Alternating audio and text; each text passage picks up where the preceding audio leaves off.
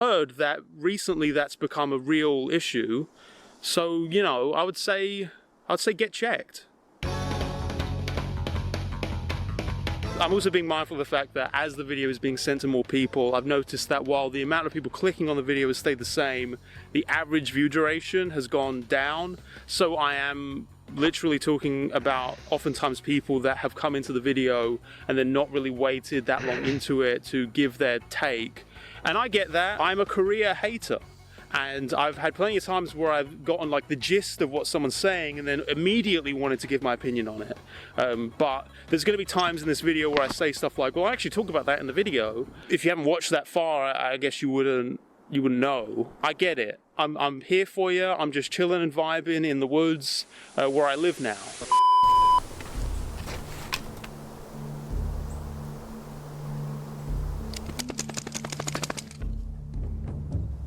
I'll be eating that later. If there's one thing living in the wilderness has taught me, it's the value of privacy and security. And that's why this segment of the video is sponsored by Private Internet. Slightly better, but still not great. In the D tier, I'm gonna put the idea that I'm trying to inject my own personal politics into the Willy Wonka story. To some extent, yeah, my own personal opinions are gonna run into the critique at certain points because this is just kind of how critique works. But I also really did try through the video to make it very clear that the elements that I'm talking about in this Willy Wonka story are elements that I thought were already there. It's not just me taking a completely unrelated story and then sort of injecting these things about capitalism or exploitative business practices or whatever. The Oompa Loompas were always there. That was always an element to the story. The characterization of Wonka, again, I would argue, was always there. And I feel like Gene Wilder definitely got what I was talking about because that was very much a part of his characterization. Standard form of contract. He was, on the one hand, this childlike, creative, ambitious dream maker, but also a bit of a callous, misanthropic businessman type. And I found that to be a very fun, entertaining depiction of the character. I don't think it's necessarily mutually exclusive to have something that's interesting commentary in some kind of way on our society, but also is funny and entertaining. They often go hand in hand. It's like a observational humor kind of thing. I'm really not here to just spoil people's fun and take this silly story and turn it into something that it's just completely not. I'm saying I think that these things were always kind of in that story, seemed like they weren't being really utilized with this new adaptation, and it also seemed like other people were getting that impression from what we've seen so far, and I thought it would be an avenue to kind of talk about that, and that's what I found through this video. So it's not a complete misrepresentation, but I really do feel like I go out of my way to explain why I think these elements were always sort of there. You can say that you prefer a depiction of Willy Wonka that doesn't have that commentary aspect to them. You can say that you don't personally like the Gene Wilder version for that reason. Again, people have their personal tastes, and I also say explicitly in the video that it's natural that you're going to have different adaptations of creative works that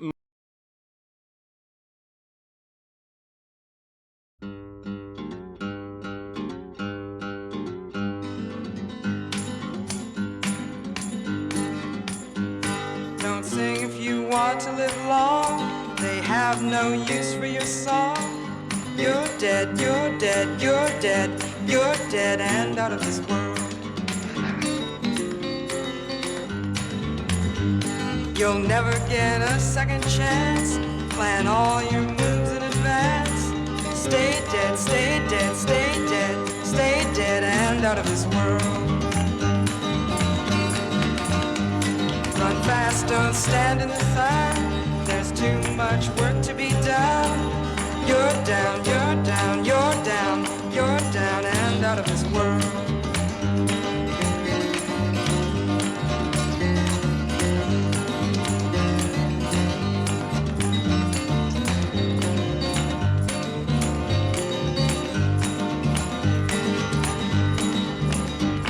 Don't ever talk with your eyes. Be sure that you compromise. You're dead, you're dead, you're dead, you're dead and out of this world.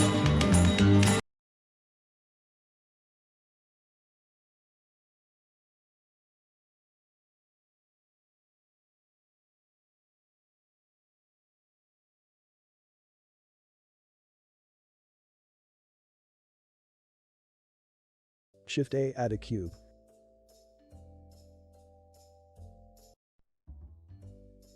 Shift A, add a cube.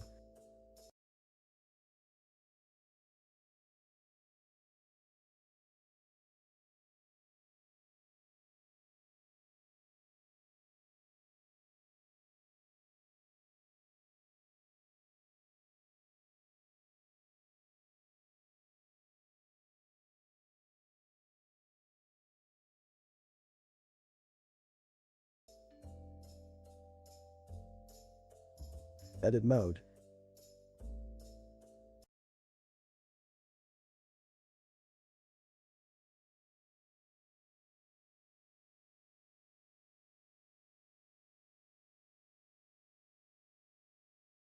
Press S+X. Press S+X. Press S+X. Edit mode. Press S+X.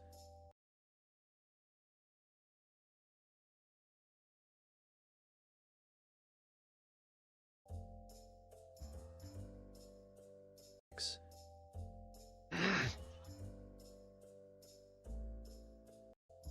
Edit mode. Press S+X.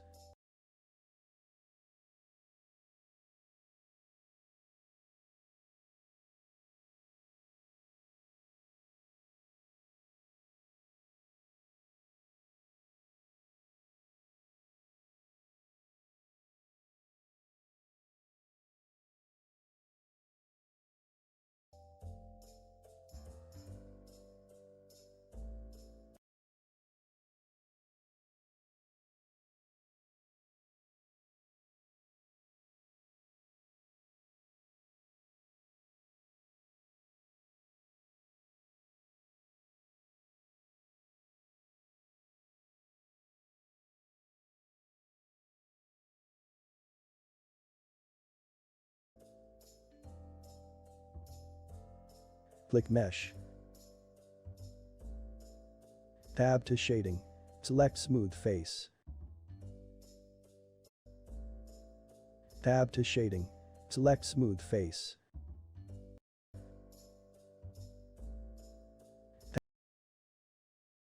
Tab to Shading.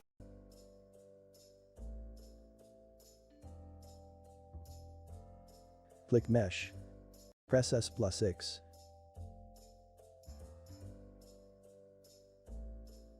S+X.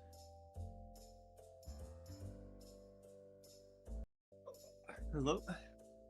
Press S+X. Hello.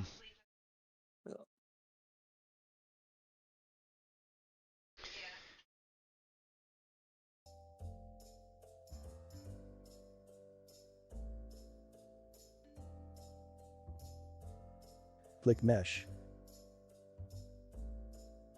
Tab to Shading. Select Smooth Face.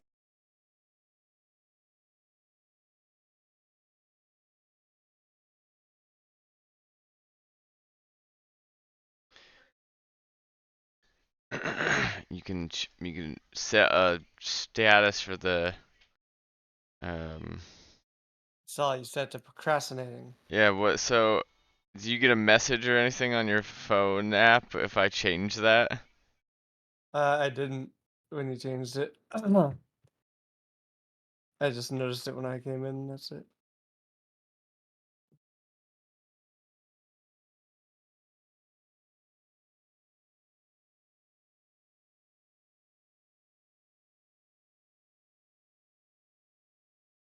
Face.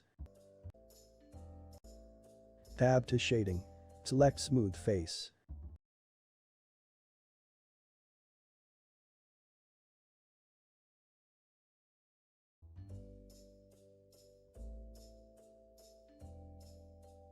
Add Subdivision Surface Modifier.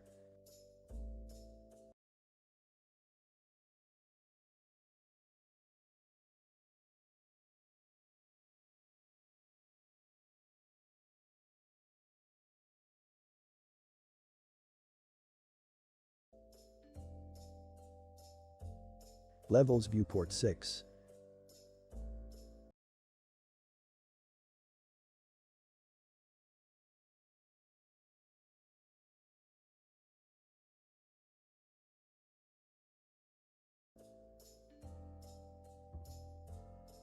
Add displace modifier.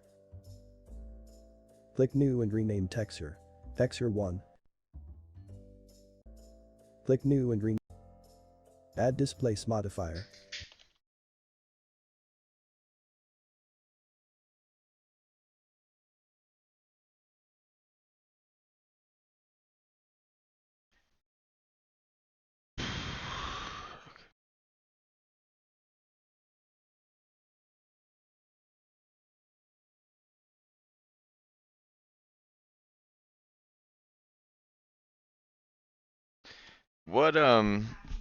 What's the status of could we the arm fuck.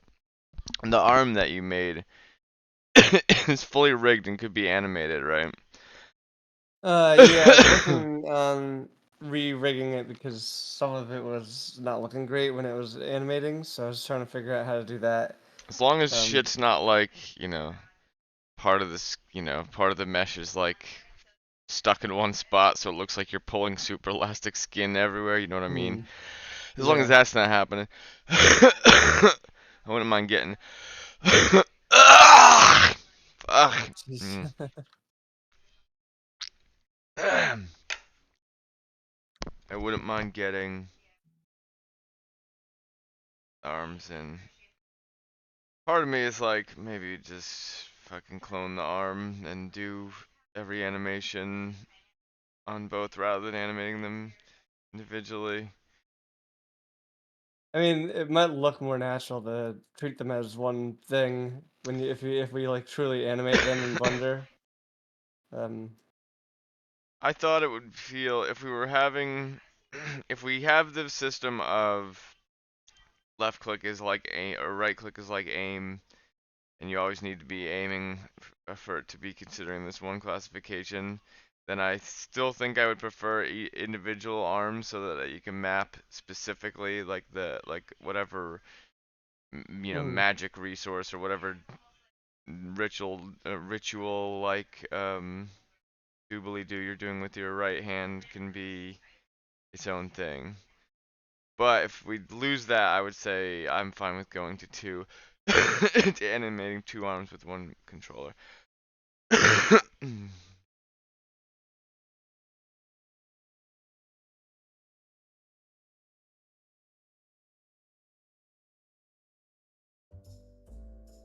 Click New and rename texture. Texture 1.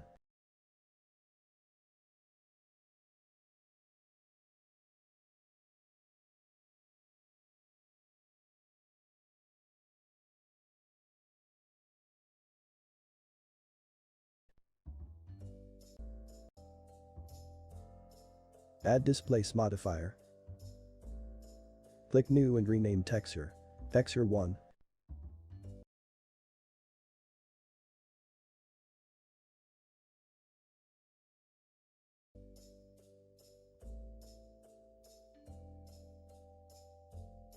Click shield icon for protecting texture.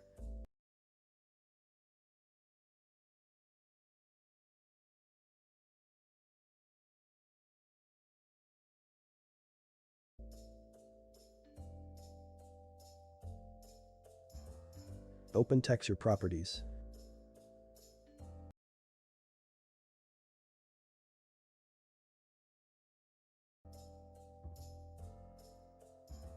Texture type Musgrave.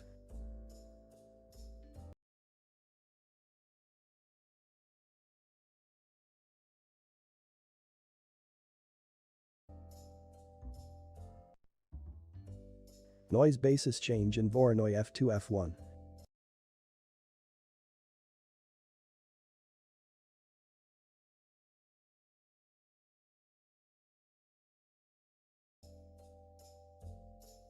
Change size 4.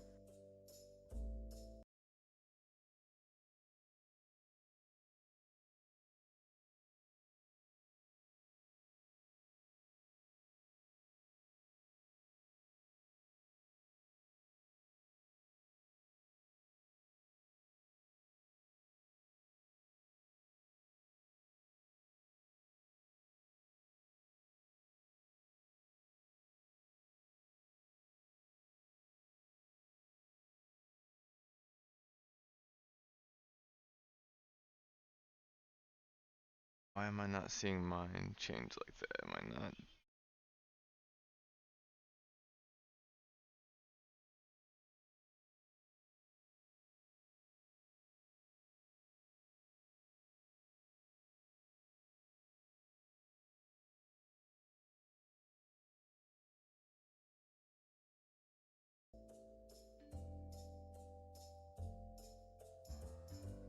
Open color panel.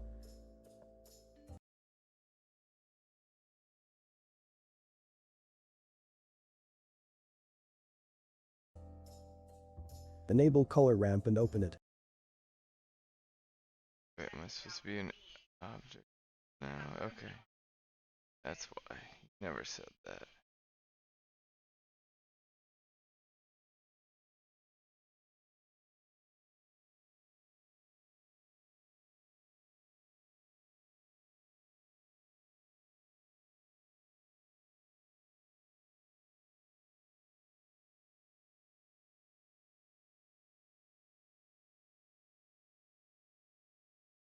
It goes to 5 is the maximum.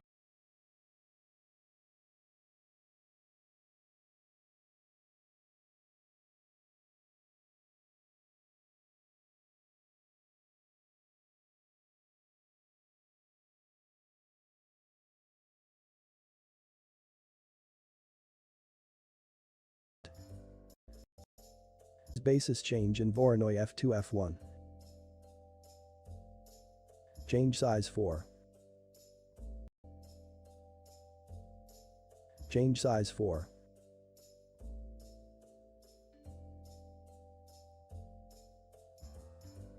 Open color panel.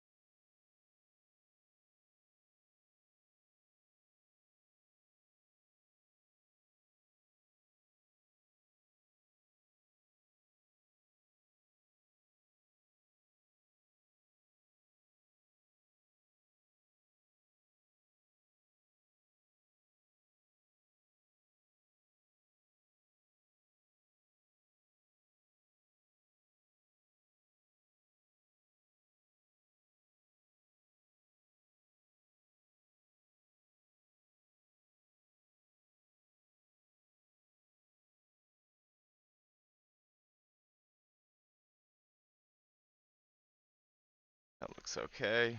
We're going with the first thing that looks okay. It doesn't look quite as. It's a little more bulbous than his, but I kind of like that. Look at that. Whatever. I like the Enable way color ramp and open it.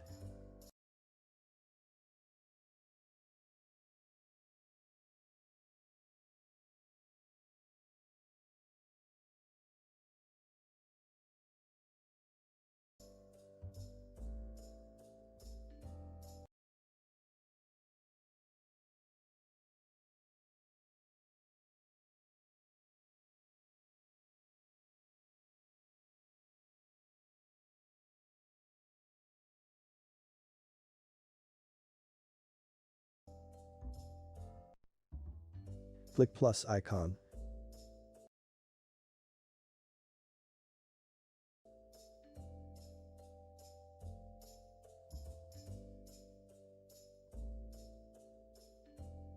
Set position 0.234.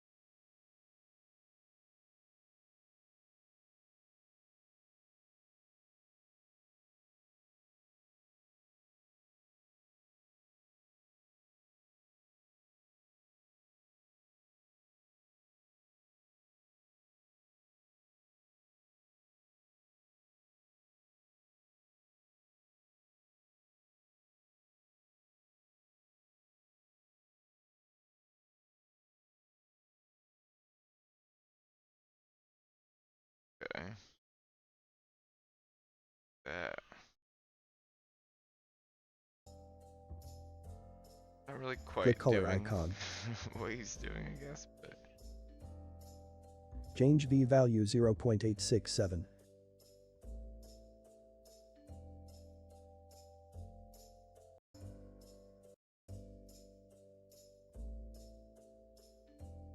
Change linear to ease.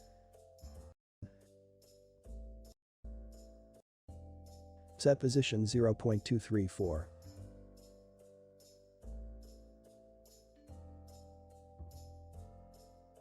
Click color icon. Change V value 0.867.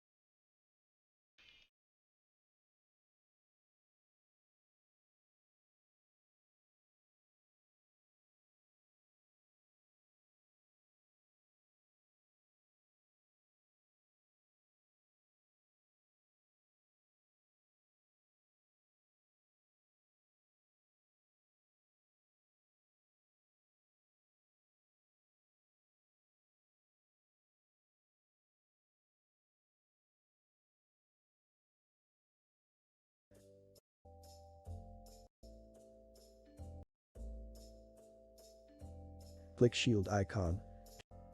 Click new and rename.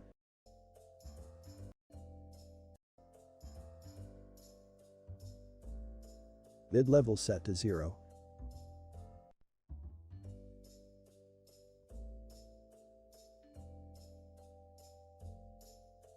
Strength set to 0.7.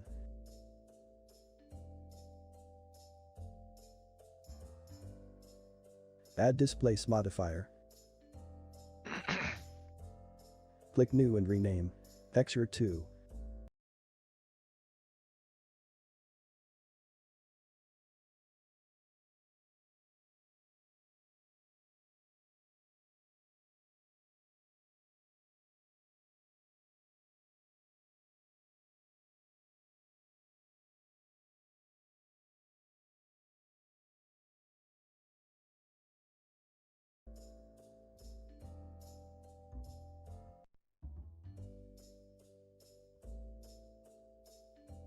Click shield icon.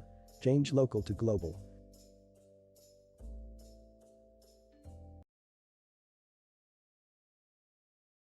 Change local to global.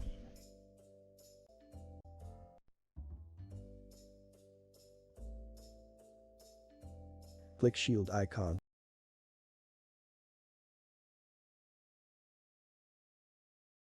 Change local to global.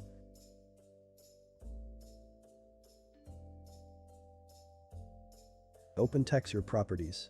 Change displace to second displace.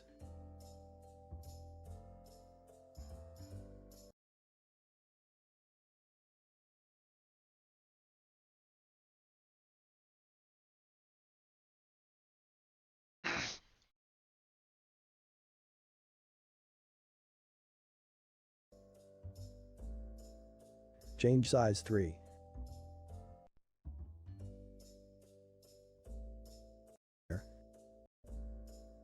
Ratio set to 0. Enable auto smooth. Change view. Enable cavity. Stylized rock is ready.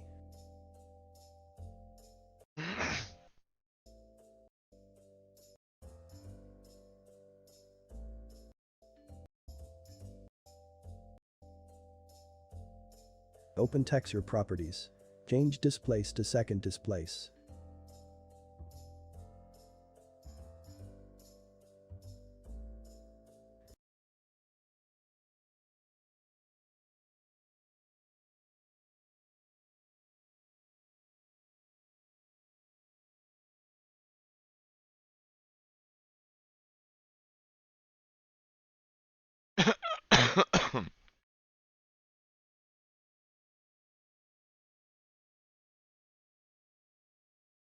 Change size.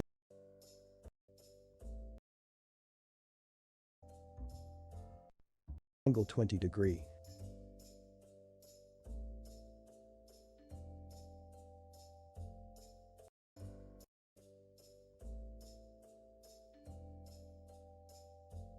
Add weighted normal modifier.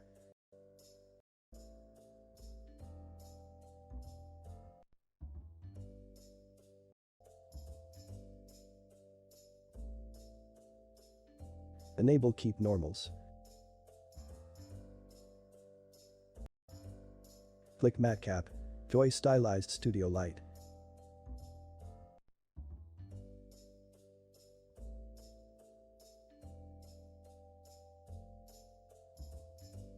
Enable cavity. Stylized rock is ready.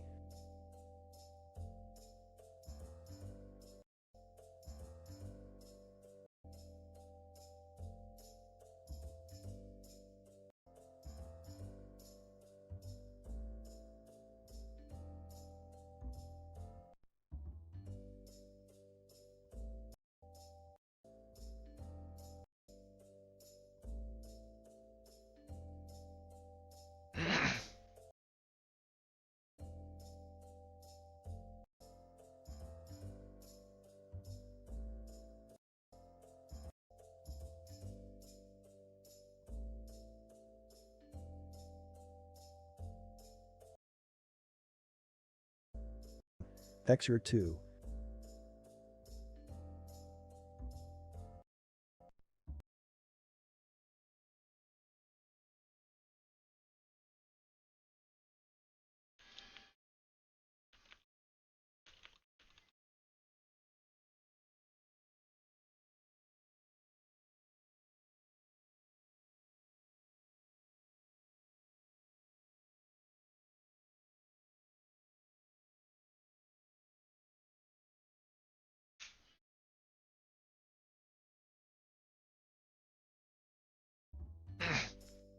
To global.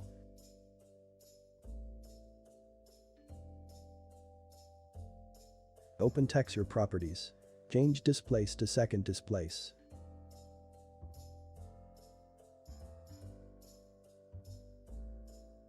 Change size 3.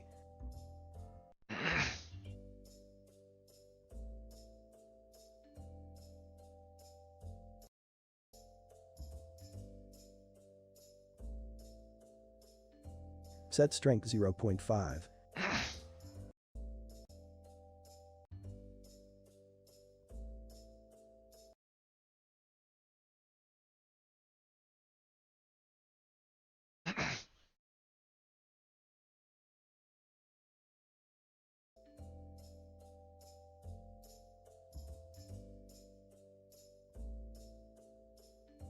Set strength 0.5.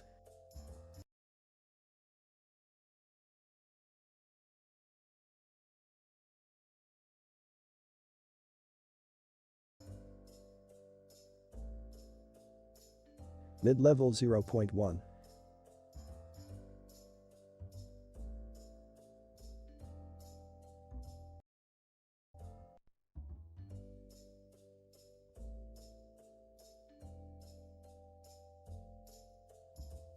Add estimate modifier.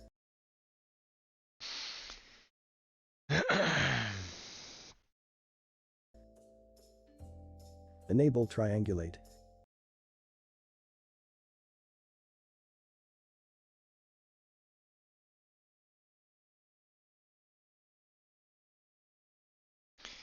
You know what I should get? That would actually help me, I bet, figure out some things. Or make my streams where I'm coding or things like that, or making anything more useful, is one of those things that just shows all your mouse and keyboard input on your screen. Hmm. No, I was talking to Marcus, but you can say something if you wanted to. What's that? Oh, okay.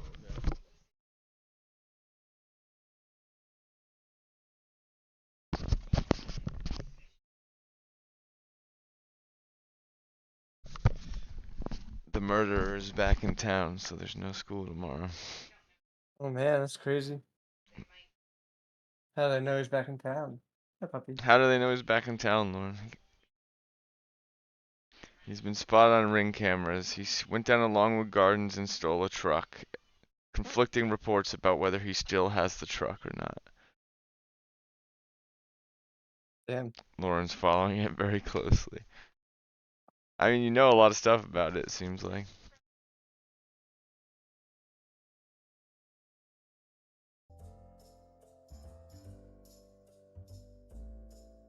Ratio set to 0.1.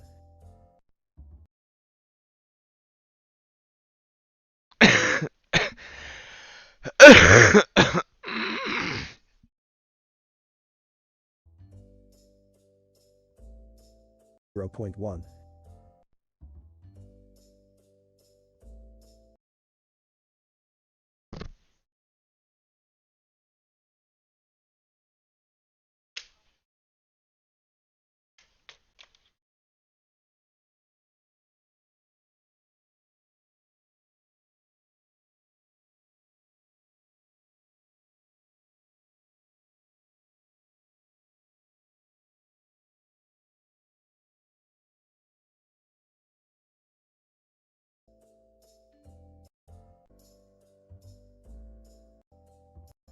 Modify.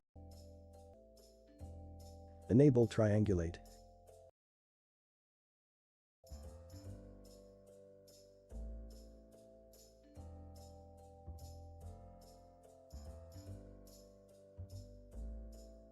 Ratio set to 0.1.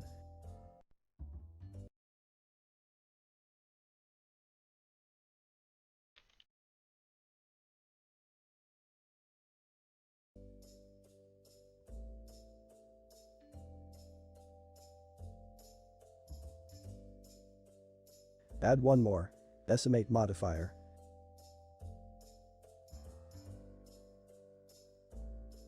Collapse change to planar. Set angle 15 degree.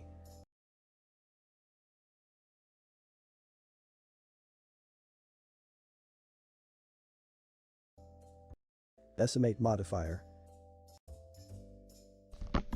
Add one more. Decimate modifier.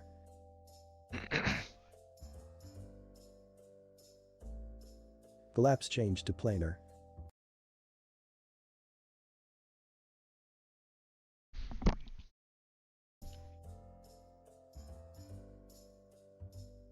Set angle 15 degree.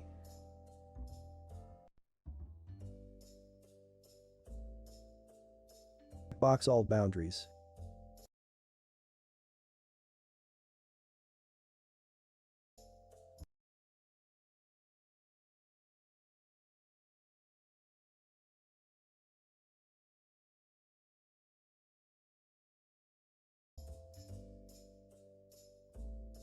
Boundaries.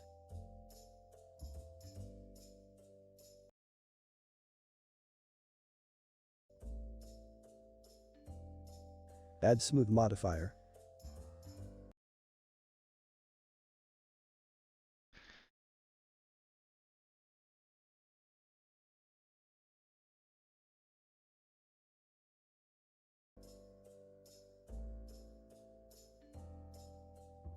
Set repeat 4.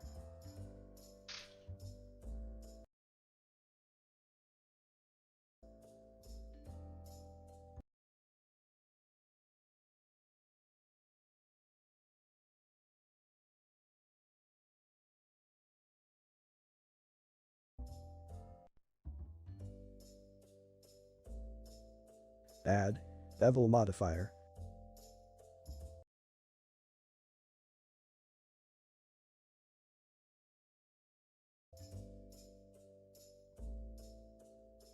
Width type percent.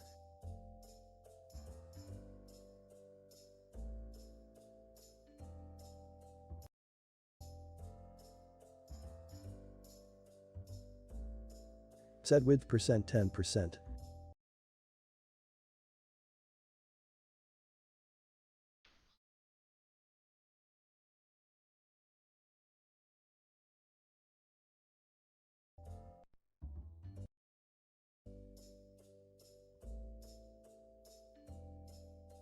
Change angle 20 degree.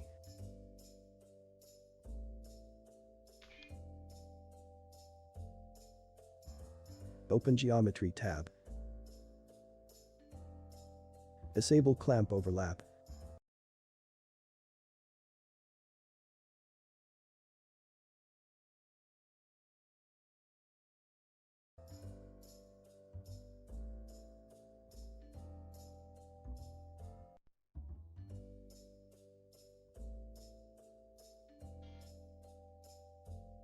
Add weighted normal modifier.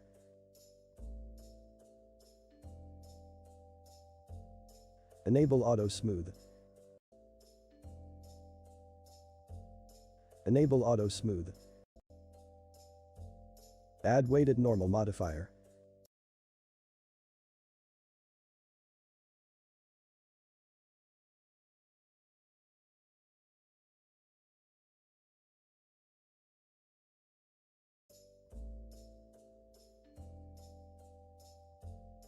Enable auto smooth.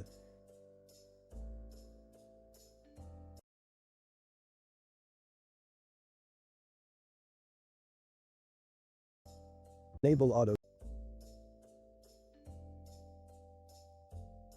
Enable auto smooth.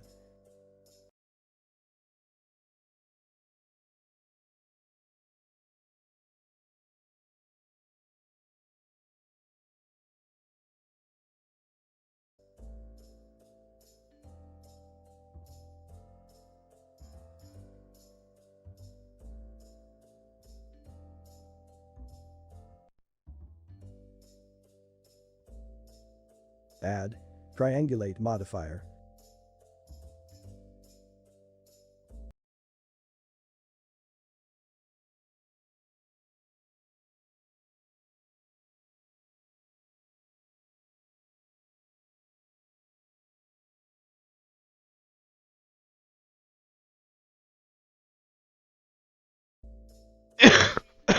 Enable keep normals.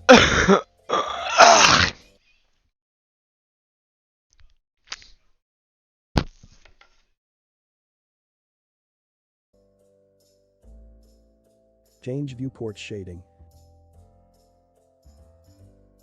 Click matcap. Joy stylize. Enable keep normals. Change viewport shading. Click matcap. Joy stylized studio light.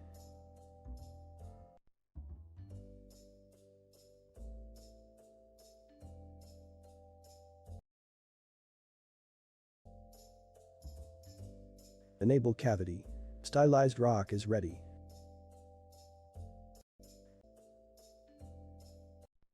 Click change viewport shading. Change viewport shading.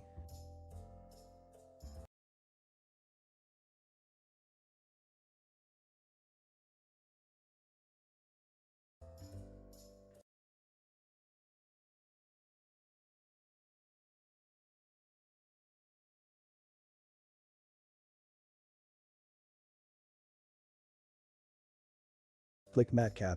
Joy stylized studio light.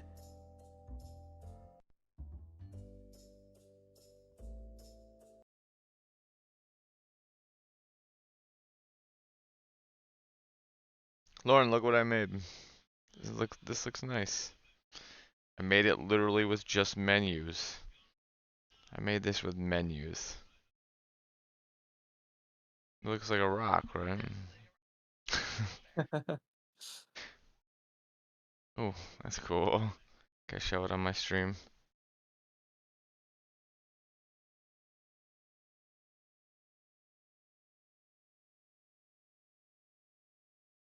Oh, let's make it bigger. There's one that's like,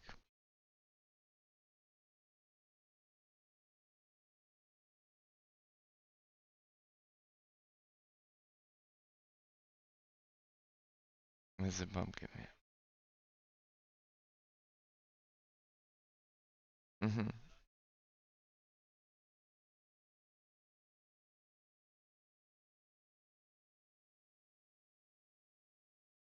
Yeah, that's. Did you see the idea I sent you? If you wanted to sell something at a festival, stuff like that, like like my idea in our text to you, yeah. It's a picture with words.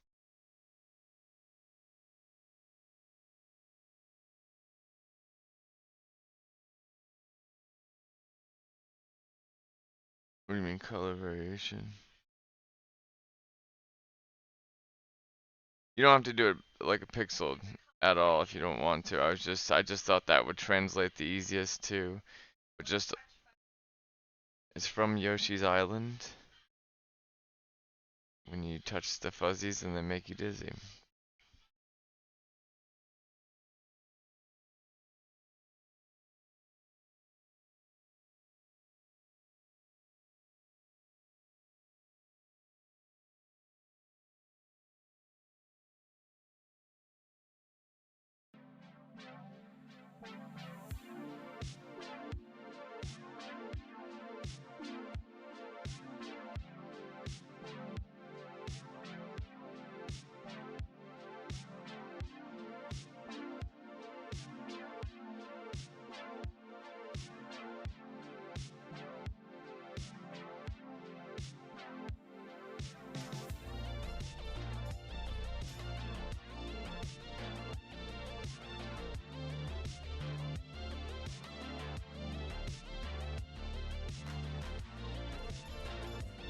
Enable cavity. Stylized rock is ready. Enable cavity. Stylized rock. Enable cavity. Stylized.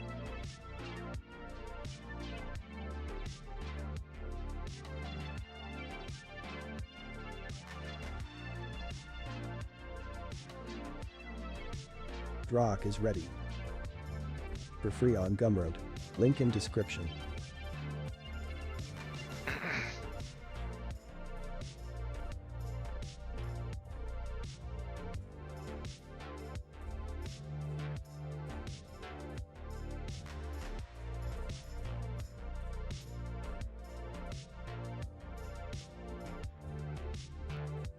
Use my project for free on Gumroad. Link in description.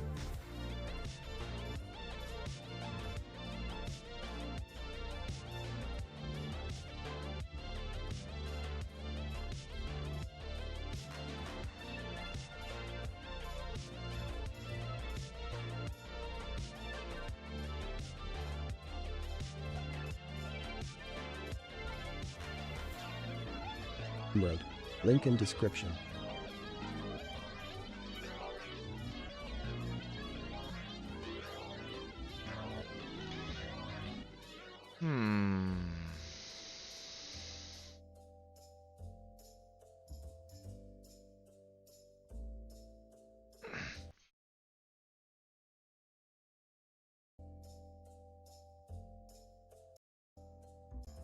Use my project for free on Gumroad.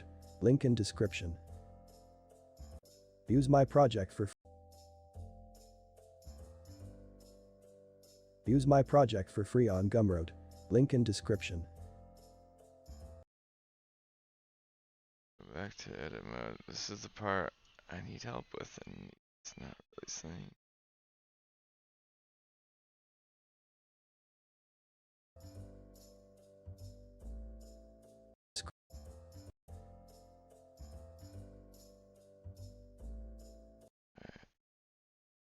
I know how do this.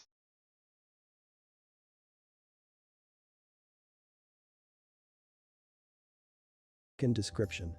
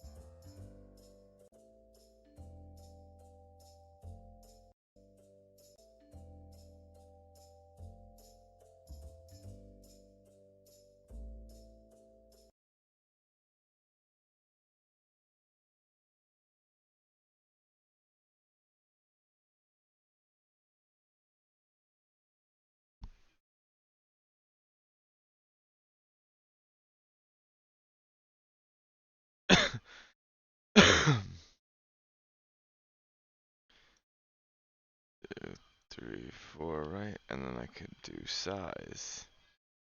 Yes.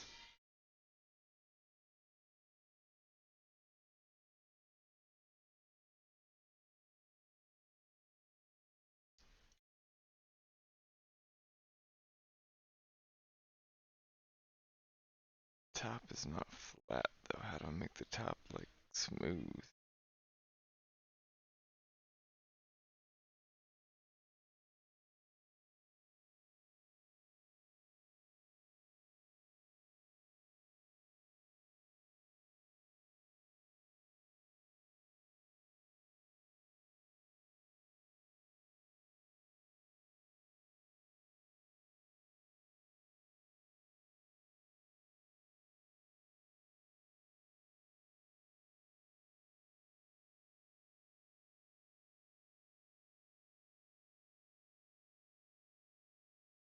Yeah, that's the only thing I don't get. Why is his nice and smooth on the top and mine's not?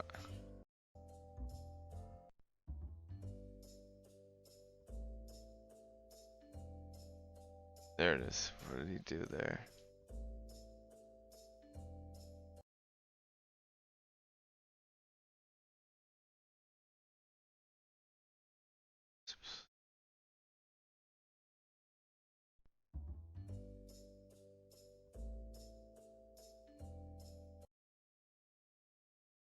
Just change that to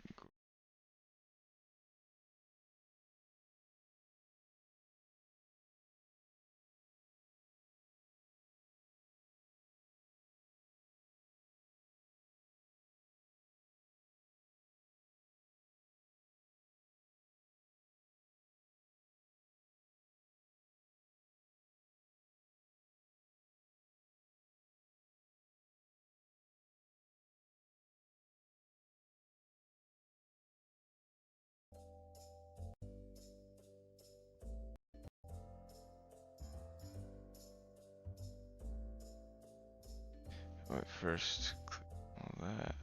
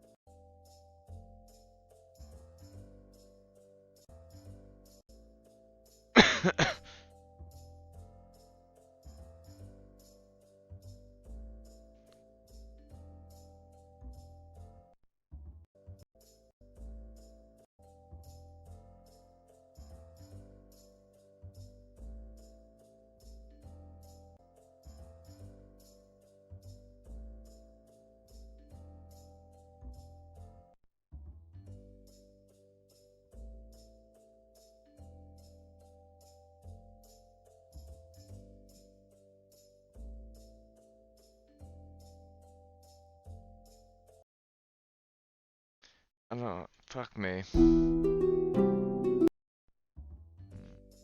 Shift A, add a cube. Edit mode. Press S+X.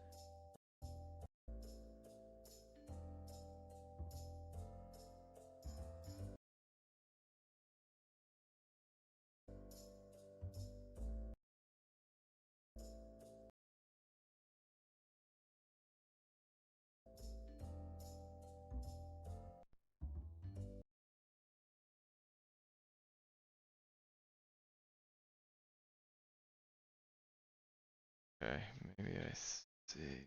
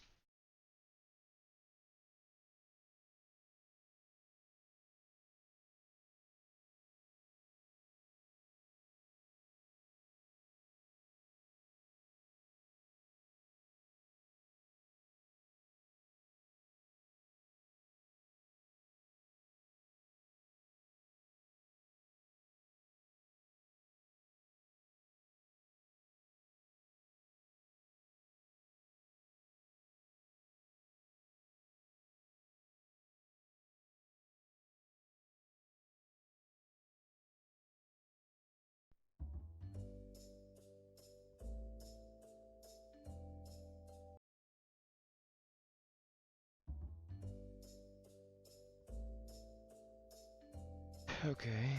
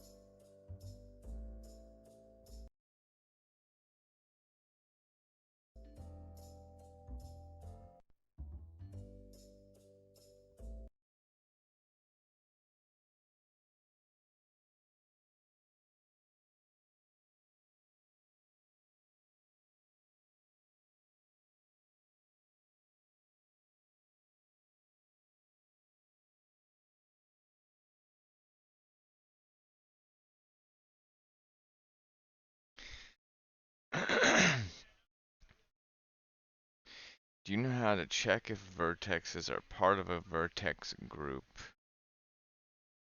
Marcus. I don't remember, but it is on the right somewhere on like the object. I forget exactly how you find it. Do I have to click on them all and then hit assign, maybe? That puts them in a vertex group. Okay, maybe I never did that. Hit assign. Let's go back to object mode. No, no. Fuck me. Well, whatever. Does the top really matter if the top is smooth? Probably, actually, because I wanted the player to be able to draw on it. Hmm.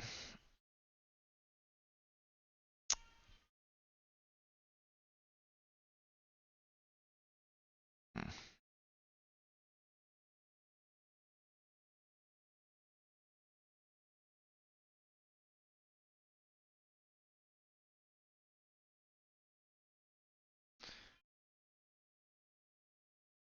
You know, whatever. I learned the principle. I'm just gonna download his thing. It's free, right?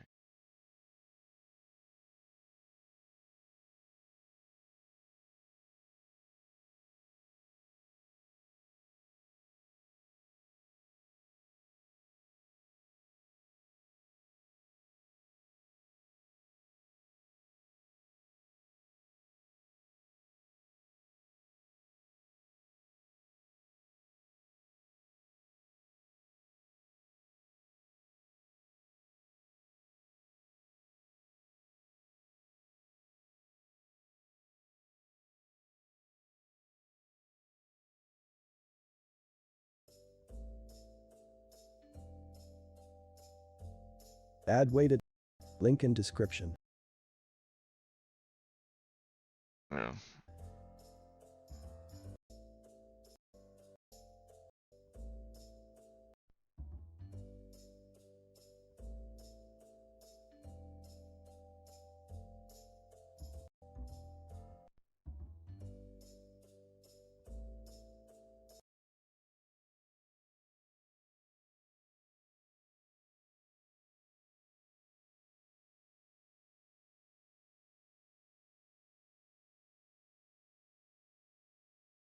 Okay, they're definitely assigned. I don't understand why the top isn't flat then, because I have the.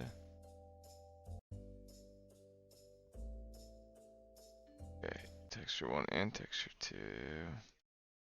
Displace 1 and displace 2. He is in there.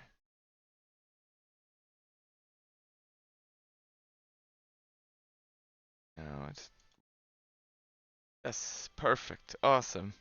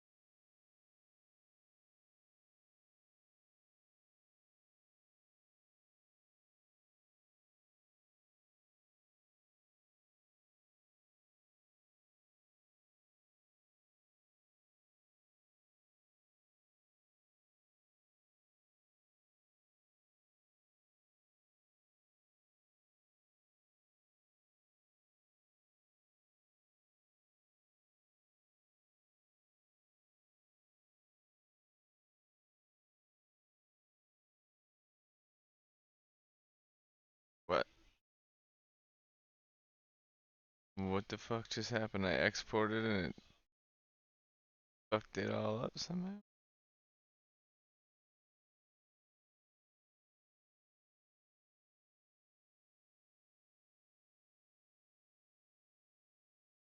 What just happened? Good thing I saved. We'll just go back. My save, and it will be fine.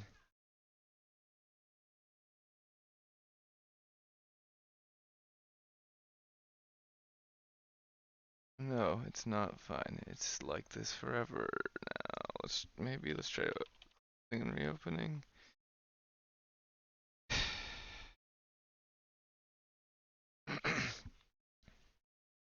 Nope, it's just like this forever because I tried to export it. Cool. Good fucking job, Blender, you absolute fucking trash software.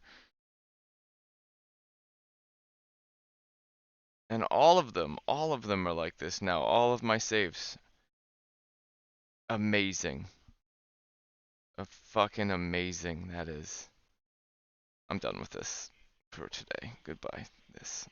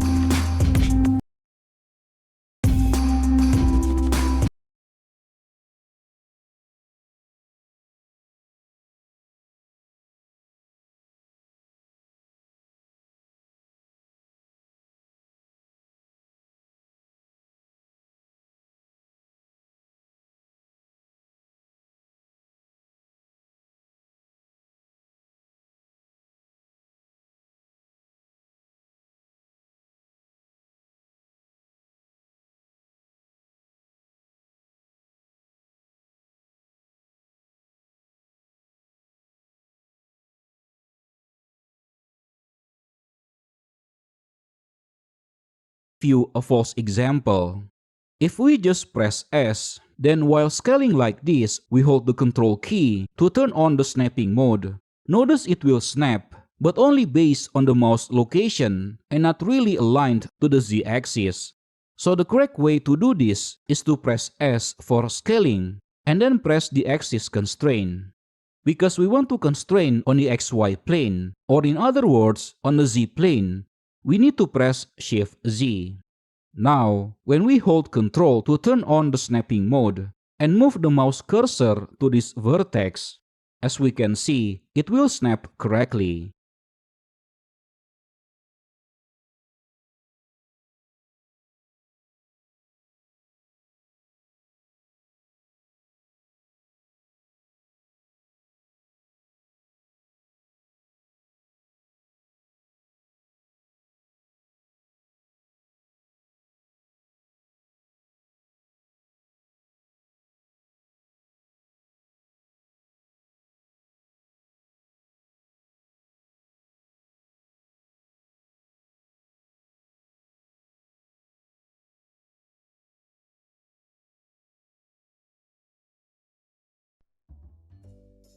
Shift A, add a cube.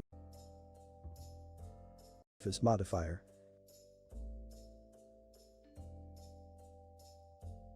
Levels viewport 6. Click Mesh. Press S+X. Press S+X.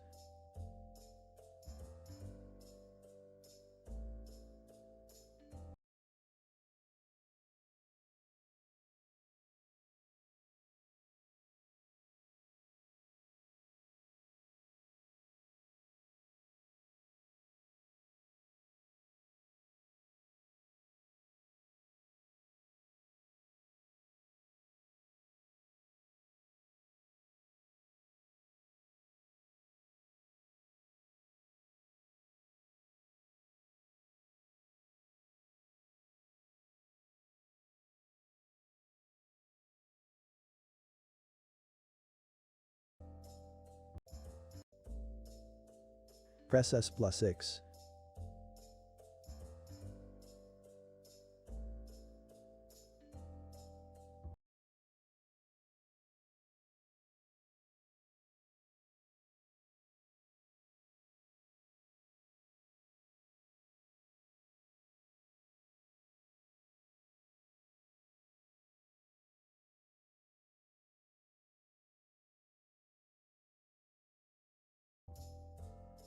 Click Mesh.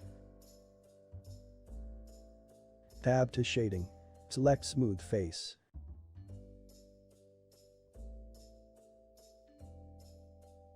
Add Subdivision Surface Modifier.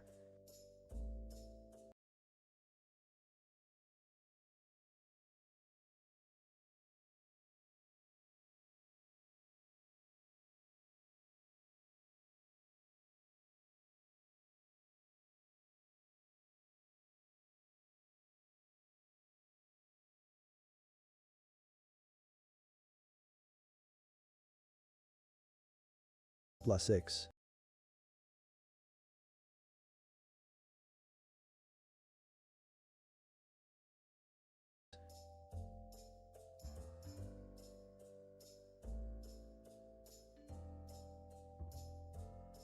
Click Mesh.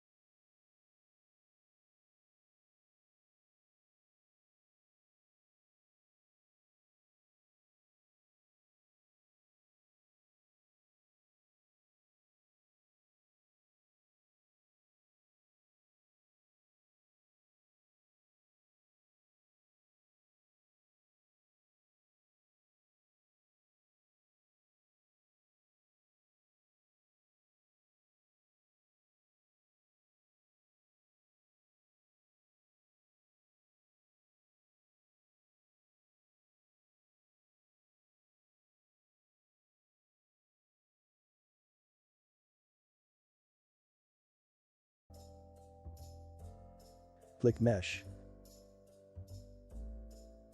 Tab to Shading. Select Smooth Face.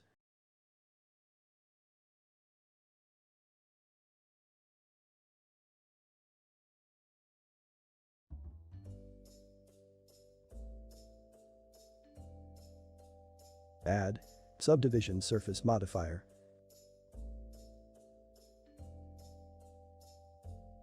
Levels Viewport 6. Modifier.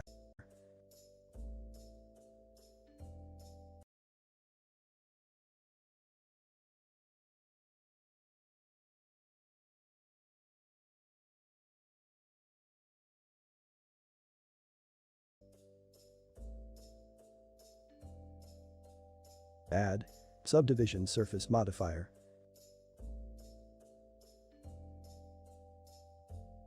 Levels Viewport 6.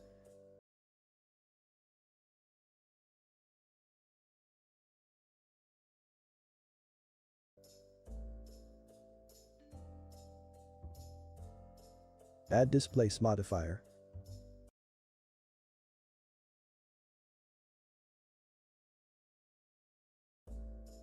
Click New and rename Texture. Texture 1.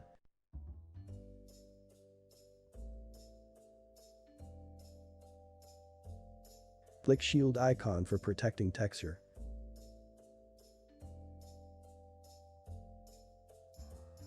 Open Texture Properties.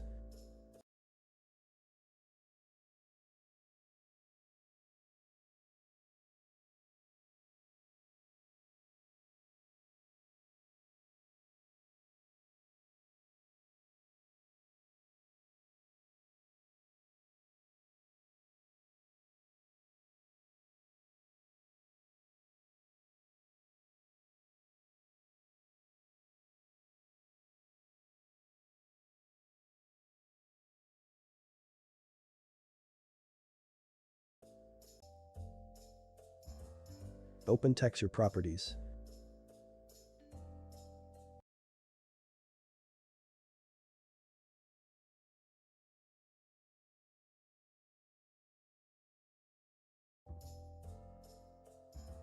Texture type Musgrave.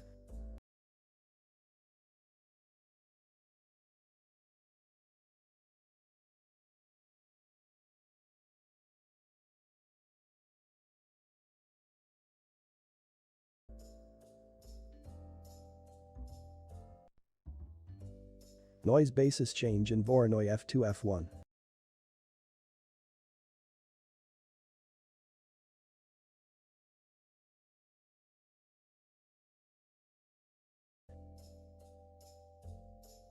Change size 4.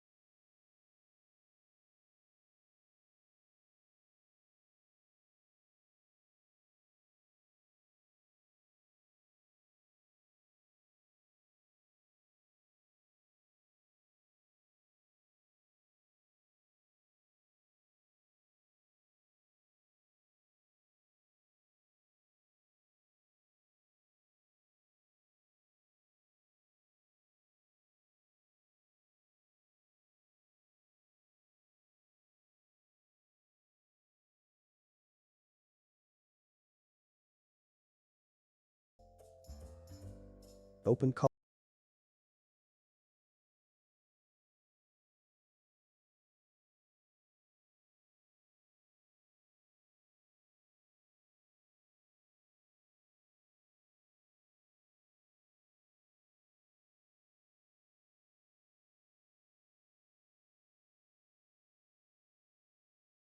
Color panel.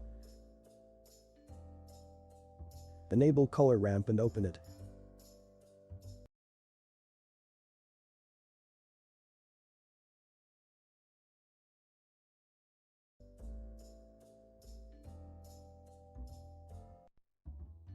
Click plus icon. Click plus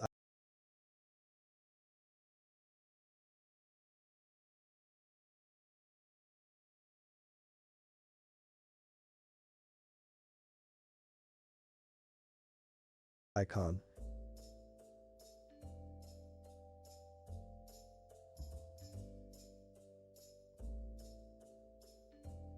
Set position 0.234.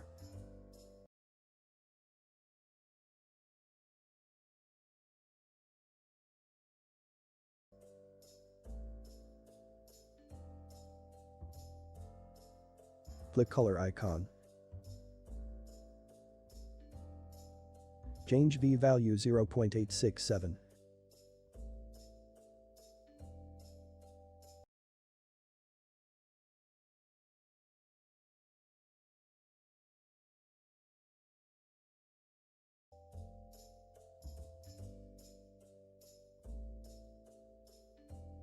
Change linear to ease.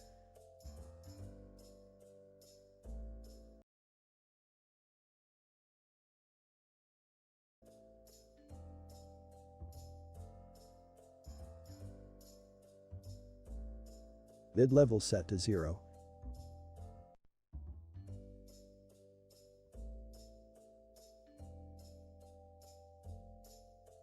Strength set to 0.7.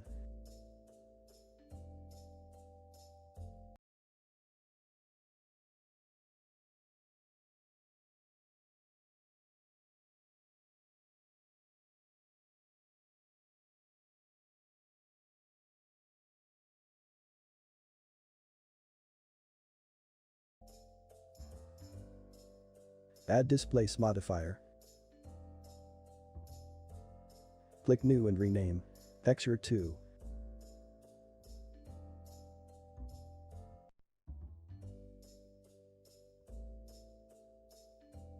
Click shield icon. Change local to global.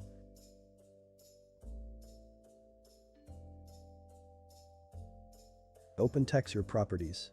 Change displace to second displace. Change local to global. Click add displace modifier. Add displace modifier.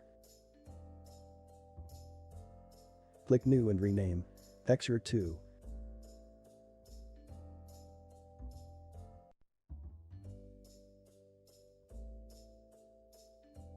Click shield icon. Change local to global.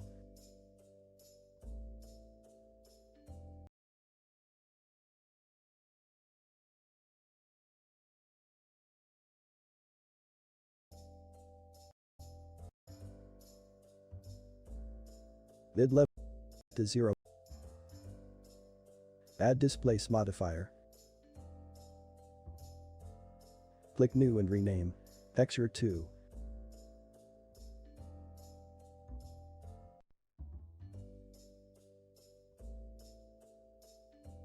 Click shield icon. Change local to global.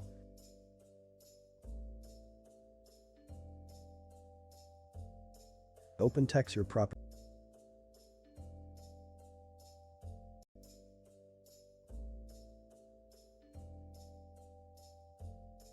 Open texture properties. Change displace to second displace.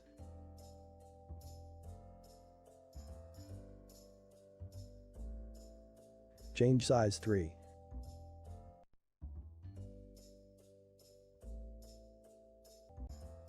To second display. Global.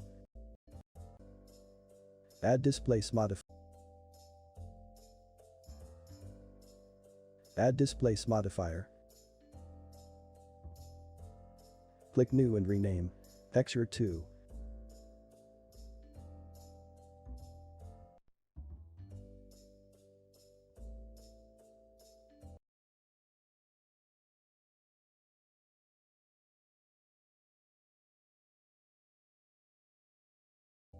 Click Shield icon.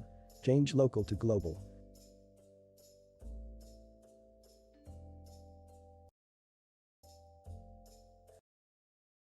Open texture properties. Change displace to second displace.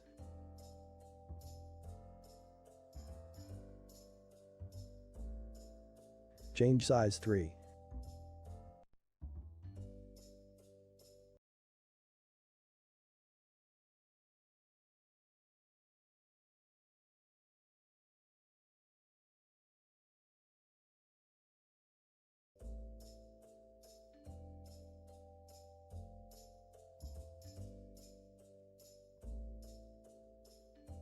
Set strength 0.5. Mid-levels.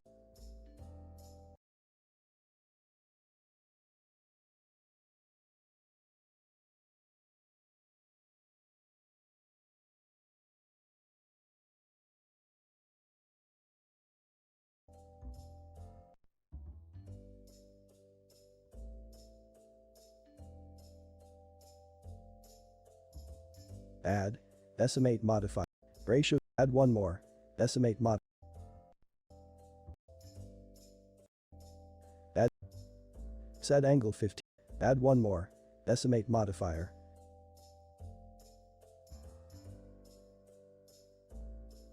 Collapse change to planar. Set angle 15 degree.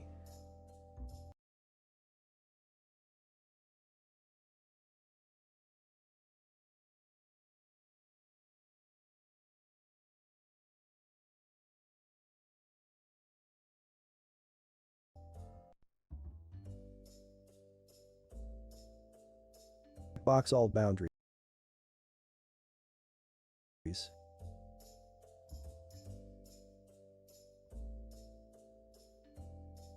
Add smooth modifier.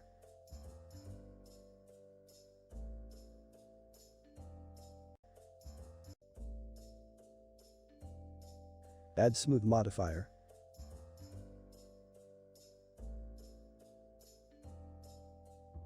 Set repeat 4.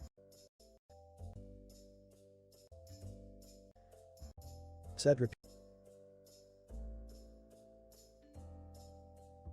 Set repeat 4.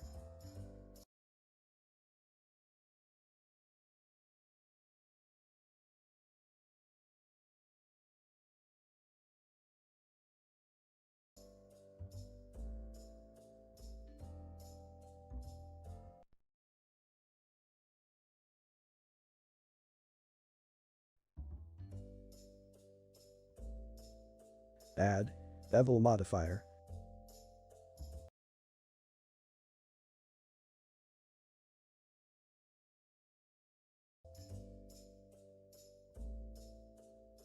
Width type percent.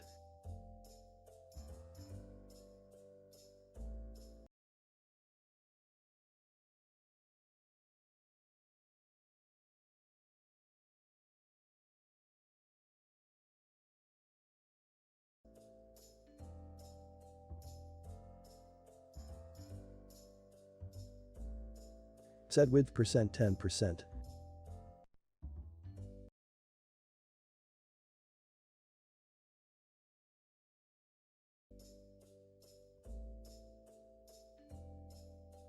Change angle 20 degree.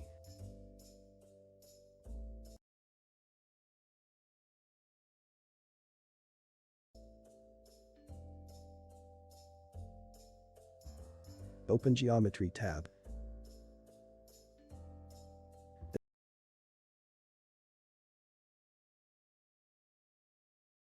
Disable clamp overlap.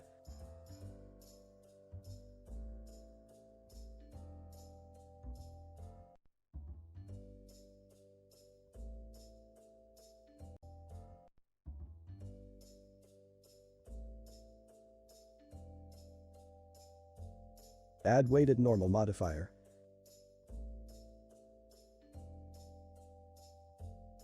Enable auto smooth.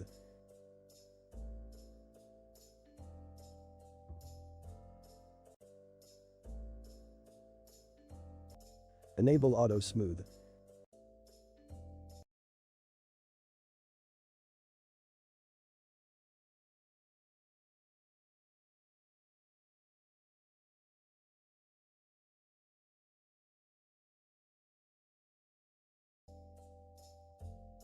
Enable auto smooth.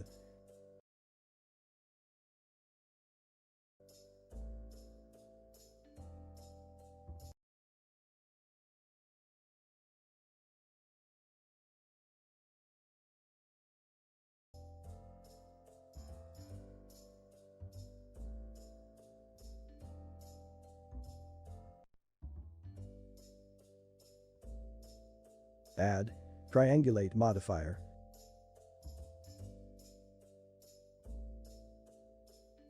Enable keep normals.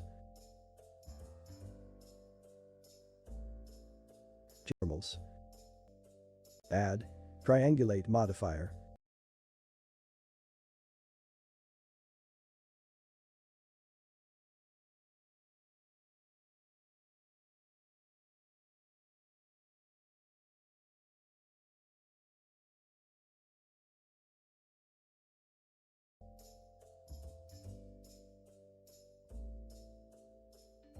Enable keep normals.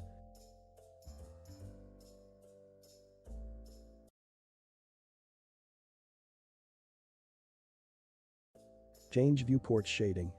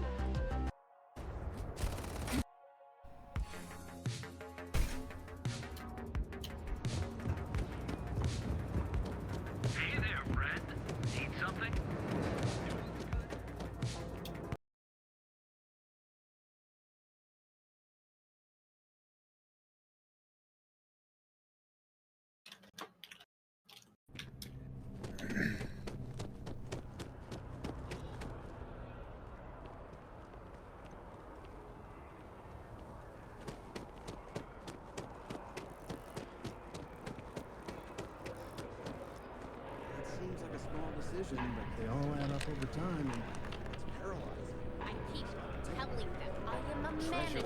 I coffee.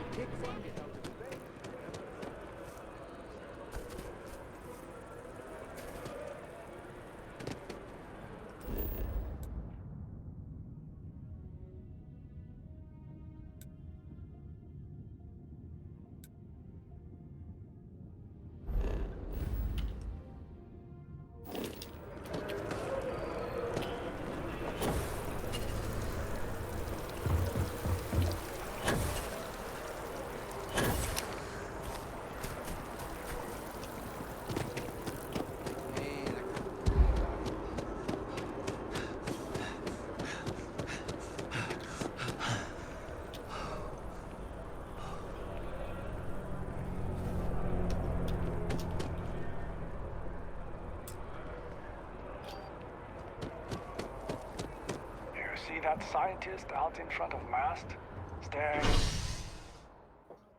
at trees, sounds upset, whatever it is, it can't be that bad, right?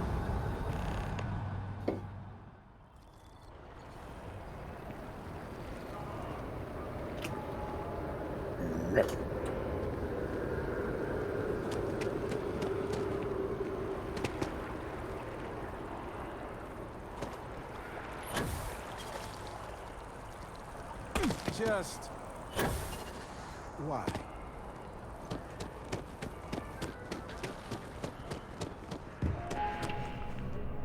Oh, unfortunately, I'm not. You'll need to contact someone.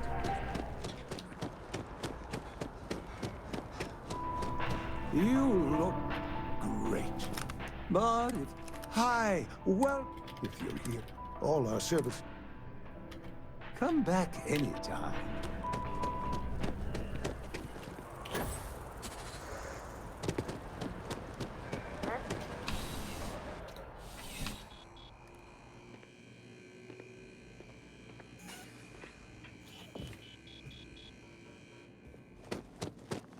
Please, if you experience any issues in your dealings, welcome to UC I hope we have what you need.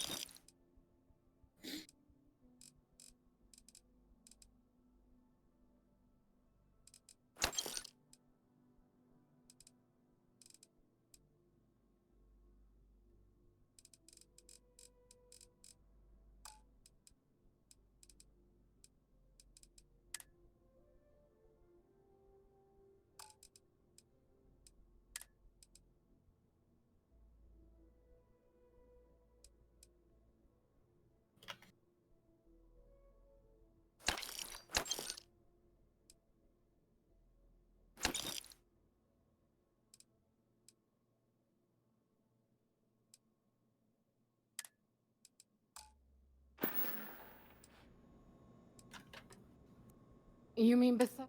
It's all in the name. Never a dull. I know some people don't. Oh, well.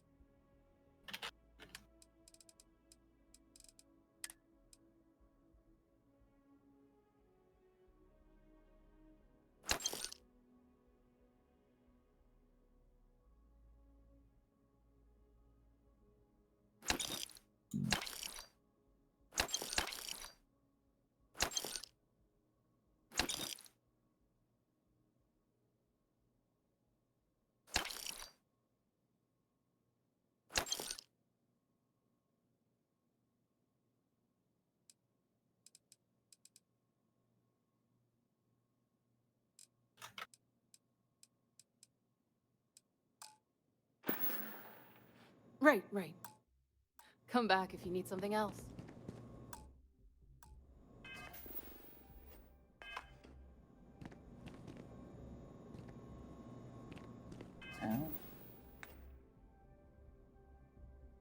I want shit instead of sell it.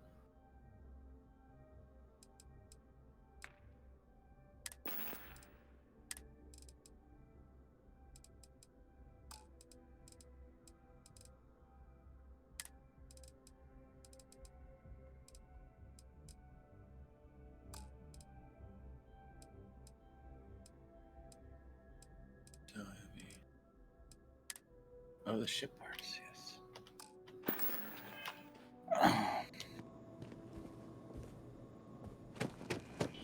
The ship parts.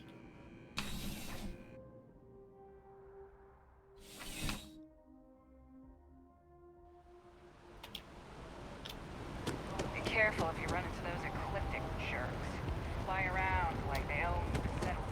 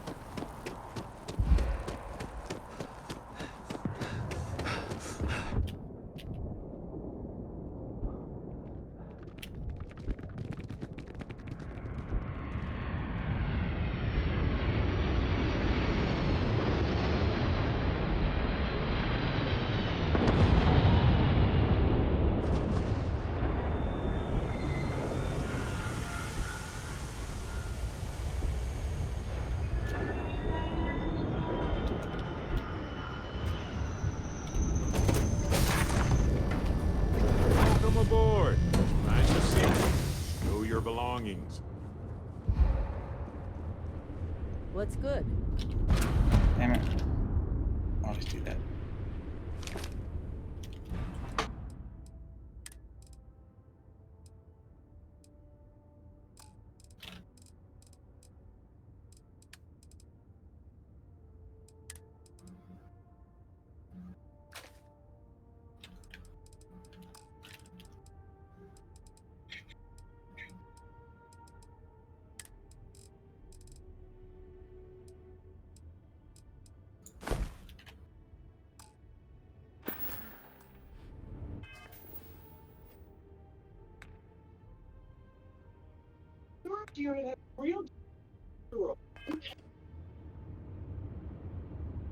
I'm listening.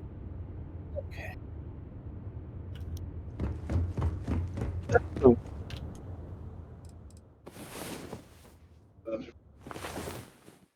Good. You're up. Let's move. What can I help you with?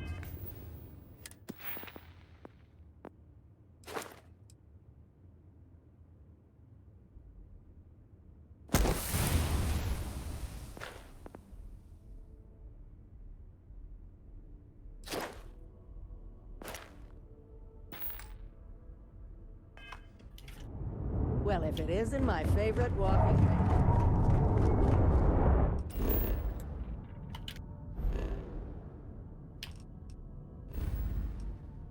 Oh, so I gotta get rid of this paintings. Everything's 5 by 5.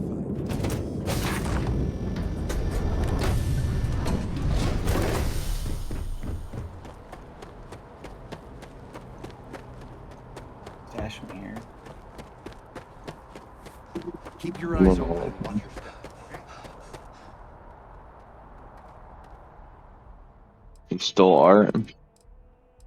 Just found some stolen art.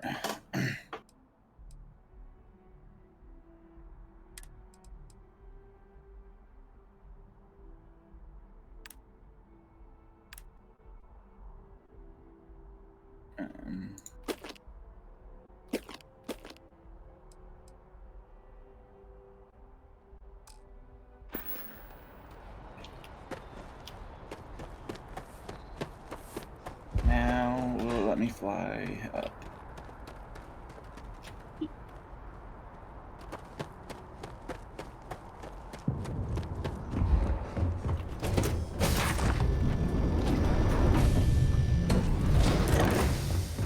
Can I help?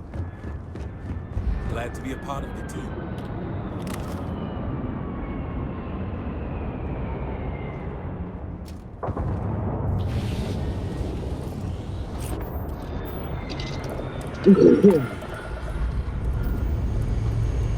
Time to leave this place behind.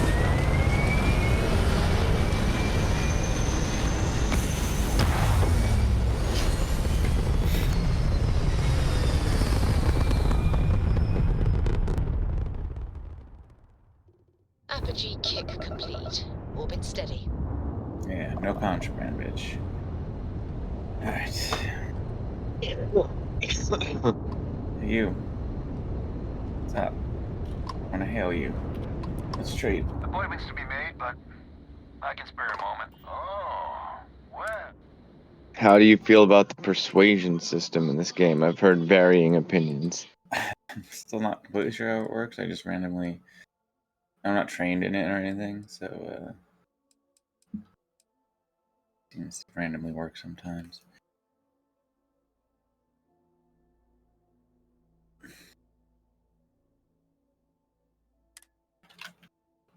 Ship parts.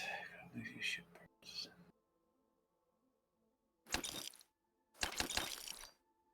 That's all you have? Do you want some weapons?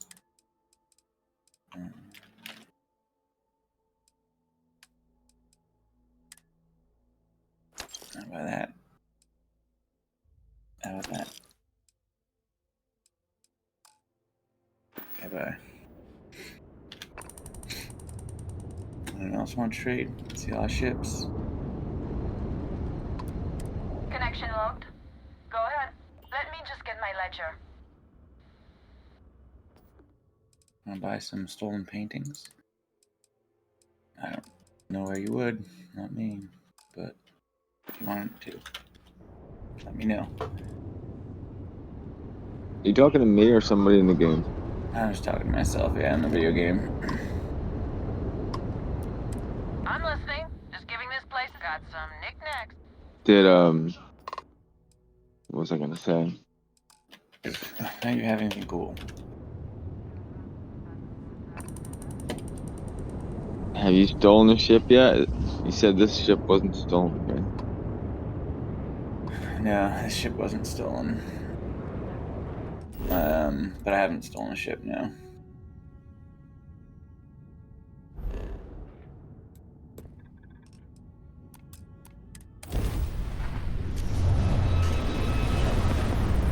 Oh, my phone's gonna die. I had a chance to steal one of those ships that landed with the enemies in it, but I started killing the enemies on the outside right away, and the ship ran away.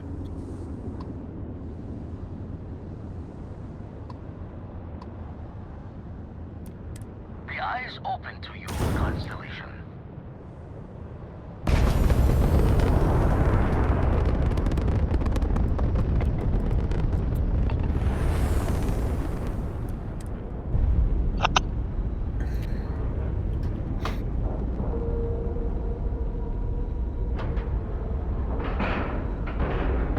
Nice clean dock, Captain. Thanks. Still can't believe it. Sarah was able to Stop convince following me around, man. Jesus Christ. I need to go Vladimir's done so away. much work on it since then that even Matt must be impressed.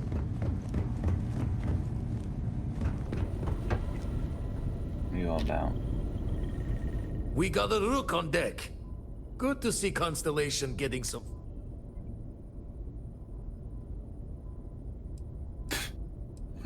Yeah, nice arms, man. Ah, gotta pass the hours on the star station.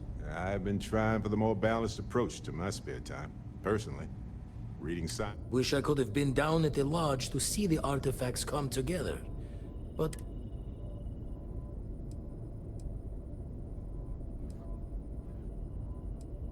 that one's all on me. The Eye is the nickname for the star station. Probably would have just gotten annoyed at me. Now, this station, the Eye, rigged up for deep space scans. Barrett and Sarah, but the data takes a slow ride along the Sea of Light. Years or decades between us and the fringes of space without a ground.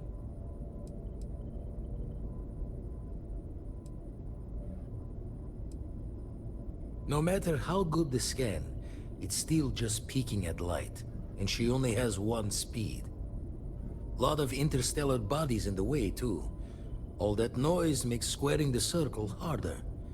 Only going to be able to give you so many at once. You won't be the only constellation out there. Andreja and Mateo went out recently, but Andreja, it's been a while.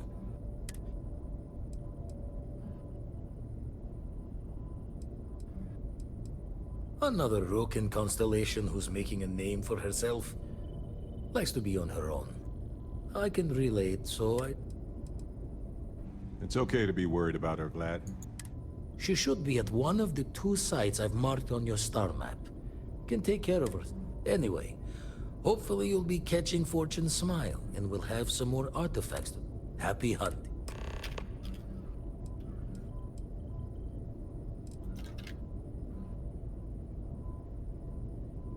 Usually it doesn't. I'm overdrawn. It's a long tale to tip your ear on.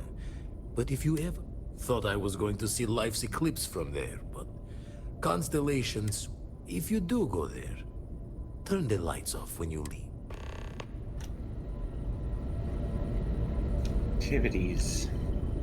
Interesting. So, I guess... Let's talk. Because I didn't have to talk to him You have time, more of there. Is that a side activity that I got to, like, while I'm on my main mission, visit his house just because I talked to him more?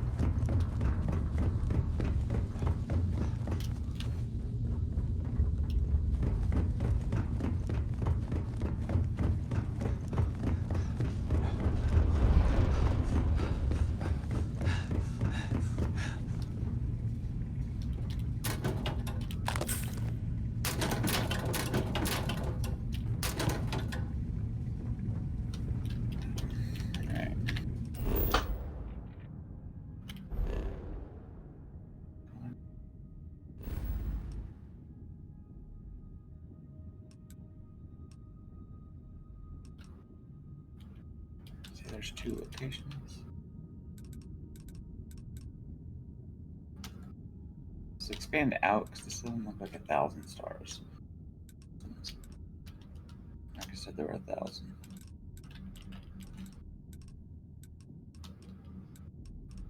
Guess we'll see. Is there an edge of this map here? Too much fun. Fire everything you got!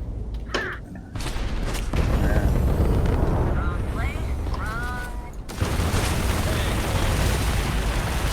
It's Jack.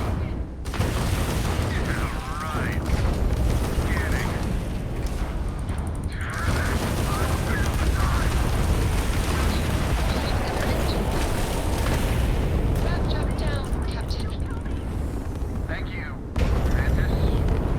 Mantis.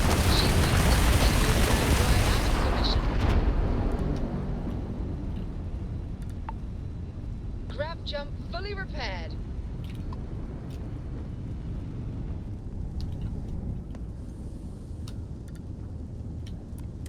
I thought we were dead.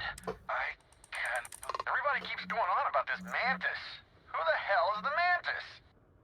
Flying this Mantis ship is actually making it hard to level up my fucking flying because I have to kill other ships and they run from the Mantis after a while. Because they're afraid of them. They all leave before I can destroy any ships.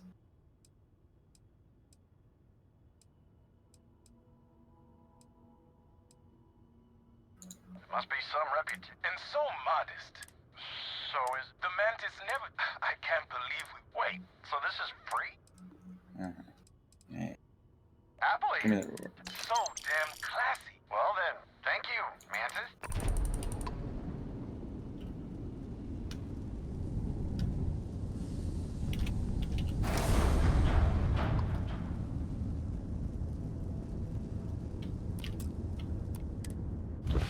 Oops. I always do that. Something you need? I just wanted to say I had plans. It's good to be part of it. So, that's why I've been in... You know,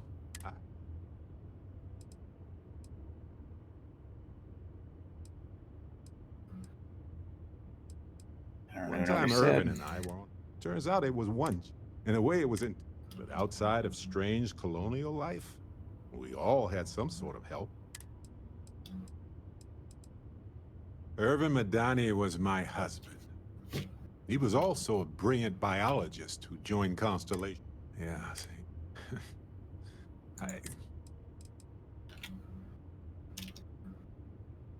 We're not connected. As humans, we depend on each other to survive. Even if you found... Speaking of which, I'm glad you joined. Just figured I'd mention it, since... You know, it's hard to imagine just who I'd be. I would have never done so many, and I never would have met her.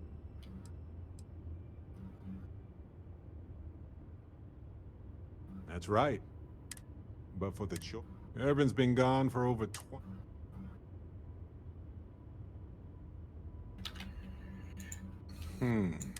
For years he carried one with... Well, maybe I'll take... On that note... Captain on deck. Hey,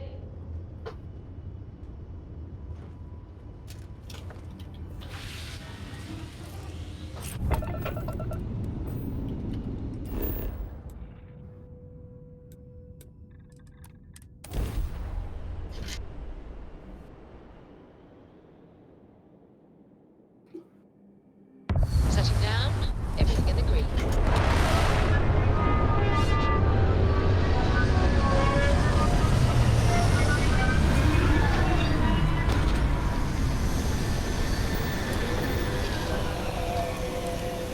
Flying Every aliens. ecosystem has its own unique challenges. Hostilities that life conquered to just exist. Alright, go away. We should take... Can not make you go away?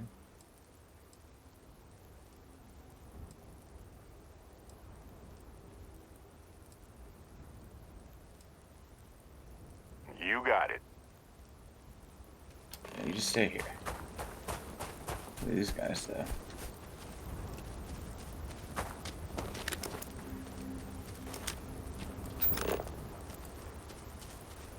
Filterer. Coming for me, man? Coming for me.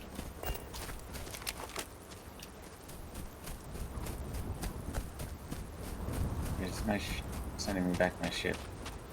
Here. Come back on the ship. Yes?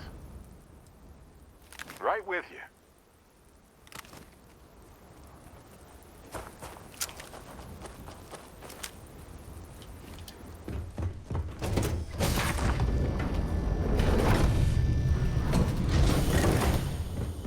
Hey.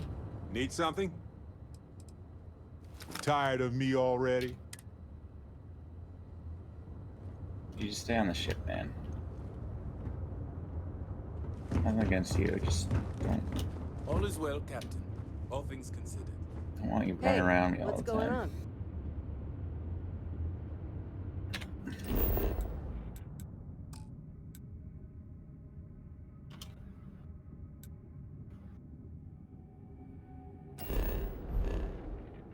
Hey, I am in this.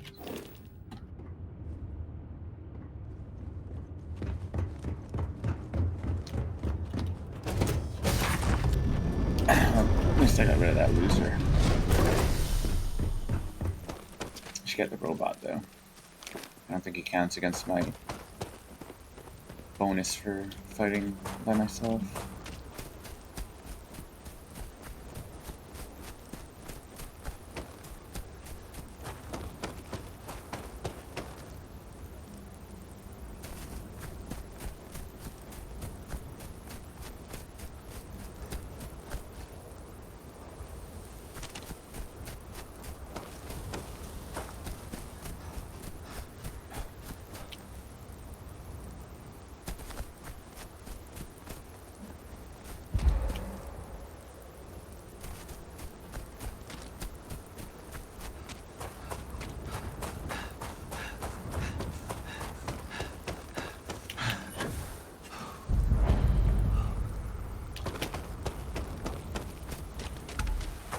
Oh. Fire coming out of it.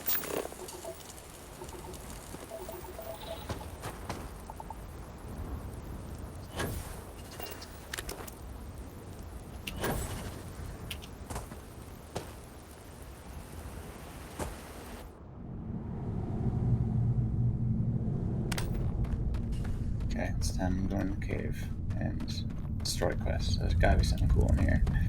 Not like all the other caves. Already the cave's looking more interesting.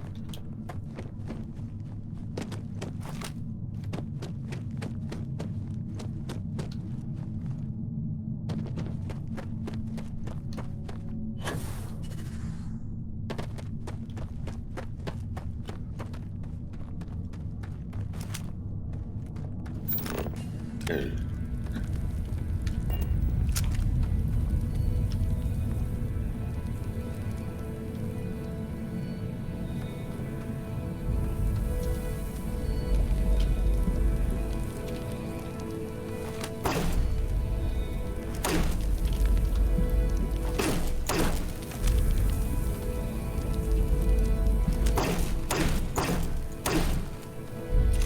That's the goodness.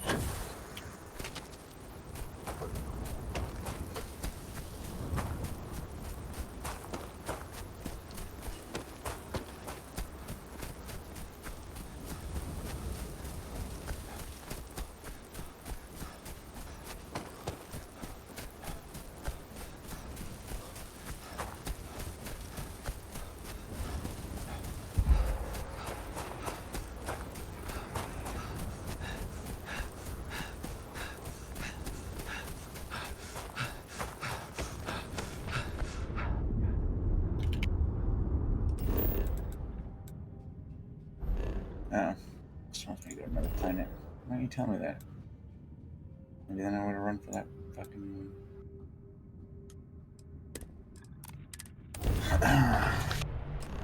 spaceship.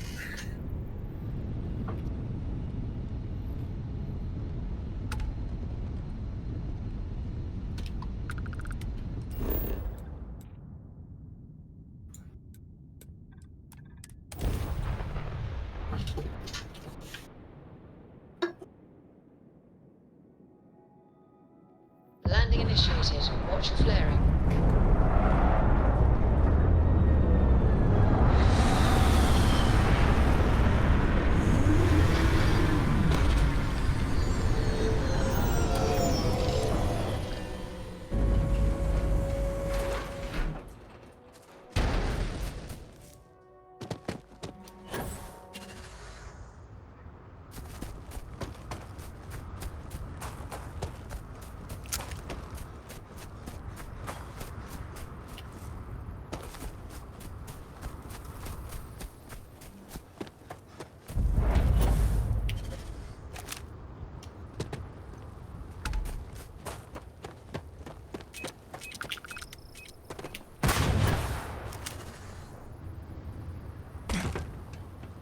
Oh.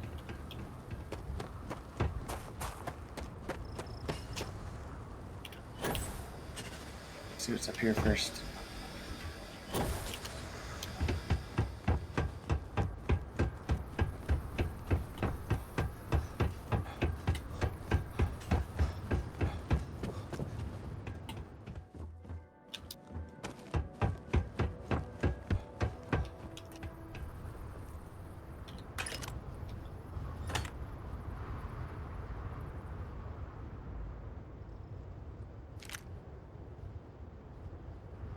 Oh, you can see far up here.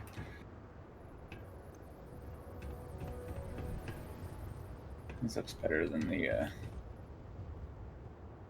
barren rock world, I guess at least.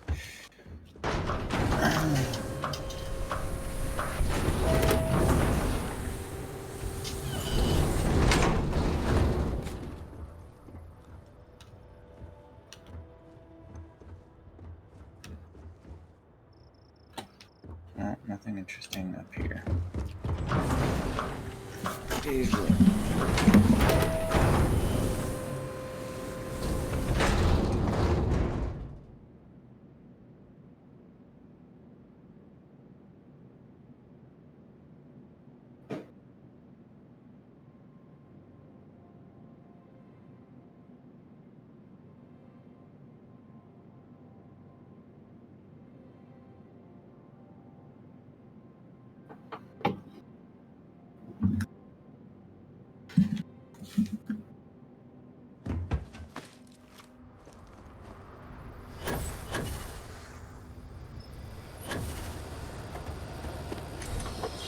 Deep cave. Interesting. Oh. Cool. Don't come any closer. You are from You are the newest member.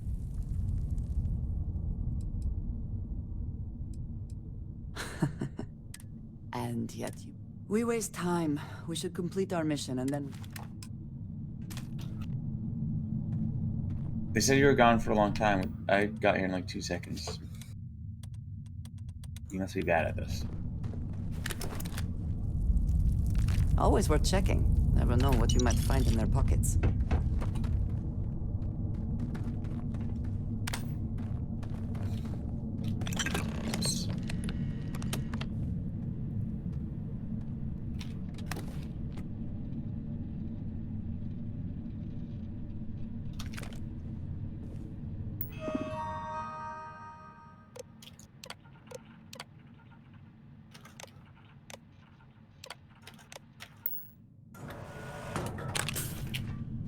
This is an active industrial site. The enemy focus is now a combat zone. Triumphant. Beginning combat.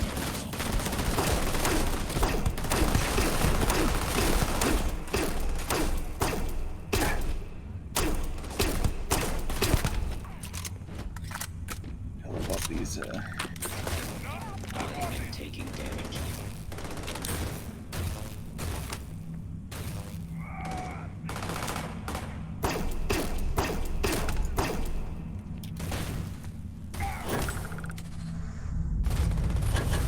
Good job, robot. I am engaging a hostile target.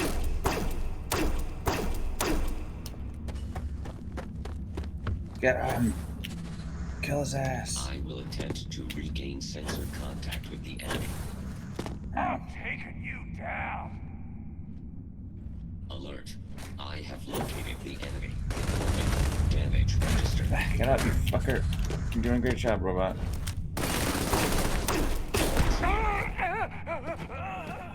I am opening fire.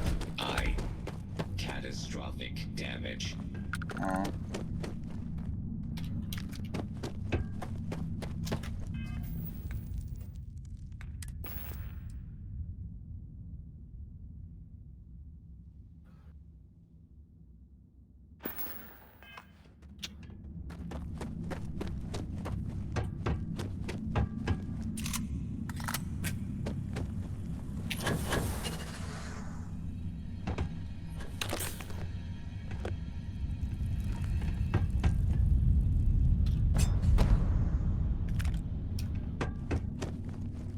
Another dead ghost.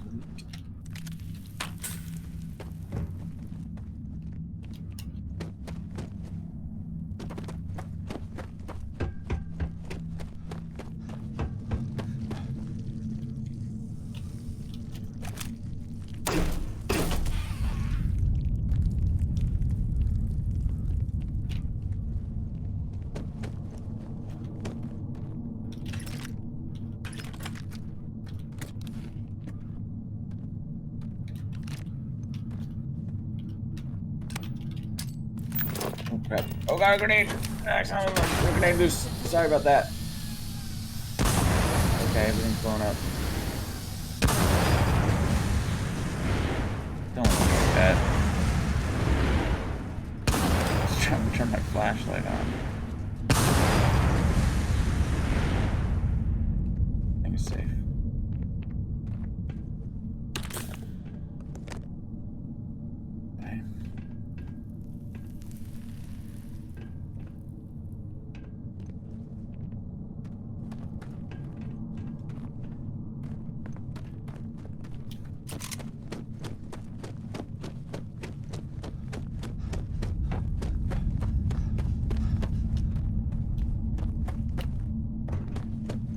I got this.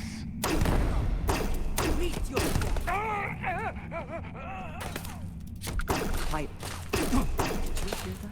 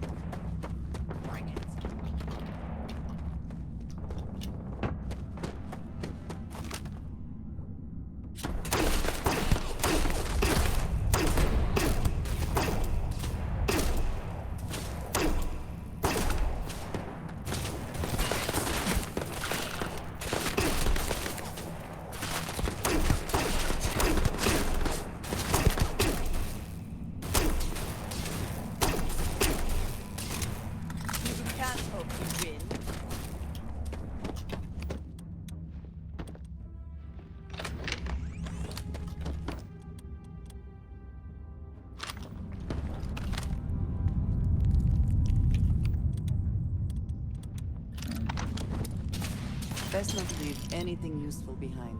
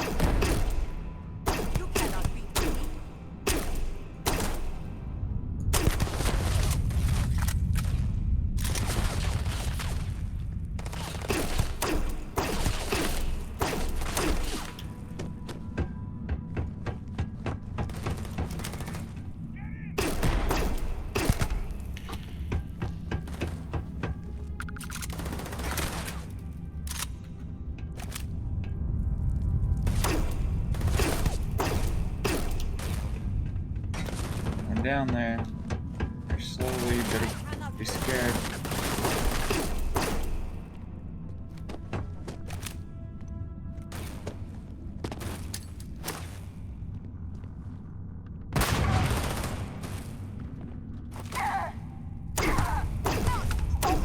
Stole my kill.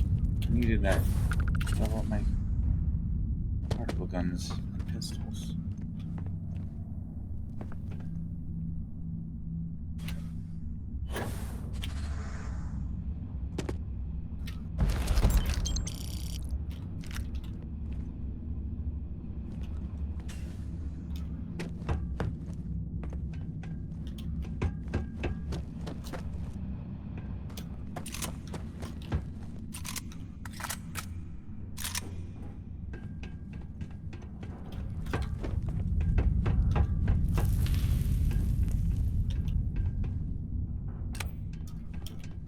Distracting me.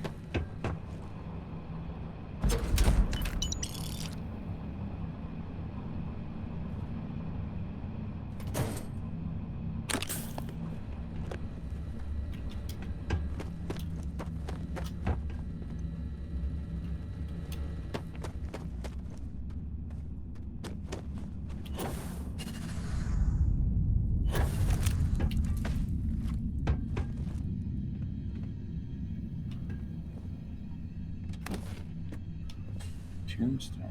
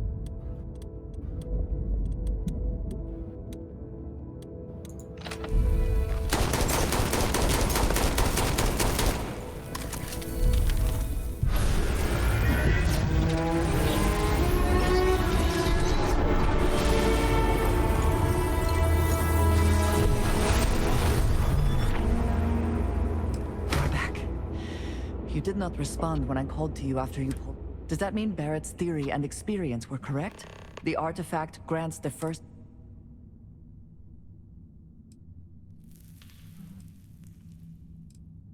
The fact that it is I think it is important that man...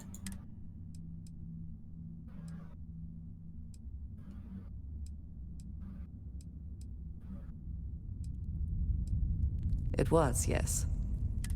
A very practical outlook, not one I find is shared among...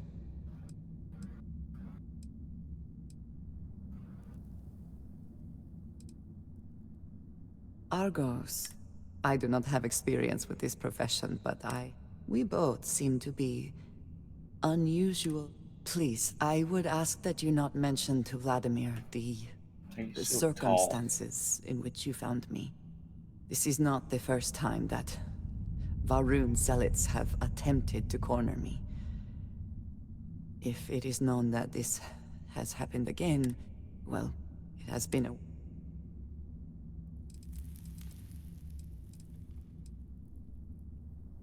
Yes, it would seem they have not yet learned how much... But then that is their fundamental problem, is it not? Mom, I will finish here and return to New Atlantis when I can.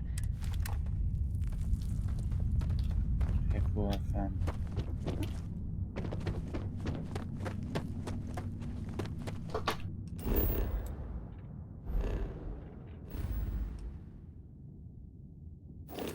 Oops.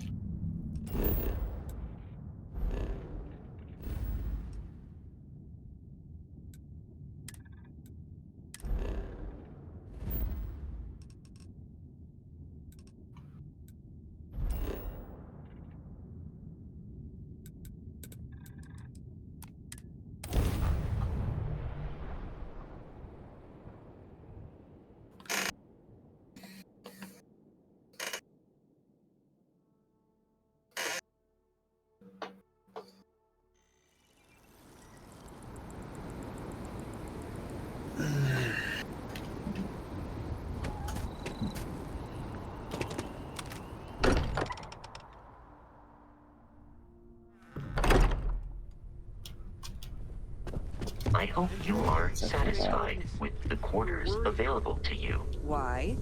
Was there a concern that I would not contribute to the mission? No, of course not.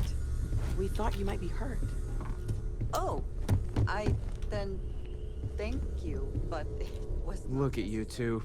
I'm jealous. I tried following up on some leads myself, but They can be anywhere, can't they? Embedded in a rock.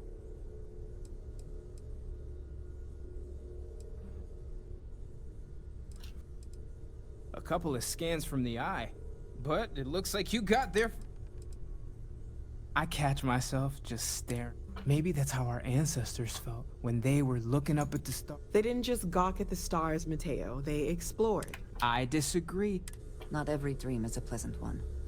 I agree with Noel. The work is what moves us. You're with me, right? Science or dreams? Which one?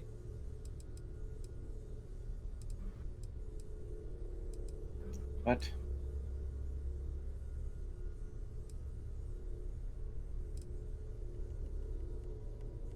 Neutrality in a... How can you... you know what? I just realized I completely overtook this whole conversation. This should... I do not mind being asked to join in a debate. It was good, but I do agree that we are...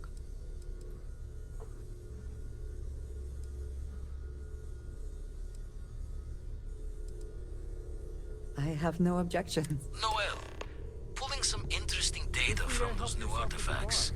Tell the Rook to meet me back on board the station. Roger that, Vladimir. He's on his way. I am at your service, Captain. Captain, now that you are a member, also, given the... I got my ship, I bitch. will proceed.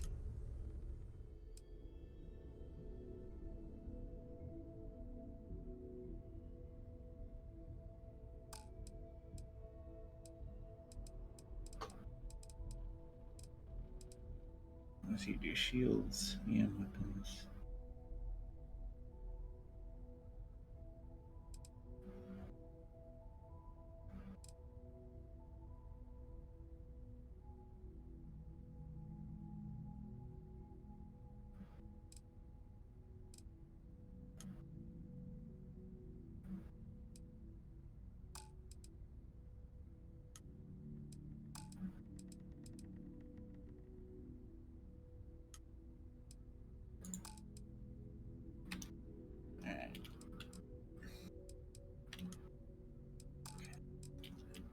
Get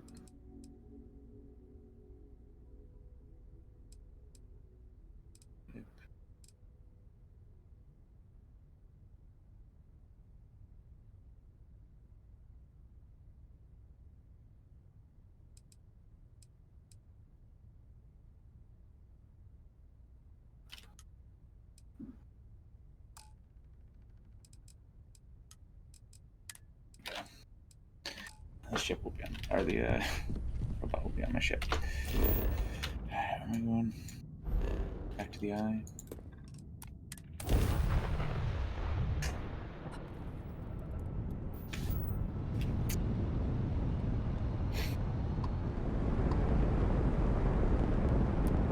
Aha!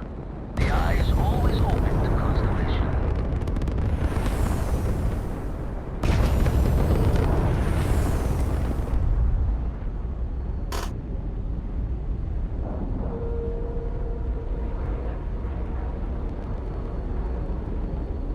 We have a clean dock, right on the money.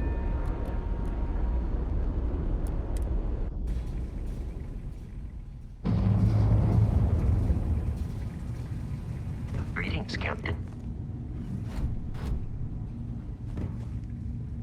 Oh,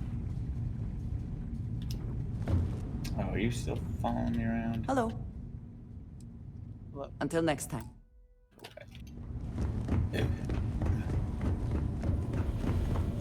Now that those artifacts aren't just blips of hope in the Blackest Sea, the Grav anomaly generate... Are you doing main quest stuff? Alright, let me transfer over the data. Yeah, the But constellation. I need you wearing caution's boots Quest, I for think, this are the one. main one. No telling what this thing is or why it's so large. Going to send you the mark close as I can, but I'm having trouble pinpointing the source. You'll need to explore the area on foot. Put your scanner to work. Don't know what you'll find. And from there, Alright.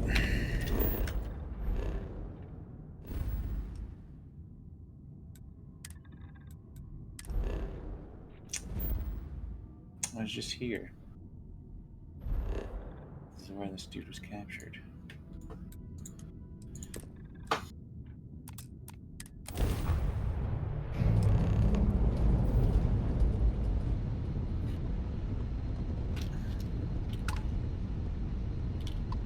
Unknown vessel. Prepare to submit to... Wait, I know him. He's the one that helped on Altair 2. This is Captain Young. Please acknowledge. It's nice to see you. Been busy risking your ass for total strangers, huh?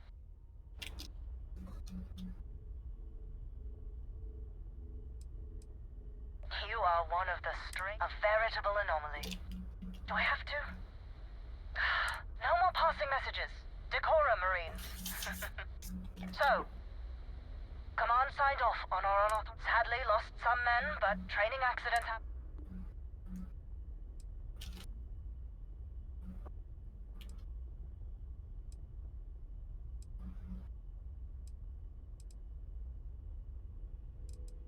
Captain Torres got promoted. Most of it was confiscated by customs, but we raised a glass in his honor.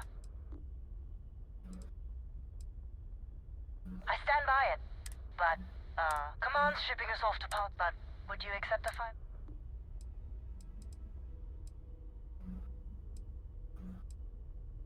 It's a nice thought. A lot of good people owe you this. Maybe one day, some of us... Give me a knife. Thanks for the knife.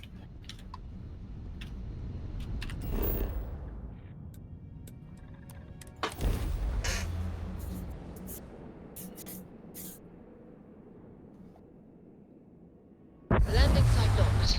Take us in.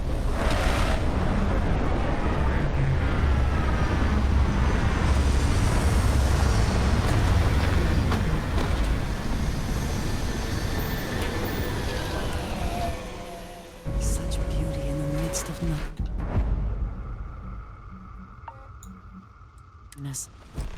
Hi.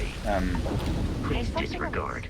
I attempted an informal greeting, but I need to get rid of you guys. I can't be running around with me. Maybe the robot. Not the lady. Alright. Where'd you guys Everything looks go? good at my station, Captain.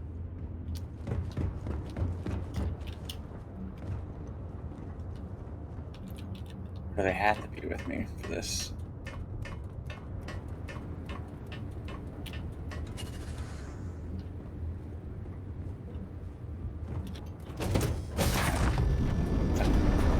Whatever. Fine, you guys can come. Good day, Captain. Travel safely. Yes, you need me? That is all?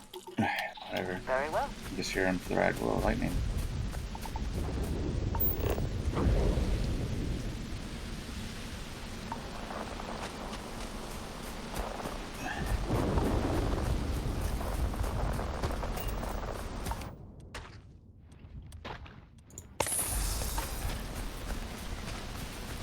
Are there any planets that are like fucking dense forests or anything? There were some. I've seen some forests, yeah. I'd like to see some more varied environments. This is kind of cool, like Thunder, It's Egg. definitely better than the fucking rock worlds that I've been seeing. Yeah.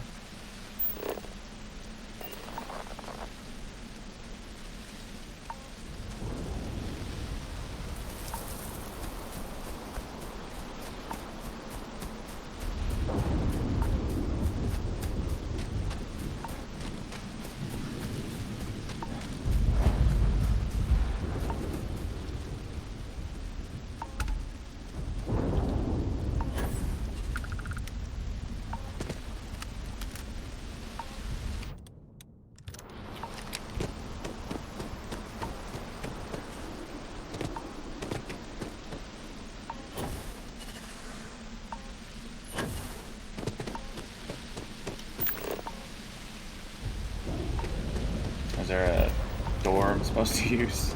Might be on the roof.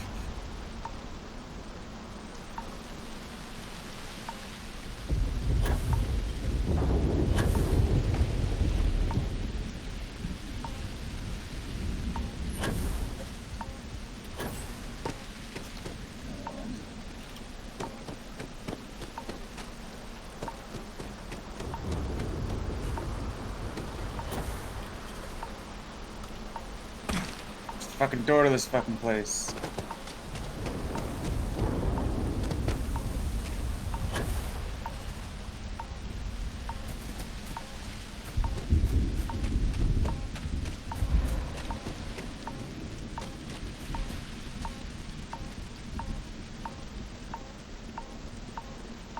God, so close.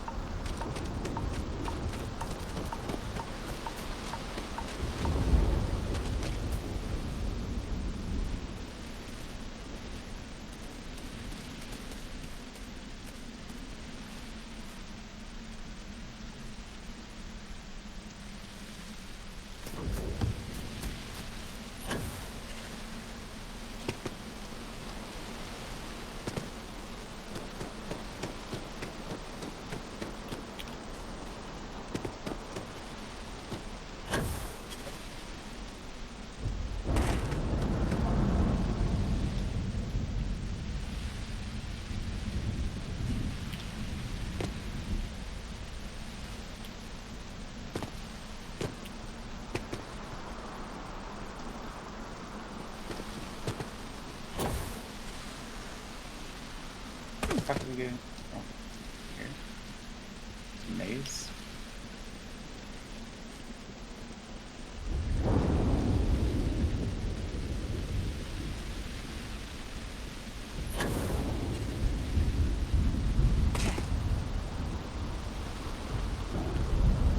Whatever. I'm gonna get on top of this fucking thing. Ah.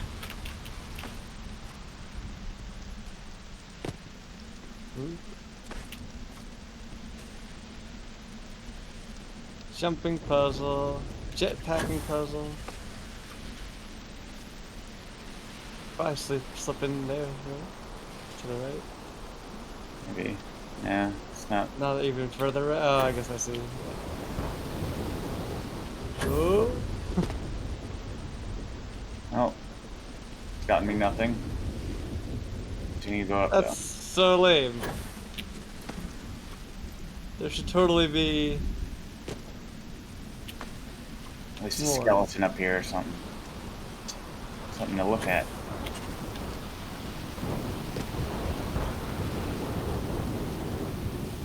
Nice view. Yeah, but what the fuck?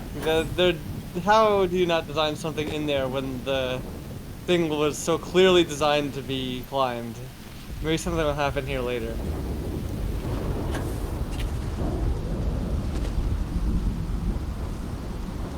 What's that spinning ball? Some shit around this temple. Temple-y shit. And over there too. Did humans make this temple? Or is this like a alien It's temple? the artifact shit. Yeah, it's the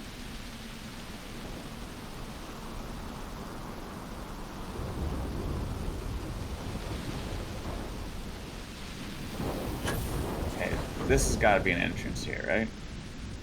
Yes. Okay. Yeah. Oh, it still worked out for me.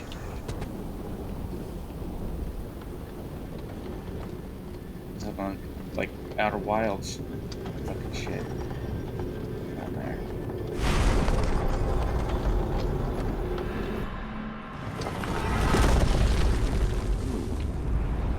Oh. This Outer Wilds shit. This looks really cool.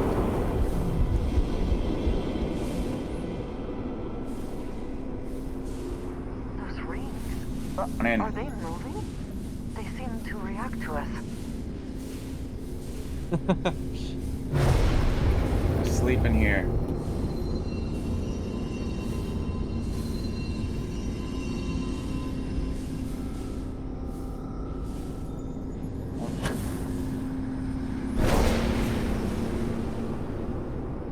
Run into the light. Learn how to get tutorialized on Low gravity gameplay. Movement, yeah.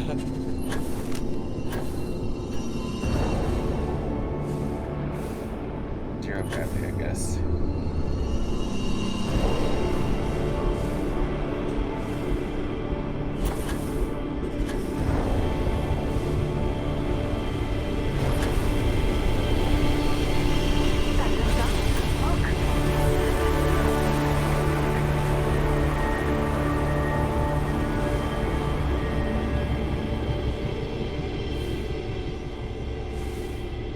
Go through.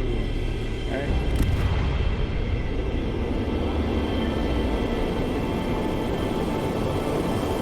She's like, me too. I'm on it.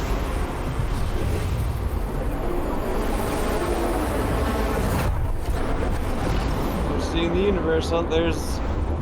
Oh, it's a freaking puzzle. It's a giant lock picking puzzle. Is it really? The universe is. And that's what I'm saying it looks like. Maybe it is. Are you alright? Big reveal. We need to get you back to the lodge. We turned the storm off. Don't worry. My new power. Okay. Where? Like the area at the top to access powers. Anti-gravity fields. Generate a localized field of intense low gravity. And behold, a planet's true power. Okay, I equipped it. How do I use it? I don't know. I will favorite it. Oh, okay.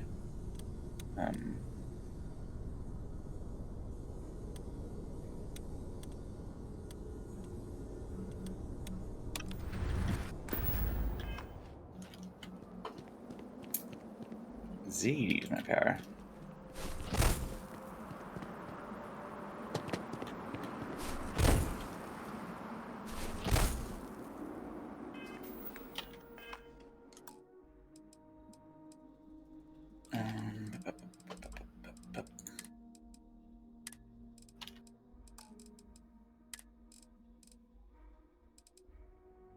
Power.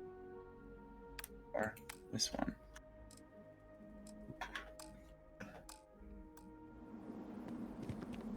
Your abilities are truly amazing. Low gravity? Doesn't really feel low gravity. Alright. Cool. Fucking powers. I like the fog that has settled after the rain. Looks cool. Nice. Can I land on this? Yes. Oh, I can land on that low one even.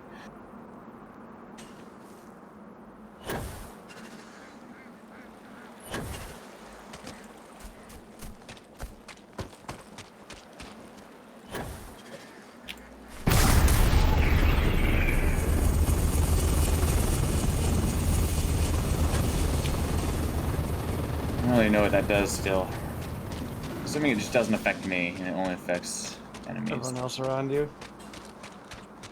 It'd be cool if it let me like jump high and stuff though.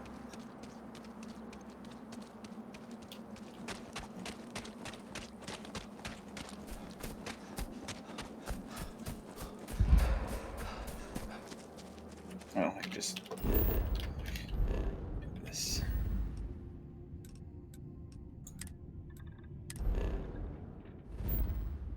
Space wizard now, guys. Get yourself jealous.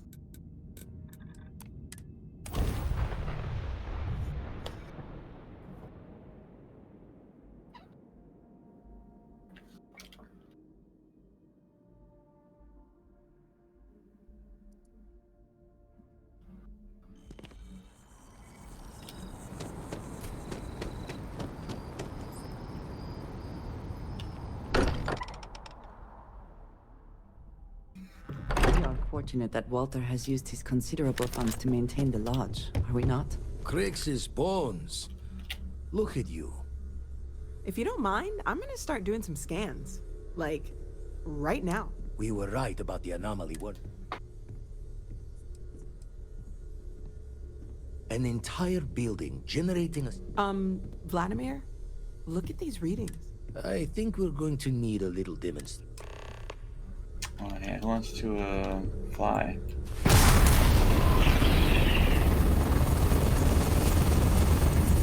I was just riding. Everyone saw that, right? What?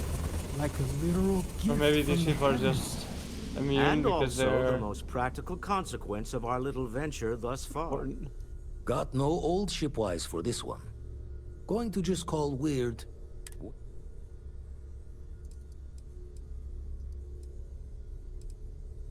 So we have artifacts, a temple, and this... But we do not understand the connection. Can we find more of them? Already picked one up from the scans.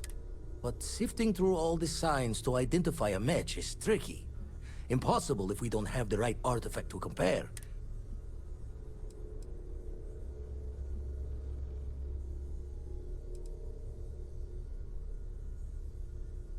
You'd still need to cross-reference. It's a strong theory. Don't think it's just plenty to think about. Anyway, catch a smile out there.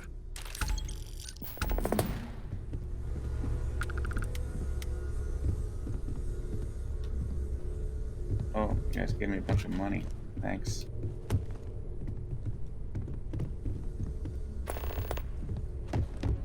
Alright, I want you to leave me alone. What is it?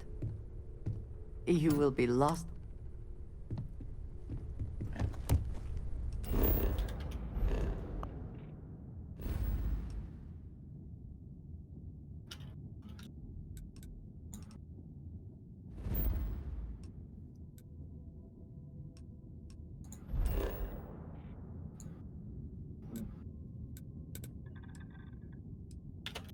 Wait. Switch my power, or my power from beyond. This one, right? There we go. Yeah, more magic. It switched me off of it. I must have ended a Like red, powers, started a yeah. new one.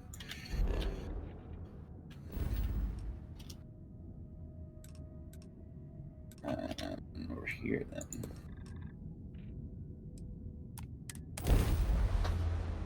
I have something for you when you have a moment.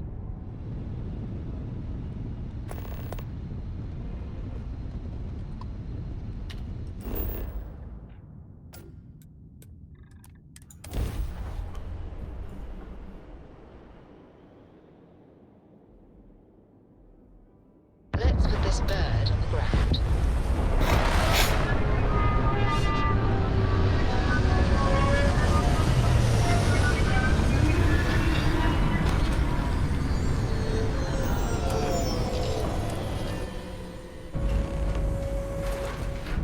Captain, hello.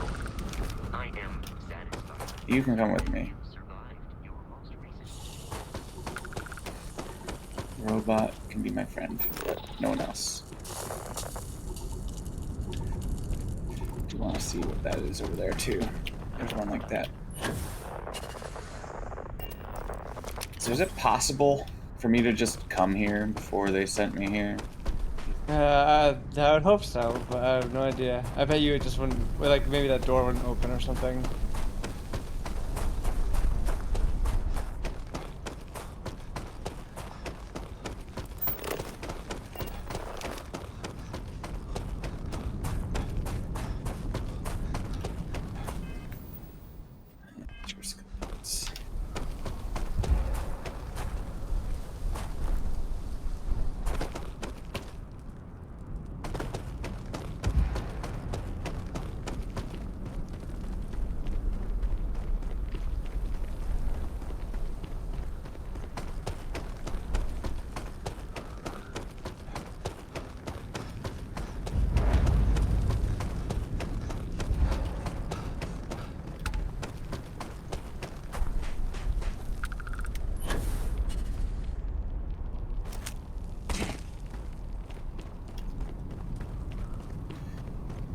You look like you're gonna attack me.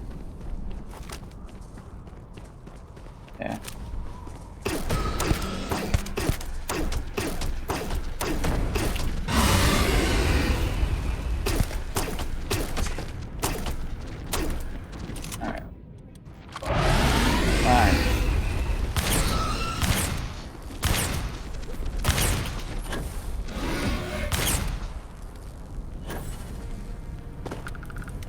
Damn, that thing was only level 6.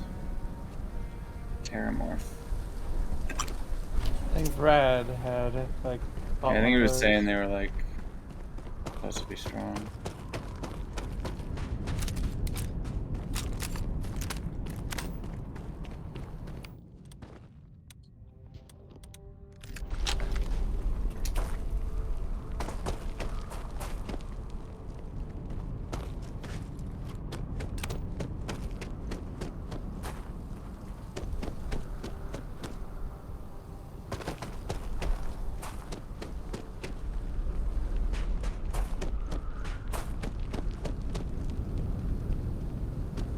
Swapped. What?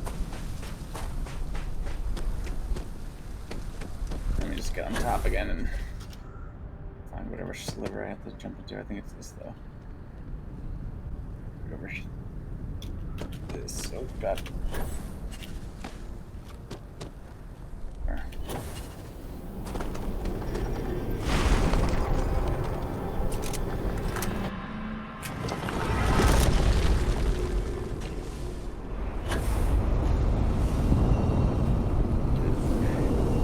Skip the flying around part. Ah. Nope, we cannot. Okay.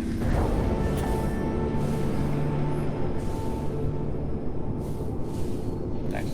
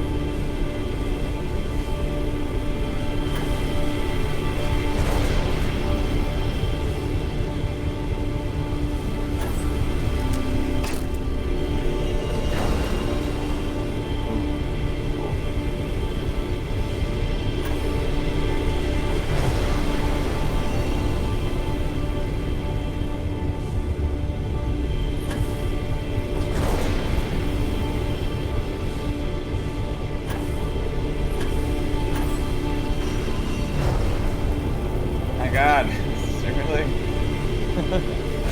Fucking more. Alright. Well, you're getting you got more insurance now. Into the hole. Just throw dummy. Yeah, get your shouts.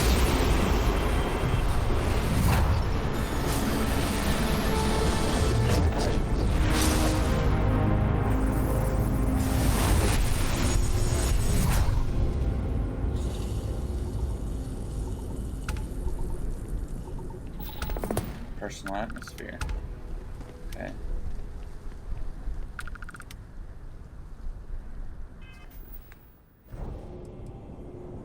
Oh, there's a lot of these. Huh? Oxygen pure clean brought forth. Interesting.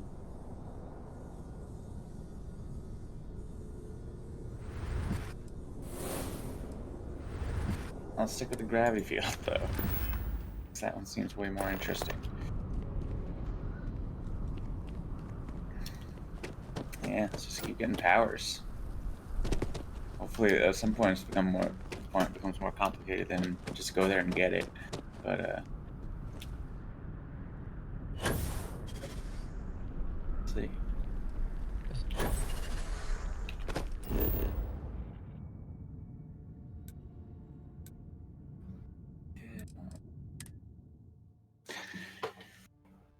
Check out that other feature on this planet though, just to see what's up.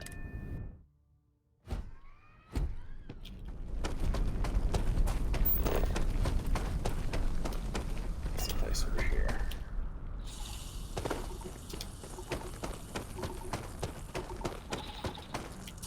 That ship over there?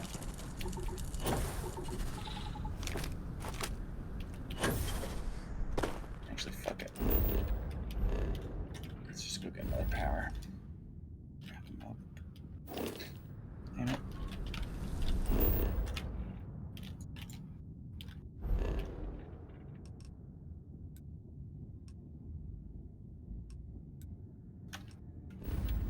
Back to...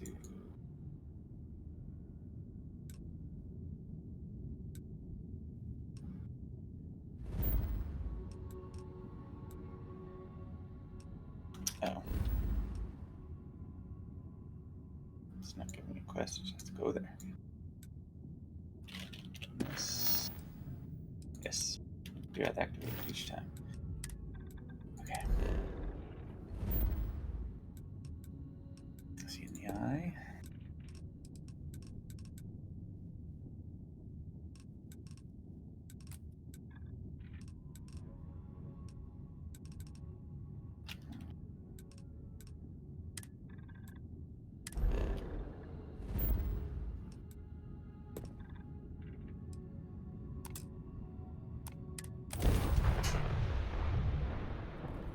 You are entering United Colony space. Maintain course and prepare to be scanned. Scan complete. Enjoy your stay in New Atlantis.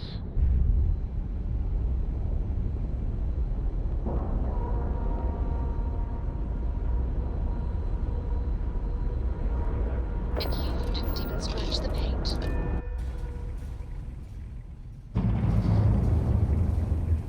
Captain, do you require my assistance? Forgot to check the math on a few equations. The brain's long gone. Oh, sore. Found one. Cool.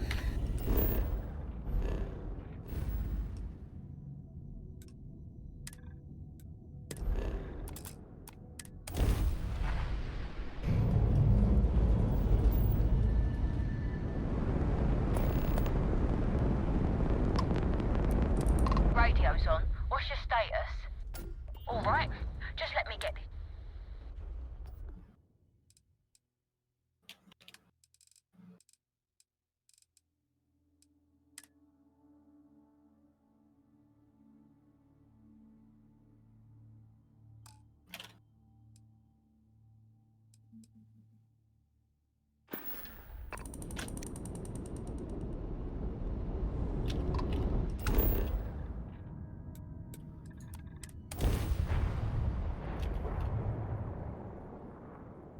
Good to go for landing.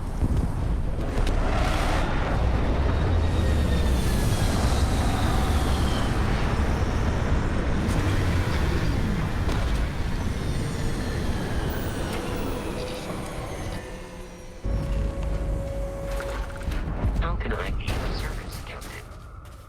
You're doing a great job, robot.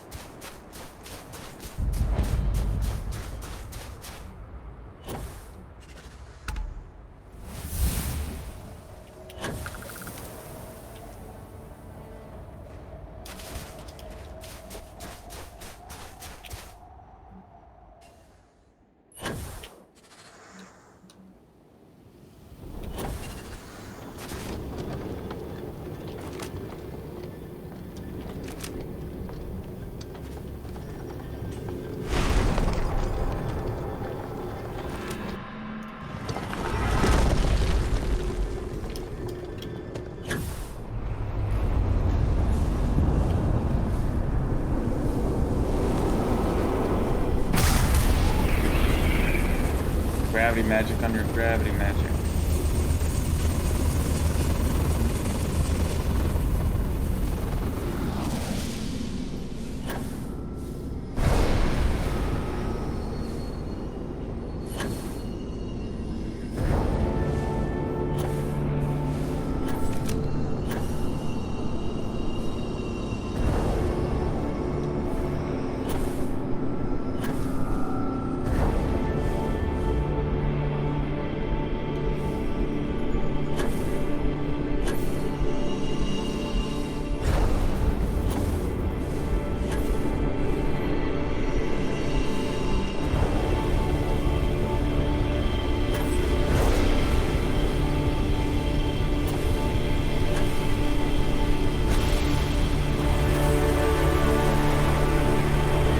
Orange are coming. For string, I guess.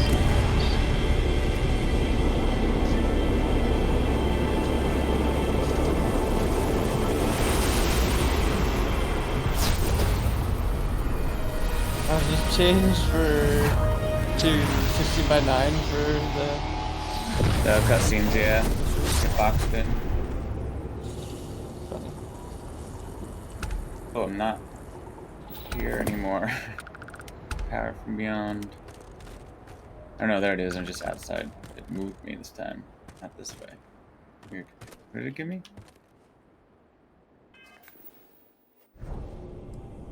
Grab dash. Hell yeah. Propel yourself forward.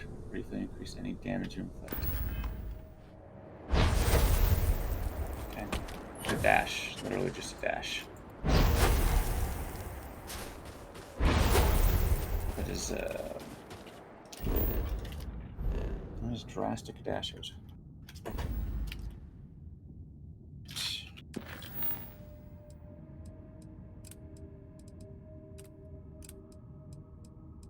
Oh.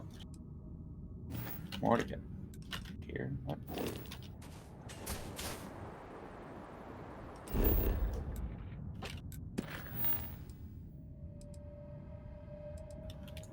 God, higher level spells in D&D are fucking awesome. I'm been playing Baldur's Gate right now, and I just have a choke point with a bunch of really dumb zombies, and I put Ball of Fire in there, so it's a giant corridor of fire, and they just keep running down and burning themselves to death. It's so fun. Very silly. That's good, guys. Thank you. Pick up the hill. Tracking you down's been one hell of a chore. But it'll be worth it when we collect.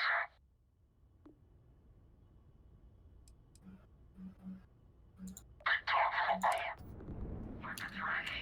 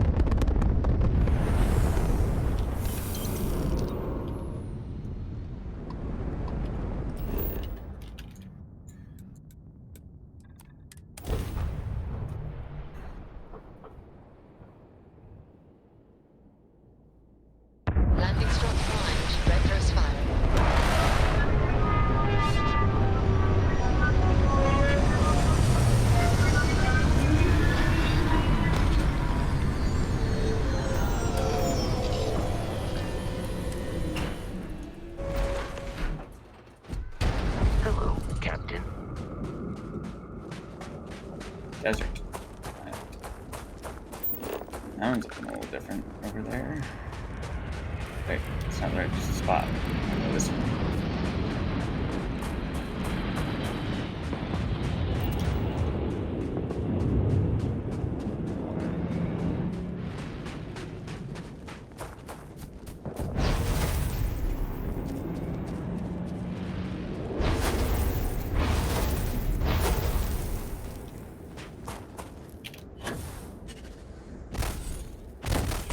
Not enough.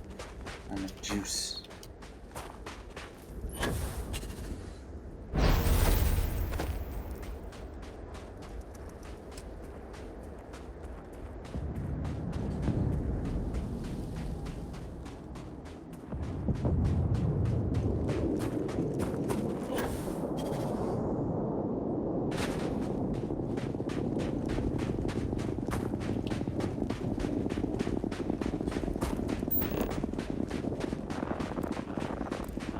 Structure.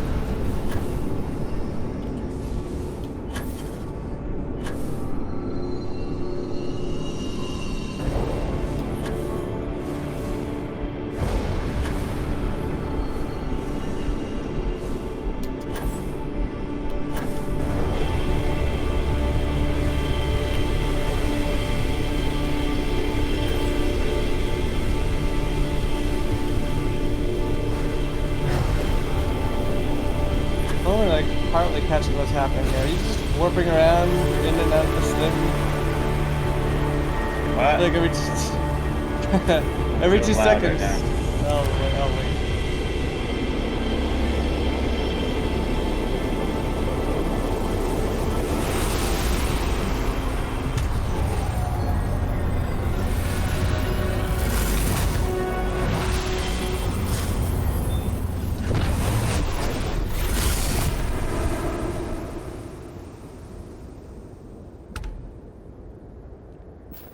Precognition. Okay. What's that do? Is that what you're saying? Like, what's going on? Are you just like warping around to I'm different? warping back to the dude, and then I'm warping back to like I've already like super leveled up, I think. So I'm getting all these like I assume they would have like doled these out slower. Okay, so you would have like had to come back here to get your. Like come back, we're still looking for one, and then once you're a little Gotcha. more leveled, we'll probably get more access to it. But Yeah. I just did random shit for so long. Yeah, like what the fuck is level happening? You 22, keep so- going to that same room. So I warped back to him, then warped back to the next temple, like constantly. Silly.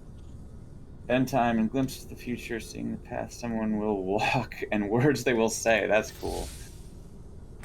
Was it? Wait, what is that? It literally lets me see what the NPCs are gonna say and the path they're going to go. Oh, that's cool. I mean, I guess that's the Bethesda system. Might as well fucking use the system. You know. Yeah, so there's it's things for relevant like to- yeah, like RP stuff and shit, I guess too. Looks like fractured my limb. Alright, let's see if we can get another one.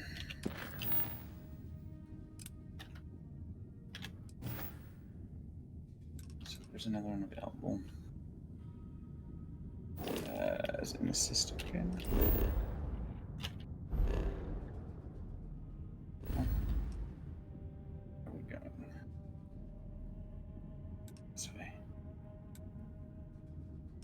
20 world. Ooh. This is a level I'm kind of at, so this might be the last one I have available to me.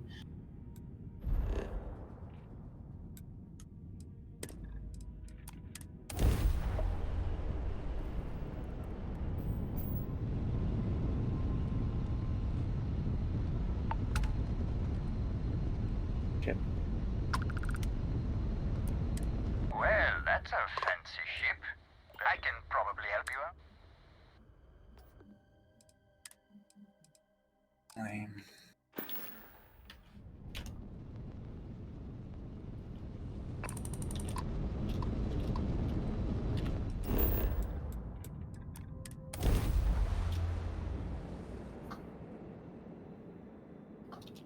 Beginning landing cycle.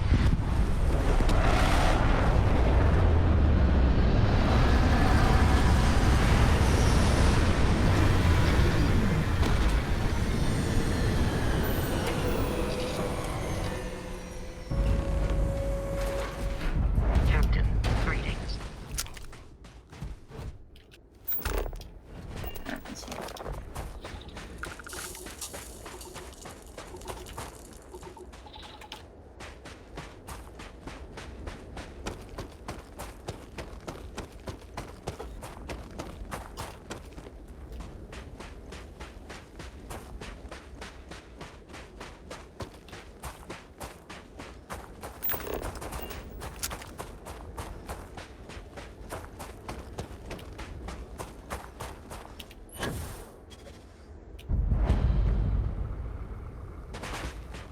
Should have tried this on one of my teammates actually.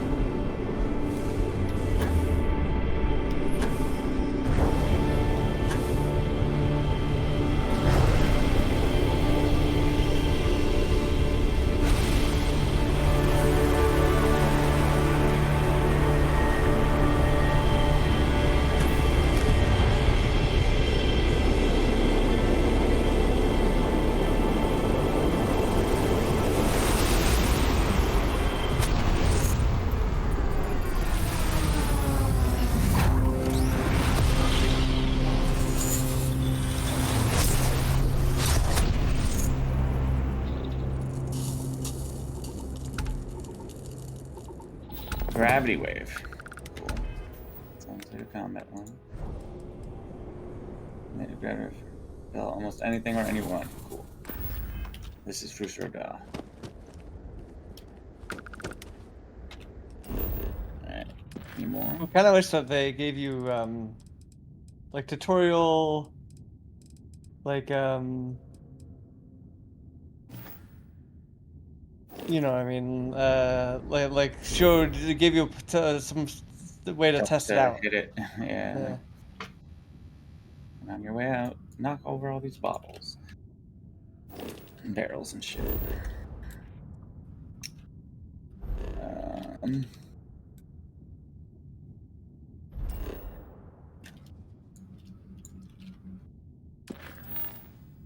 That might be it. Let me go talk to that dude and see what he says. She's like, hey, there might be more later. I mean, there's so many more spots, but.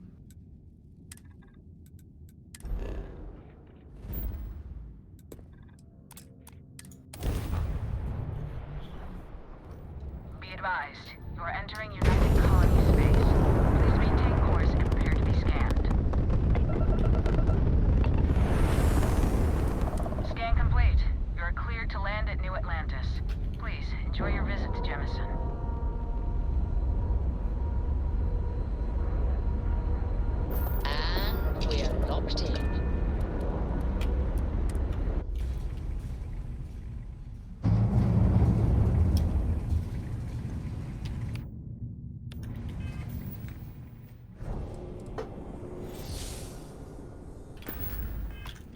see what this guy's gonna say. Captain, it is. Shut up. Never regretted coming out of retirement. Constellation's got the writ of the righteous. Keeps me young.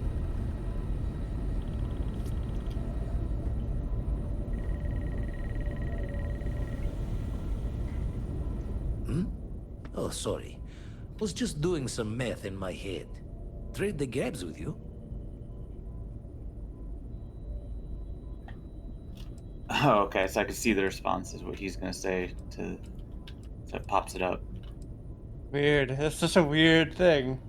I kind of like it though. Like.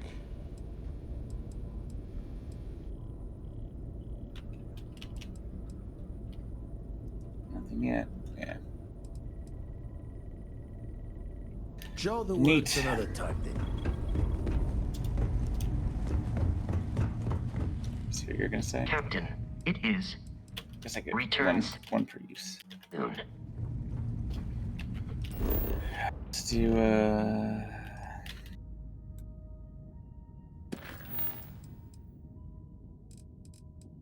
it's the only remaining constellation. Yeah, so let's see. Find the dude whose daughter is on my ship for some reason.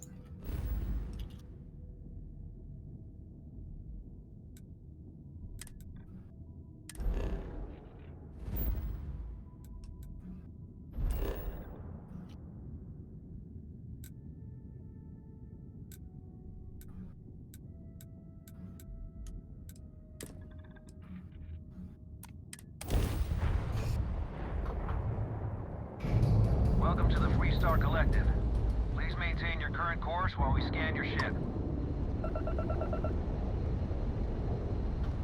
And that's it. Enjoy that.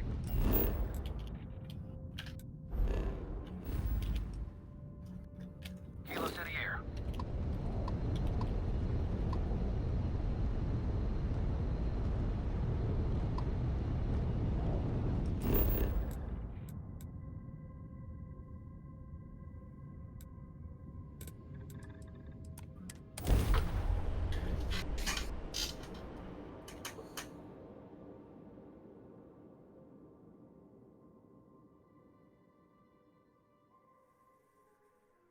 Touching down.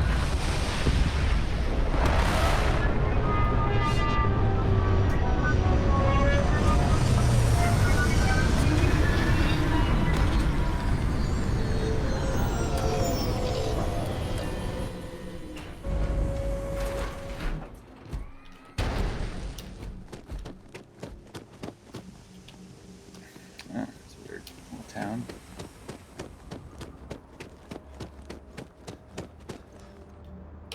All right, we're here. You ready? Because there's something you should know up front. I'm a Coe. As in Solomon Coe. That tale I mentioned before, the one I think is connected to an artifact, it's something of a family legend.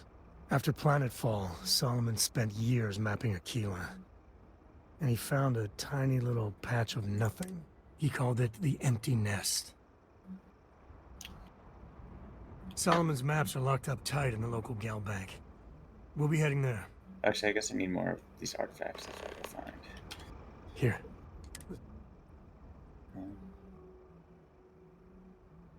Well, I see your parents didn't skimp on your P's and Q's.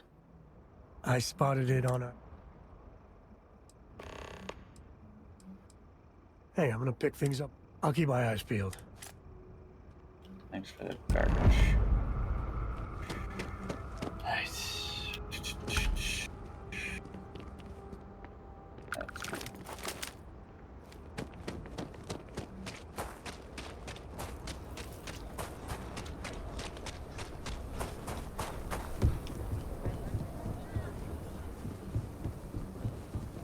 Hold it.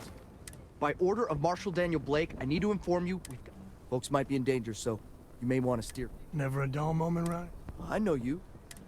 Marshal will be damn glad to have another Freestar Ranger helping out. Afraid your information is,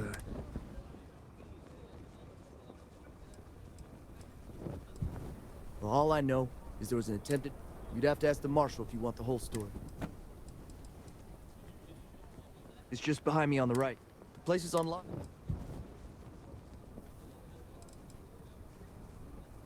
You didn't hear this from me, but things aren't going great. The Marshal could probably... Well, I doubt those robbers are gonna let us leisurely peruse the Galbank vault.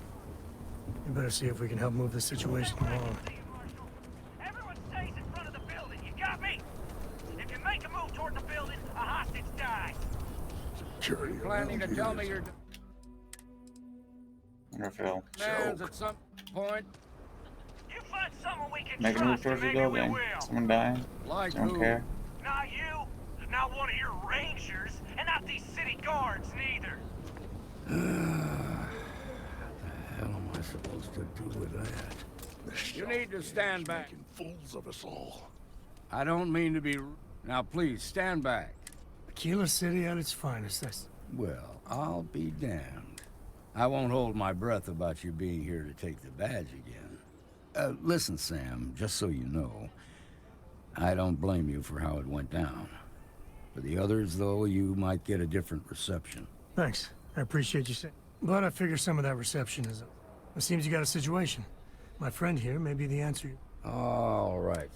Some folks from the Shaw gang tried to rob them. They took everyone inside hostage, and now they're keeping a watch so we can't Sounds like move a against job them. for They're using the precognition. intercom to communicate.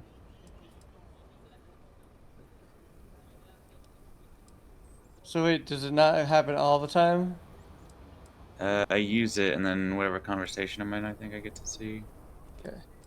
The next one, I'm not sure on the specifics. I only tested it that one time on that dude. Oh, hey, bye.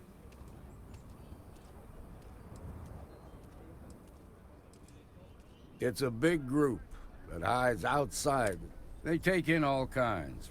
Judging by their lack of preparation, I'd say this particular, that should work in our favor. They won't talk to me. In other words, they didn't...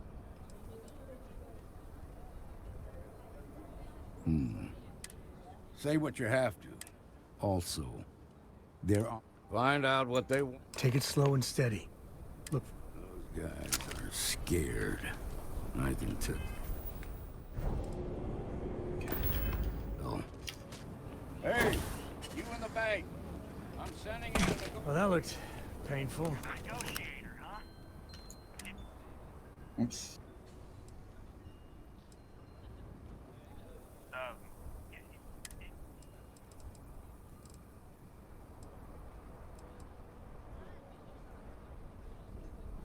Well, ain't you polite? So tell me, stranger, how do I know you're gonna deal straight with...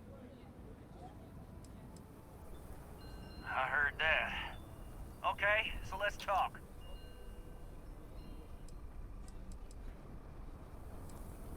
They talk too damn much. But as much as we'd like to, none of us has shot one yet. We want to guarantee a safe passage to the... We'll drop the hostages off somewhere safe in the... After that, we'll radio back where they are, and the Marshal and his crew can come in. But if anybody follows us when we break orbit, we start shooting people. What, you think we want to stay locked?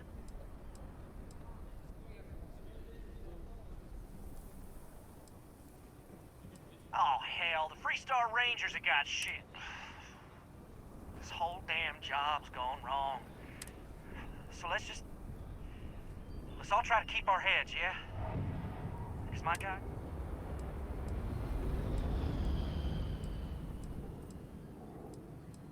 What do you mean?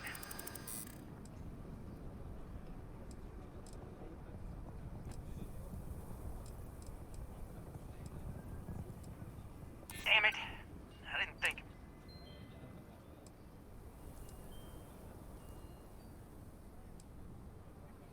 You have to believe me. We never meant to take hostages. Yeah. That would be a lot worse. Maybe you're right. Nobody gets hurt. We won't have to rot in jail. Nobody's been hurt. So maybe the judge won't come down too hard on us. You'd make a decent ranger with the way you handled that. Well, I didn't even need to use the thing. I just got persuasion lucky. Happened to work out. Hey, wanna keep talking?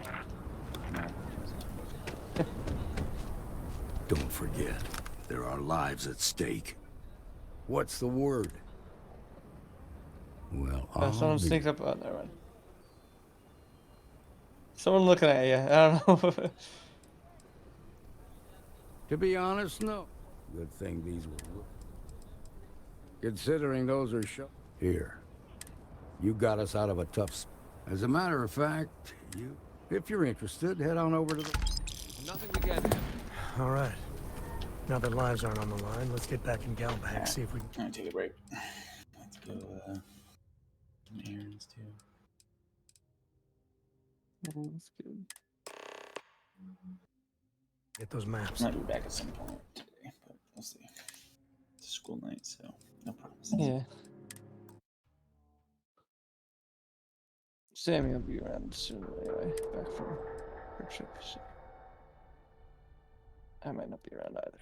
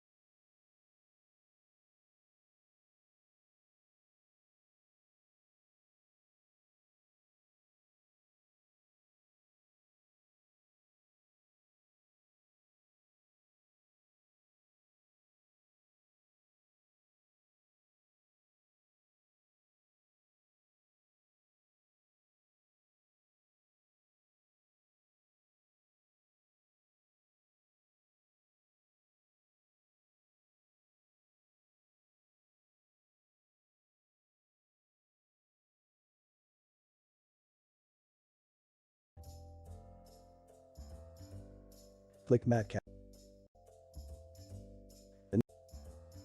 Stylized. Enable cavity. Stylized rock.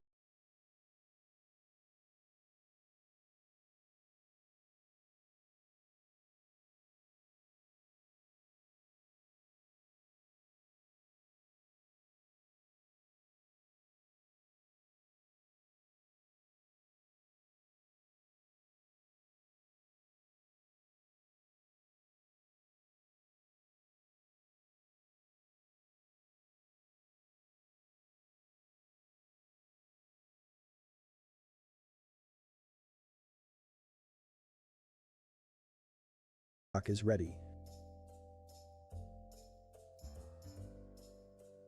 Views my project for free on Gumroad. Link in description.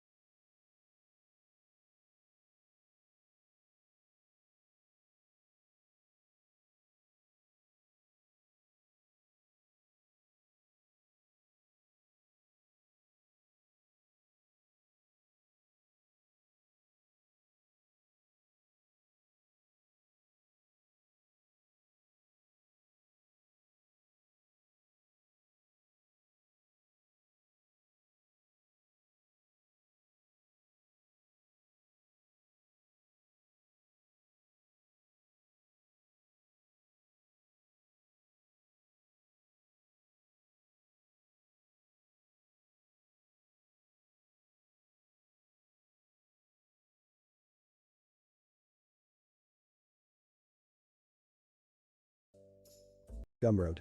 Link in enable keep normals. Enable cavity. Stylized rock is ready.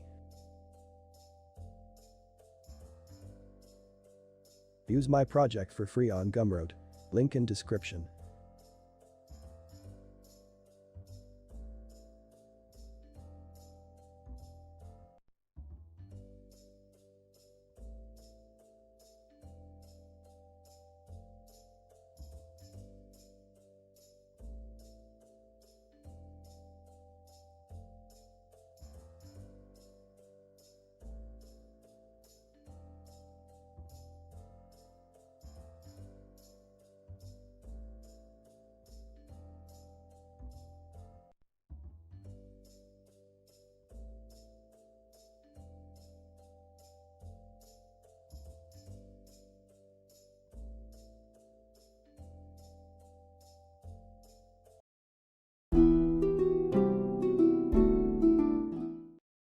Hello everyone, it's Neil here from 3D Tutor, and I'm back. I'm back with another Blender tutorial, and this time we're going to actually look at stylized rocks. So a really easy way to actually create and actually texture stylized rocks, pour in a shader, pour on material, and really create something really fast with just a few simple techniques. So the first thing I'm going to do is just bring the cube. So I'm going to press Shift A, Mesh, bring in a cube. Now what I'm going to do is I'm going to bring in a few modifiers. We don't need to alter the cube, but also don't alter it. Just come over to the little spanner over the right hand side. And what we're going to do is add in a modifier. First modifier we're going to bring in is called a subdivision surface. Let's put it on simple because we don't actually want to change how this actual cube looks. The reason we don't want to do that as well is, let's say you've already created some mesh and you want to actually change it into some stylized rocks. You will be able to do that as long as you don't actually click on simple. Next of all, what you want to do is you want to set the levels up to 5, like so. And now because it's on simple, you can't actually see the actual levels have gone up, but they have. All right, so let's now close that down and actually bring in the next modifier, which is going to be a displacement. So we're going to click on displacement, you're going to click new, and you're going to actually rename this. So if we rename this to something like stylized rocks, then you can save this blend file out and you'll always have it there actually saved in there. All right, so let's click enter, come down to where it says actual strength. And then what I'm going to do is I'm going to set the strength to 0.2 and the mid-level to 0, like so. Now as well, because we've actually named it stylized rocks, if I actually come down now to where my texture tab is, this button here, you'll see that when I open this up, I've already got one that's called stylized rocks.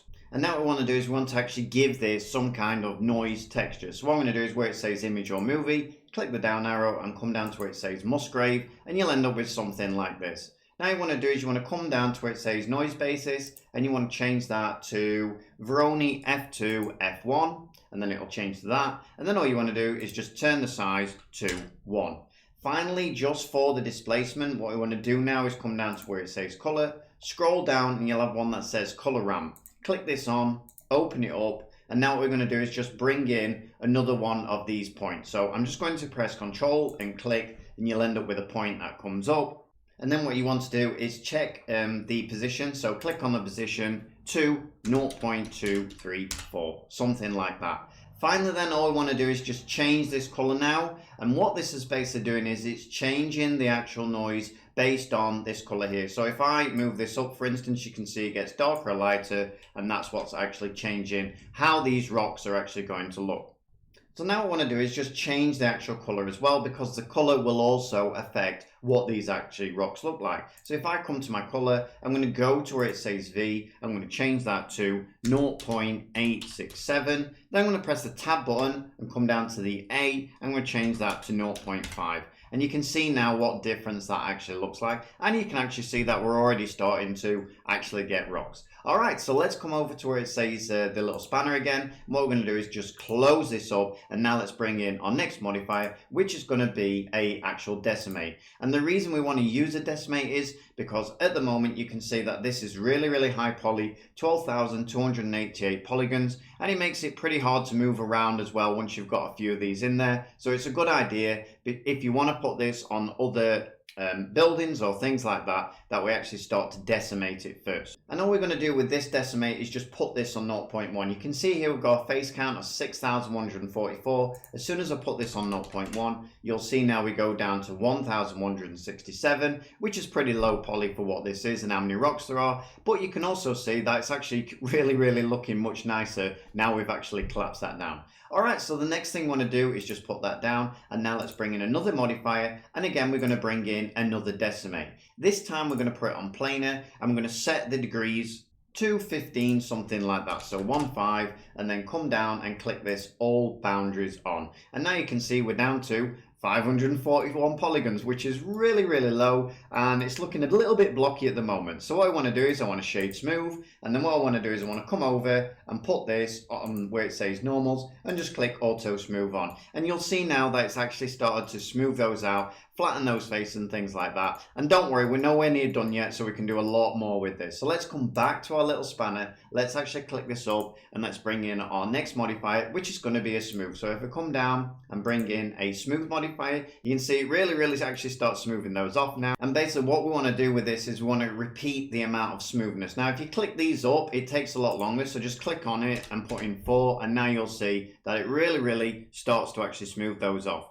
Now, the thing is, you'll see, well, I've lost all of those rocks and things like that, but don't worry, because what we're going to do now is actually bevel it. So if we close that up now, come down to where it says bevel and bring in an actual bevel. Now, what we're going to do is we're going to put the width type onto percentage, and we're going to turn this percentage up to 10% like so. And now what we're going to do is we're going to put this onto angle, and just put your angle down to something like 20, like so. And now you'll see that, well, it looks like rocks, but they're not stuck out as much as they were before. And now all we want to do is bring in a weighted normals to actually fix that. The last thing though, before I actually come off the bevel, is if we come down to geometry, just click off the clamp overlap, and that's just in case you actually want to mess around with pushing these rocks out and things like that. If this clamp overlap isn't ticked off, you won't actually get the beveling actually working, so just make sure that's ticked off.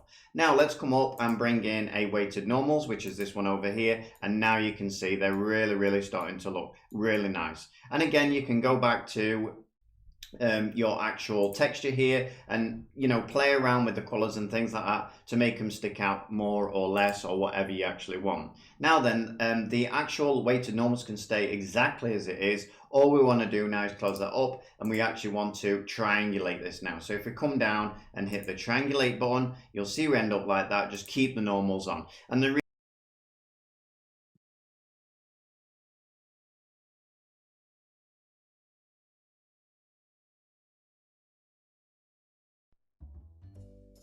Shift A.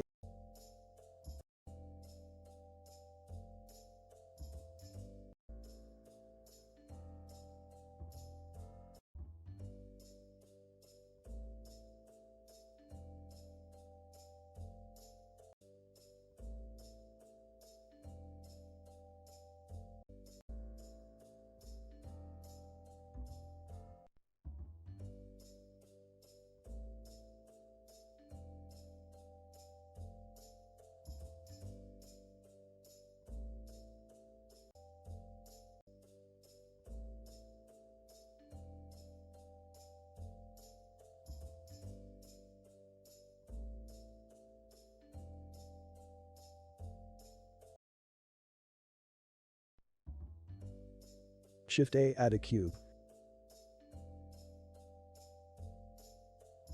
Edit mode. Press S+X.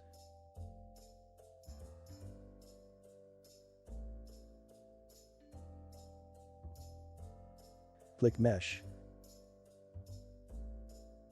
Tab to Shading. Select Smooth Face.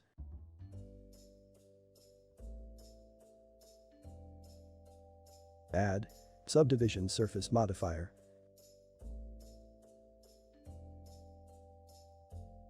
Levels Viewport 6.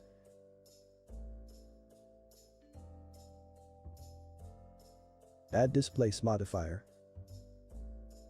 Click New and rename Texture. Texture 1.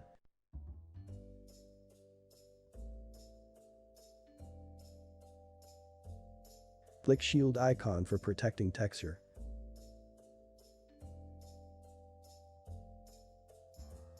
Open Texture Properties.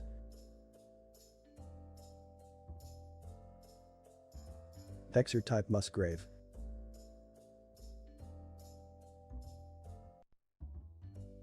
Noise basis change in Voronoi F2 F1. Change size 4.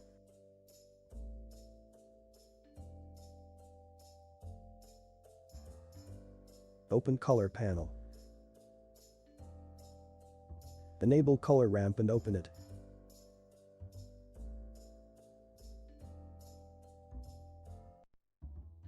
Click plus icon.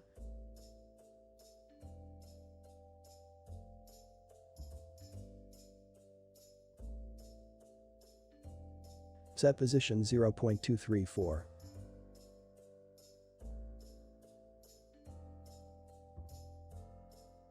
Click color icon. Change V value 0.867.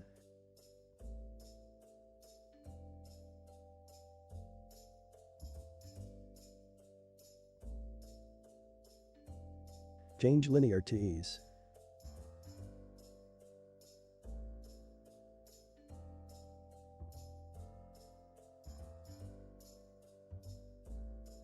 Mid-level set to 0.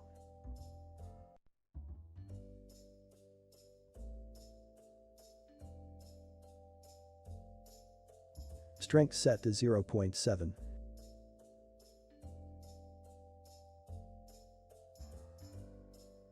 Add displace modifier. Click New and rename. Texture 2.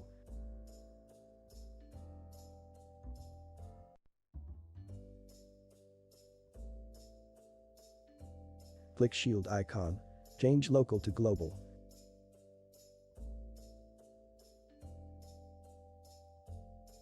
Open texture properties. Change displace to second displace.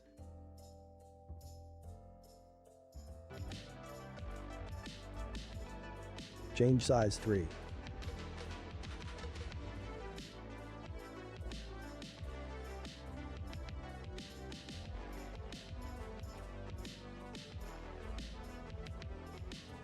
Set strength 0.5.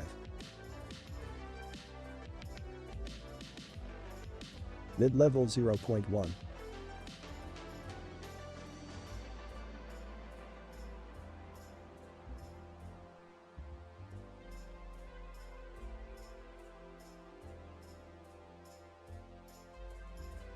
Add Estimate modifier.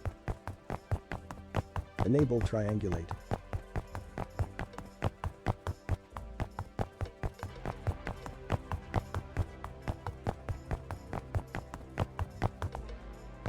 Ratio set to 0.1.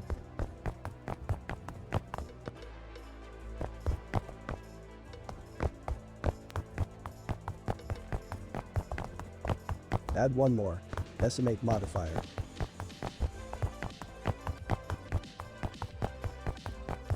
Collapse change to planar.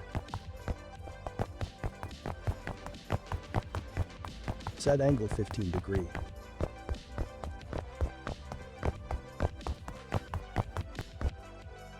Box all boundaries.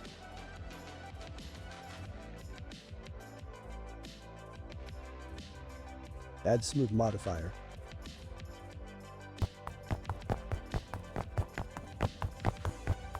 Set repeat 4.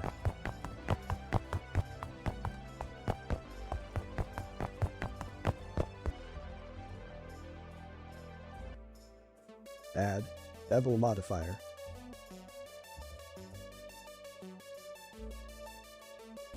Width type %.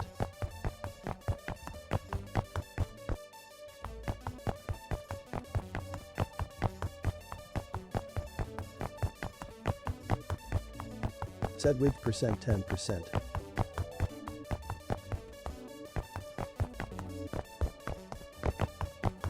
Change angle 20 degree.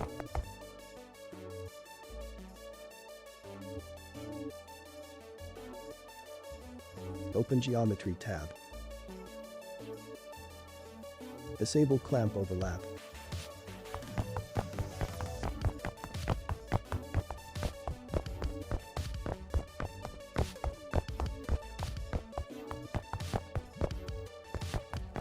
Add weighted normal modifier.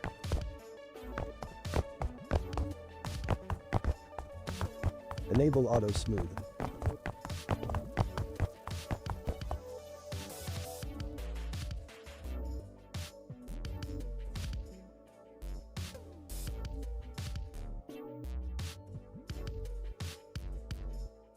Add triangulate modifier.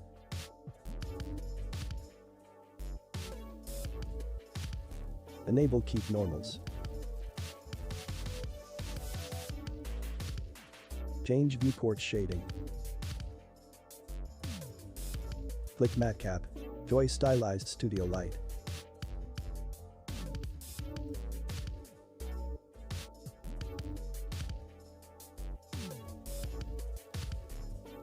Enable cavity.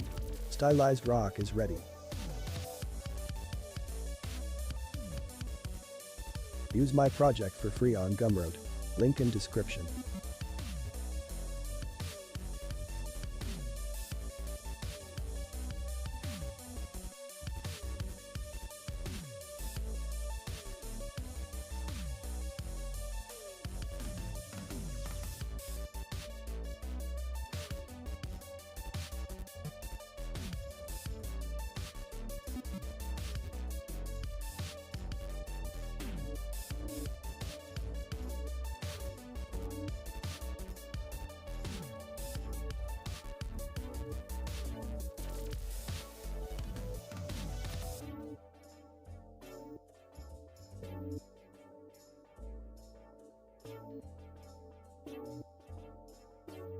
In this introduction to 3D modeling for 100% absolute beginners, we are going to build out this fantasy sword model. We will start with a practice run getting you up to speed with the most common 3D modeling tools. Then we will learn the essentials of 3D primitive modeling techniques and build out the sword step by step. Then in part 3, we'll learn about geometry nodes and build the fire effects on the blade and build out the environment. And we'll end with a bonus character integration. If this tutorial looks intimidating for you, I encourage you to keep going. Like many have said in the past, the steps are broken down and are simple and practical for an absolute beginner to follow. All you need is to complete part 1 of the series, and the link is in the description. So stick it out with me to learn the most common 3D modeling tools coming up.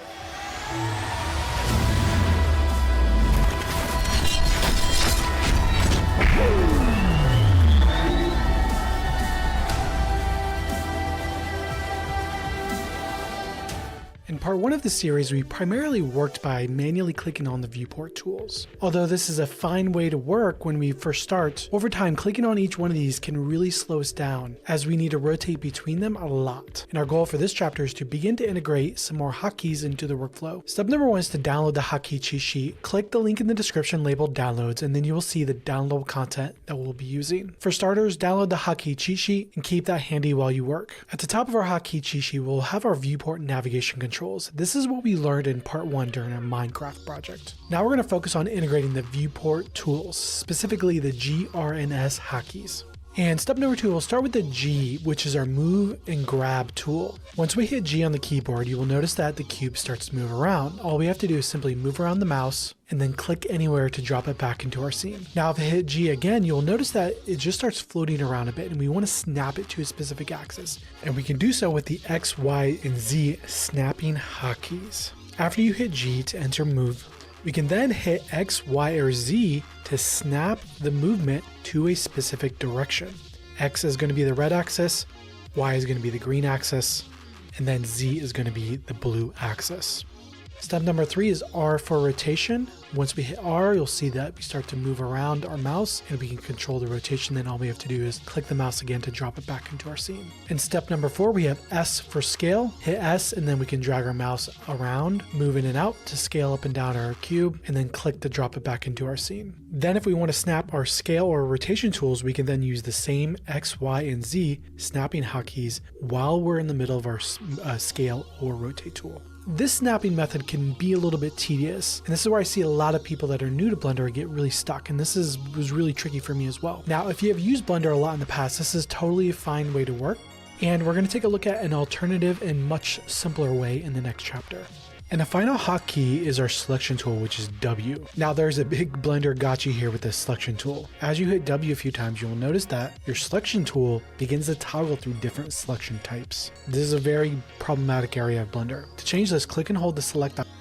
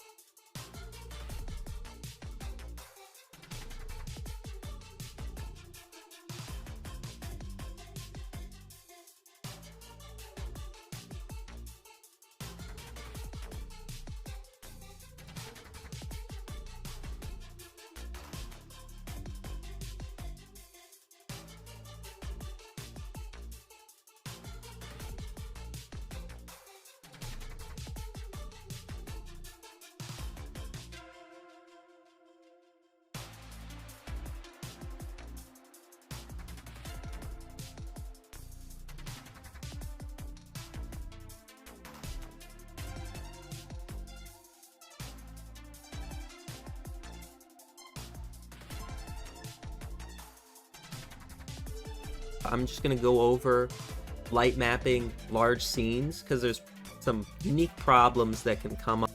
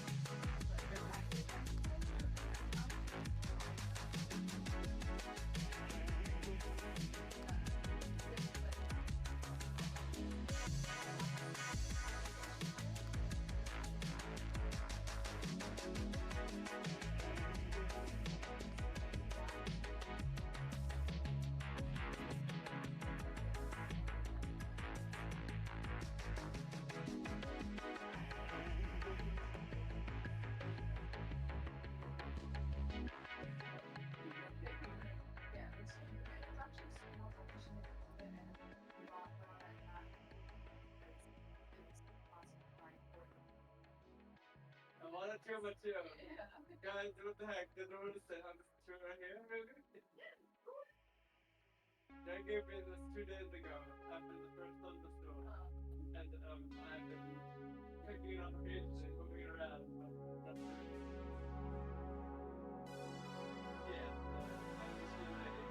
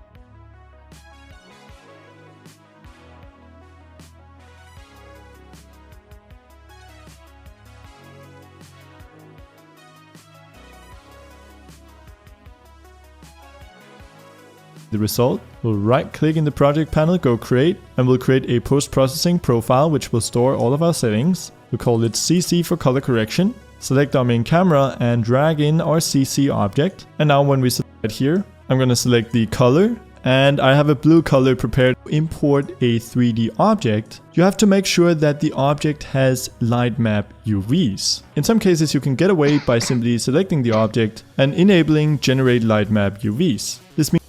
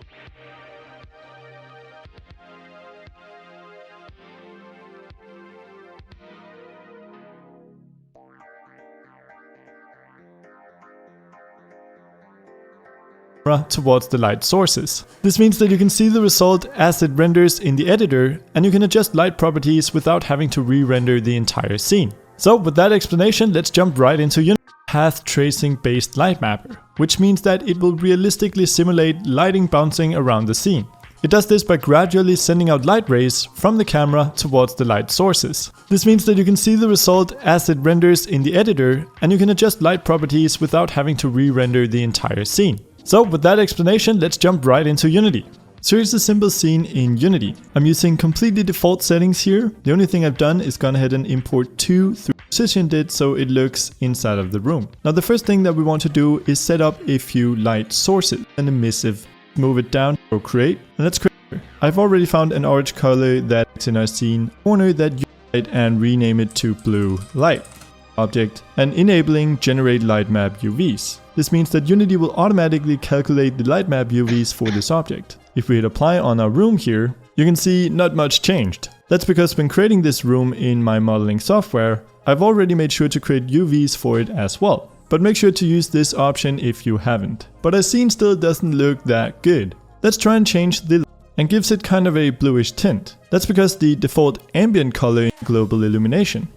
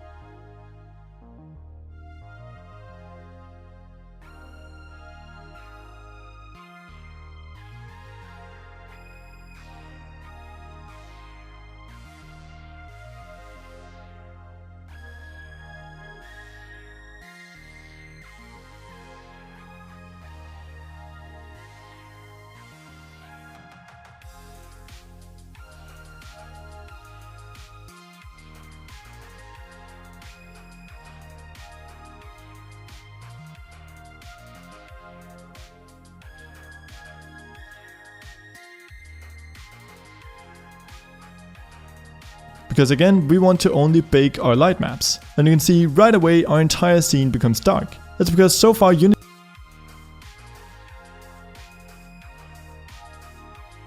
has been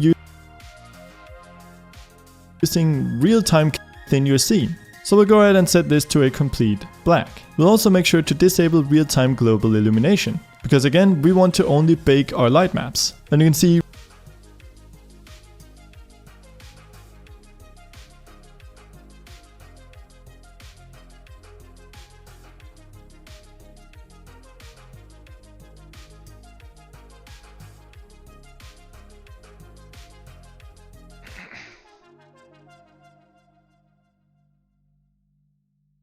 Mm-hmm.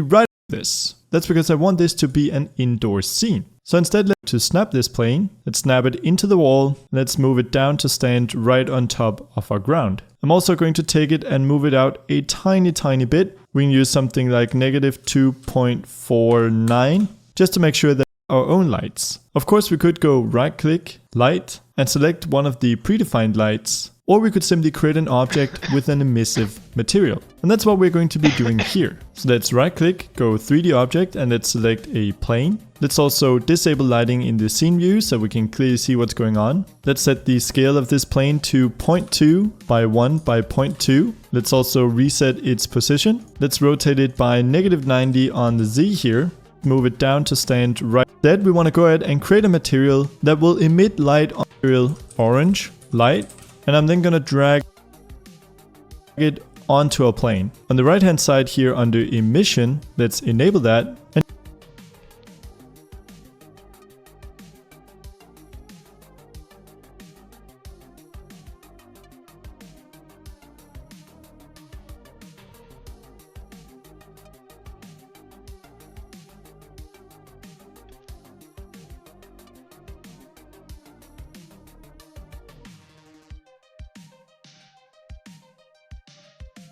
And here we can choose a color. I've already found an orange color that I like, so I'm simply going to paste it in here. You can of course use the same one if you want. I'm also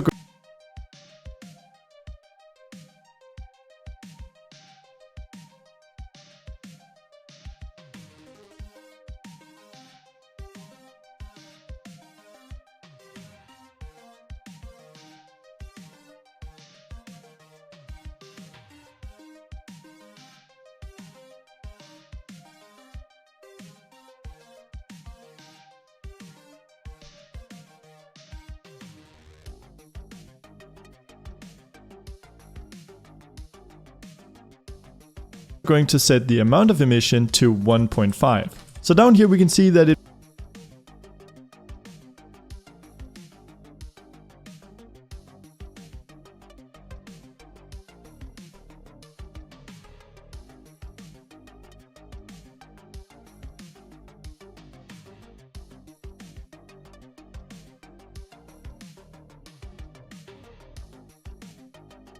it makes our material look brighter. But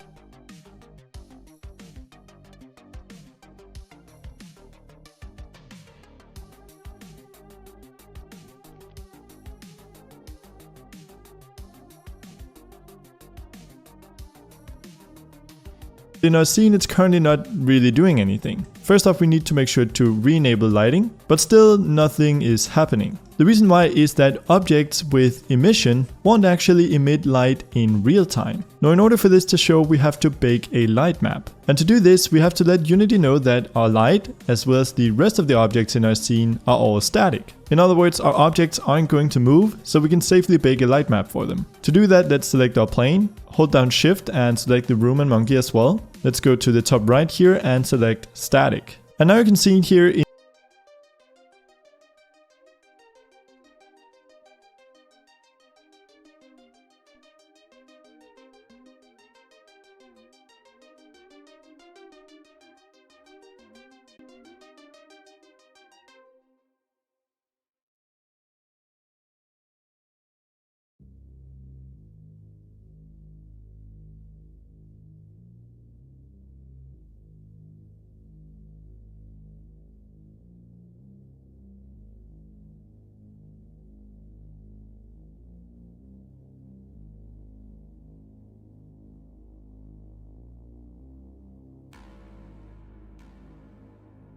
in the bottom right corner that Unity starts baking a light map. And right away we can see the result. This is by no means pretty yet, but we definitely have lighting in the scene. I'm going to rename the plane here to orange light.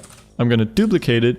I'm then going to go to the X position here and remove the minus to snap it to the other side. And I'm also going to rotate it around the Y by 180 degrees. Finally, I'm going to duplicate the orange light material. I'm going to rename it to blue light. I'm then going to drag it onto the light on the right hand side here. I'm going to select the color, and I have a blue color prepared as well. And I'm also going to go and change the emission. In other words, our objects aren't going to move.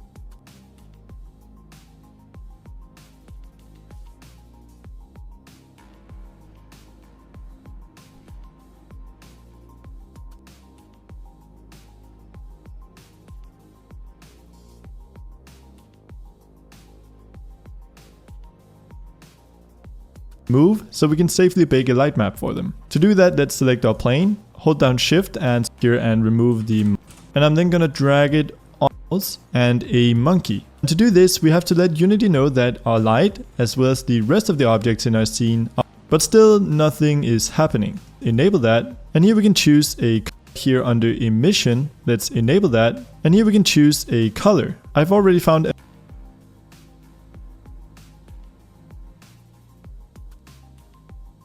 an orange color that I like, so I'm simply going to paste it in here. You can of course use the same one if you want. I'm also going to set the amount of emission to 1.5. So down here we can see that it makes our material look brighter. But now Enlighten is a solution for delivering real-time global illumination. This is great if you have a lot of moving lights or objects in your scene, but often you want to calculate lighting beforehand, both to get more detailed lighting but also to save on performance. This is called baking. When you bake your lighting, Unity calculates all the lighting values and turns them into large textures that are then overlaid on top of your objects. While you can use Enlighten to bake your lighting, it's much preferred to use the new Progressive Light Mapper. The Progressive Light Mapper is a path tracing based light mapper, which means that it will realistically simulate lighting bouncing around the scene. It does this by gradually sending out light rays from the camera towards the light sources. This means that you can see the result as it renders in the editor, and you can adjust light properties without having to re-render the entire scene. So with that explanation, let's jump right into Unity. So here's a simple scene in Unity. I'm using completely default settings here. The only thing I've done is gone ahead and import two 3D models. We have the room here, which is just a simple cubes where we can see through the back faces of the walls, and a monkey. He's cute, right? I've also taken my main camera and positioned it so it looks inside of the room. Now the first thing that we want to do is set up a few light sources. By default, every Unity scene comes with a directional light. I will simply go ahead and remove this. That's because I want this to be an indoor scene. So instead, let's create our own lights. Of course, we could go right click, light, and select one of the predefined lights, or we could simply create an object with an emissive material. And that's what we're going to be doing here. So let's right click, go 3D object, and let's select a plane. Let's also disable lighting in the scene view so we can clearly see what's going on. Let's set the scale of this plane to 0.2 by 1 by 0.2. Let's also reset its position. Let's rotate it by -90 on the Z here. So now it's pointing out from the left wall. I'm gonna hold down Control in order to snap this plane. Let's snap it into the wall. Let's move it down to stand right on top of our ground. I'm also going to take it and move it out a tiny bit. We can use something like -2.49 just to make sure that it doesn't intersect with our wall. So right now our plane has a default material applied. Instead, we want to go ahead and create a material that will emit light onto the rest of our scene. To do that, let's right click in the project, go create, and let's create a material. I'm going to call this material orange light, and I'm then going to drag it onto our plane. On the right hand side here under emission, let's enable that, and here we can choose a color. I've already found an orange color that I like, so I'm simply going to paste it in here. You can of course use the same one if you want. I'm also going to set the amount of emission to 1.5. So down here we can see that it makes our material look brighter, but in our scene it's currently not really doing anything. First off, we need to make sure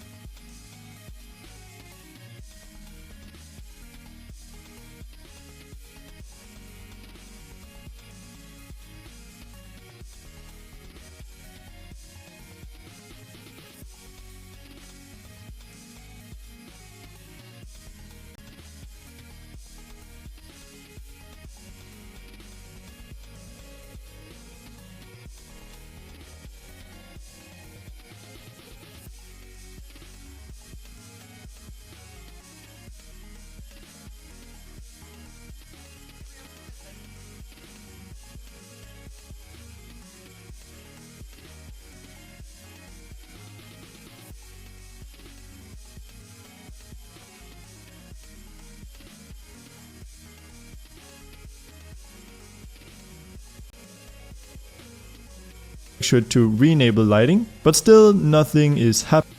I'm going to duplicate it. I'm then going to go to the X position here and remove the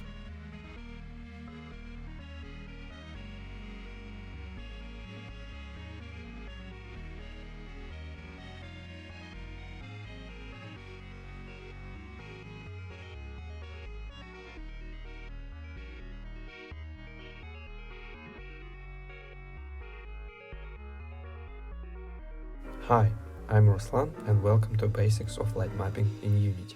In this video we will explore key components.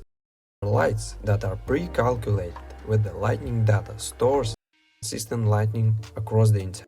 The brightness of the light. Indirect multiplier controls the amount of ambient light being cast into our scene. If you pump up it high enough, we can choose whatever color we want this light to be. Emissive material has a global illumination parameter and can be set to real-time or baked. In order to be illumination parameter and can be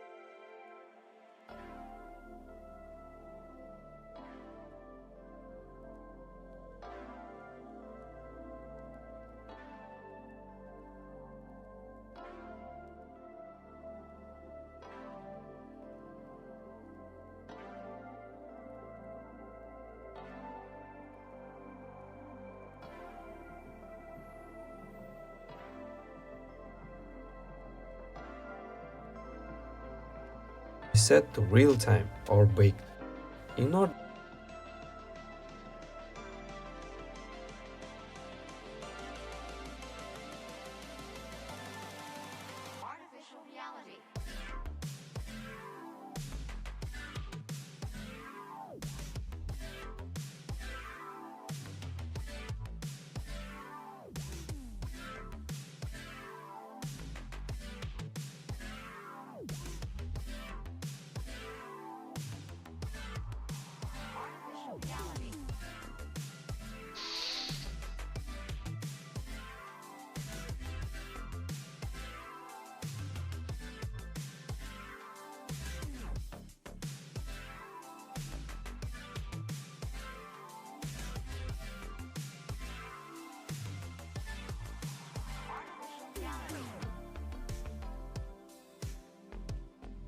What's up, guys? John inside of Unity.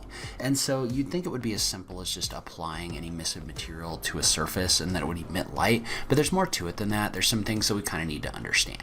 And so I will link to the emissive materials section of the manual just so you can take a look at it, but we're going to talk through a little bit of this in order to start getting those emissive results, as well as finding a way that makes the real-time emission a little bit better. So first off, what we want to do is I have a scene that I've created in the universal render pipeline, and I want to start by adding a material. So in this case, I'm going to just right click down here and I'm going to create a material. And we'll just call this emissive white. And we're just going to take that material and we're going to apply it to this box right here. So now we have this material in here, but it's not really doing anything in our scene. So the first thing we need to do inside of the universal pipeline is note that we're using the standard universal render pipeline /lit shader. So that's the kind of shader that we have selected and applied to this material. But what we want to do is we want to check the box for emission. And so first off, when I check the box for emission, notice how nothing is happening.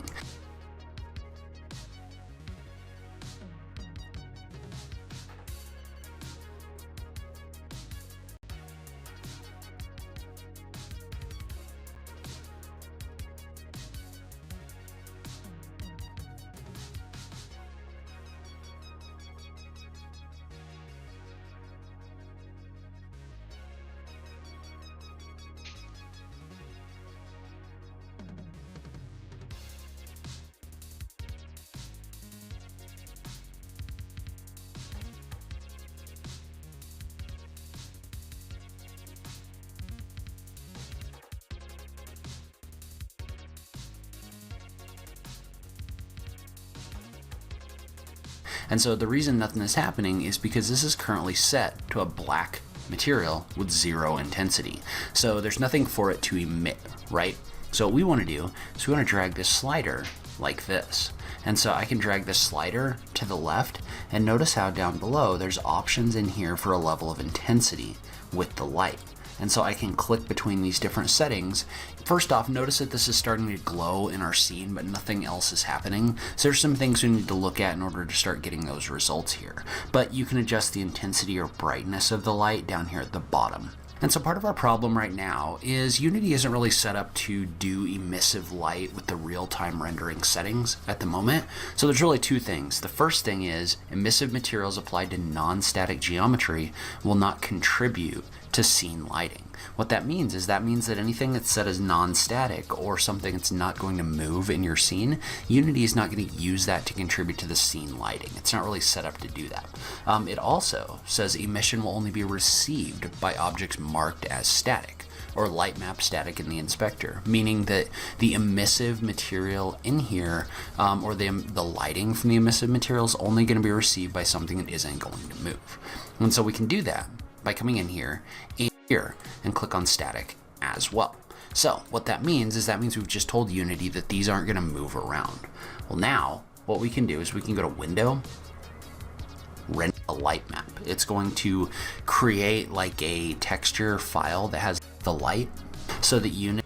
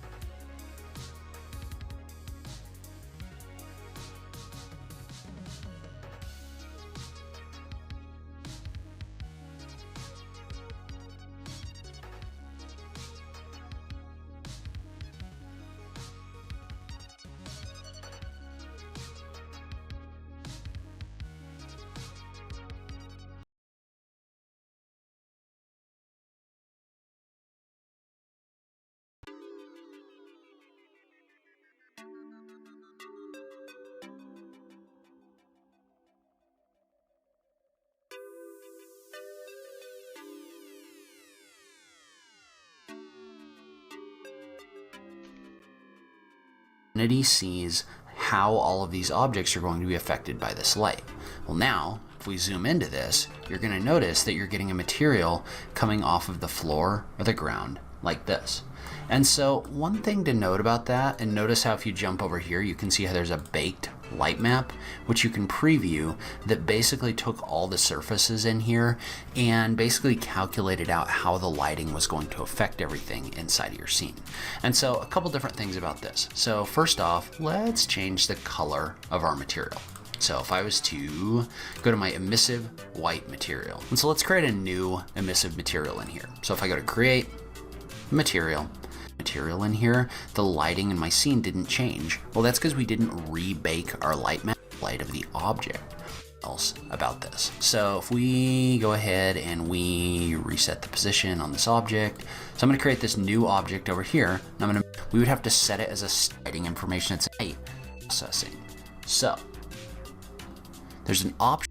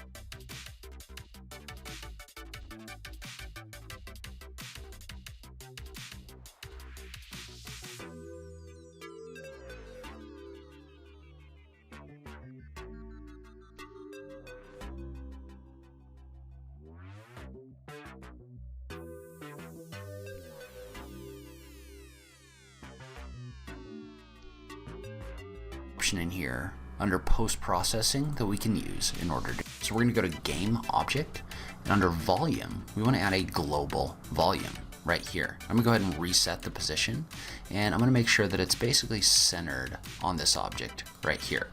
And so again, notice how it's not doing anything yet. But what we want to do is we want to create a new profile. So notice how there's an option in here for profile right here. We just want to click on the button for profile to occur inside of a little bit.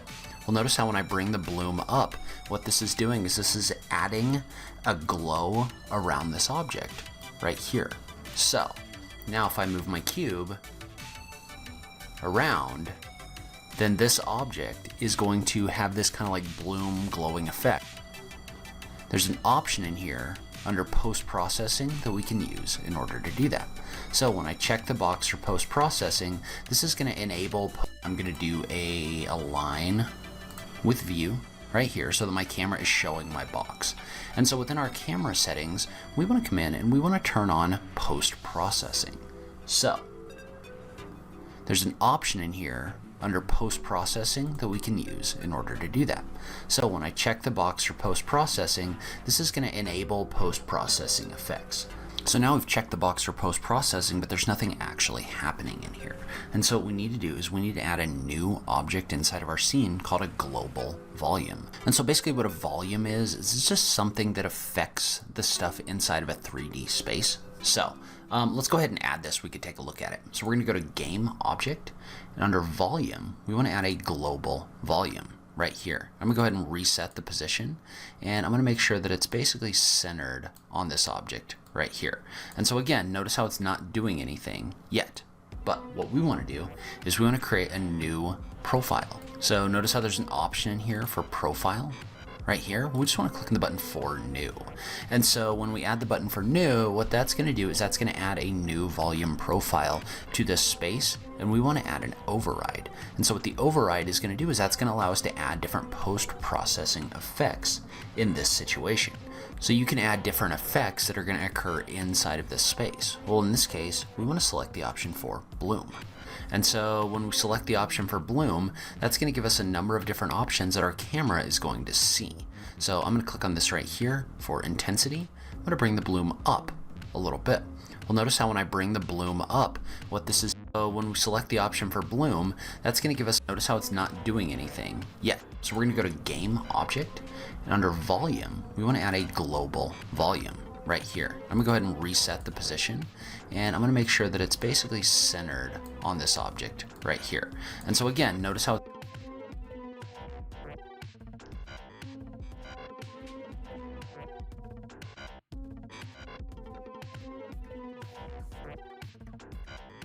it's not doing the global volume. We're going to go to game object, and under volume, we want to add a global volume right here.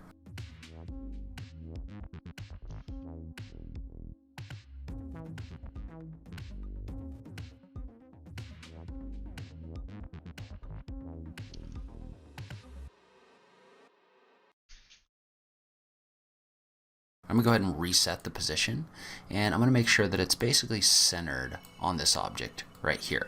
And so again, notice how it's not doing anything yet. But what we want to do is we want to create a new profile. So notice how there's an option in here for profile right here. We just want to click on the button for new. And so when we add the button for new, what that's going to do is that's going to add a new volume profile to this space, and we want to add an override. And so what the override is going to do is that's going to allow us to add different post-processing effects in this situation. So you can add different effects that are going to occur inside of this space. Well, in this case, we want to select the option for bloom. And so when we select the option for bloom, that's going to give us a number of different options that our camera is going to see. So I'm going to click on this right here for intensity. I'm going to bring the bloom up a little bit. Well, notice how when I bring the bloom up, what this is doing is this is adding a glow around this object right here. So now if I move my cube around, then this object is going to have this kind of like bloom glowing effect around it, right? So if I look at this, this is basically making this glow around the object right here. But let's say that we had a couple other objects in here, right? And remember, this is only showing up because my camera has the post-processing applied to it. But let's say that we were to add a couple other objects though. So let's say we were to add a couple different cubes, for example. So I'm gonna add a cube, I'm gonna reset it and place it right here. The problem with this is it's not actually casting any light, right, on this cube.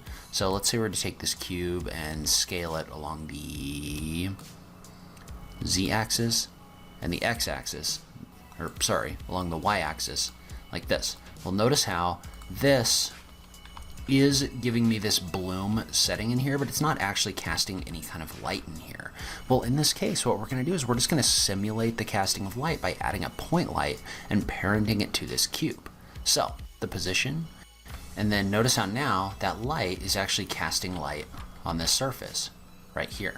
But it's casting the wrong color. And we're just going to select our cube and we're going to reset the, let's say I was to add here. The problem with this is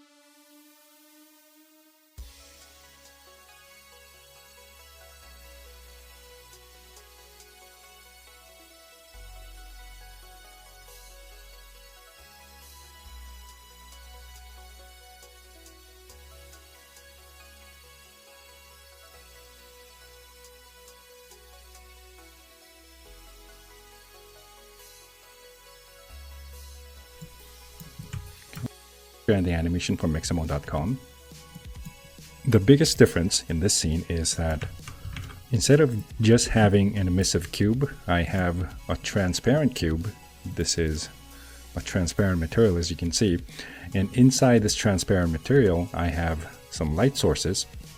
And this is a lot more detailed than having a single cube, a single blue cube emanating blue light, or a single red cube emanating red light. This is a transparent box, and inside the box we have some spotlights and some point lights. And I guess this is how actual light sources work in real life. Let me create probably a little more detailed.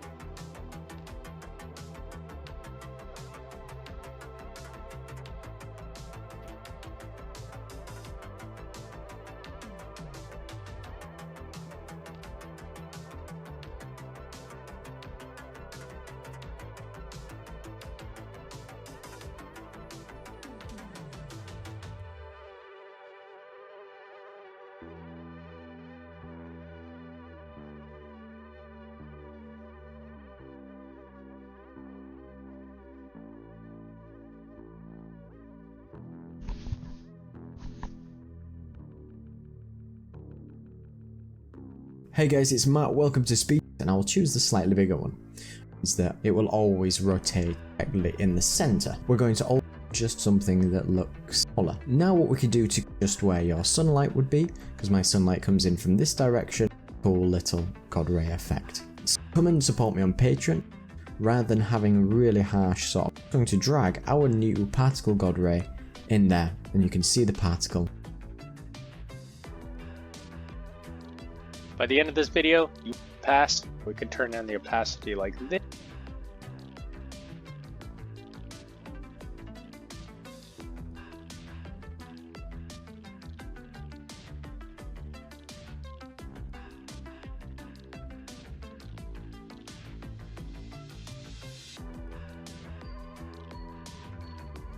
Hey guys, it's Matt, welcome to Speed Tutor, and welcome to a new bottom because we don't want to fade your visible.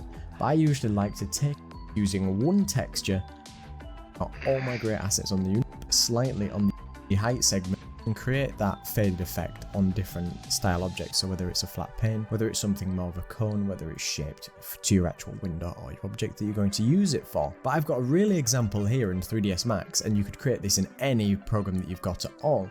I started out with just a simple cylinder, just creating a cylinder in my program. I remove the height segment to the bottom, so left click the color selection. Now you can, and as you can see in Unity, this would make a very solid fake volumetric without any distortion. But if we go back in materials, which is a fake and a distressed, for down on the actual color, just so it's much more, you can see it just like so. You can see the fake volumetrics that are there, and you can see the dust that's in our scene, if that's what we're looking to create. And as I said, the cone is pretty much 16 triangles. It's using one texture, which is just a very simple, you could make this much smaller if you wanted it to be even more optimized, and it uses one material which you could share across multiple different objects. So I'll put this on my Patreon, I'll put this with the models, the textures, the materials, and the test project on my Patreon for you to get hold of if you're interested. So let me know what you think, and if you have any cool sort of little fakey cheaty ways, don't forget to check out all the great savings this month for Unity and all the best game dev savings that I've got the links in the description. Be sure to check out all my great assets on the Unity store and on my website for bonus discounts. And a big thank you to all my patrons, including Peter Steiner, Raheem Whitaker, Gene Pommy, Manos Berakas, Terence Conrad, Walter Dunson, Rennie Leisure, Topher Chambers, Alyssa Faden, Daniel Getajank, Ishikawa Takuya, Ron J, Hush, Thomas Merceleski, Callum Murray, Mark Rondu, Abi Scaving, Marvin Church, Osame Abdul, Holglan Nigan, Nafatun, and Josh Huang. So thank you so much for watching. Don't forget to like, comment, and subscribe. Cheers. Hey guys, it's Matt, welcome to Speed Tutor, and welcome to a new tutorial today.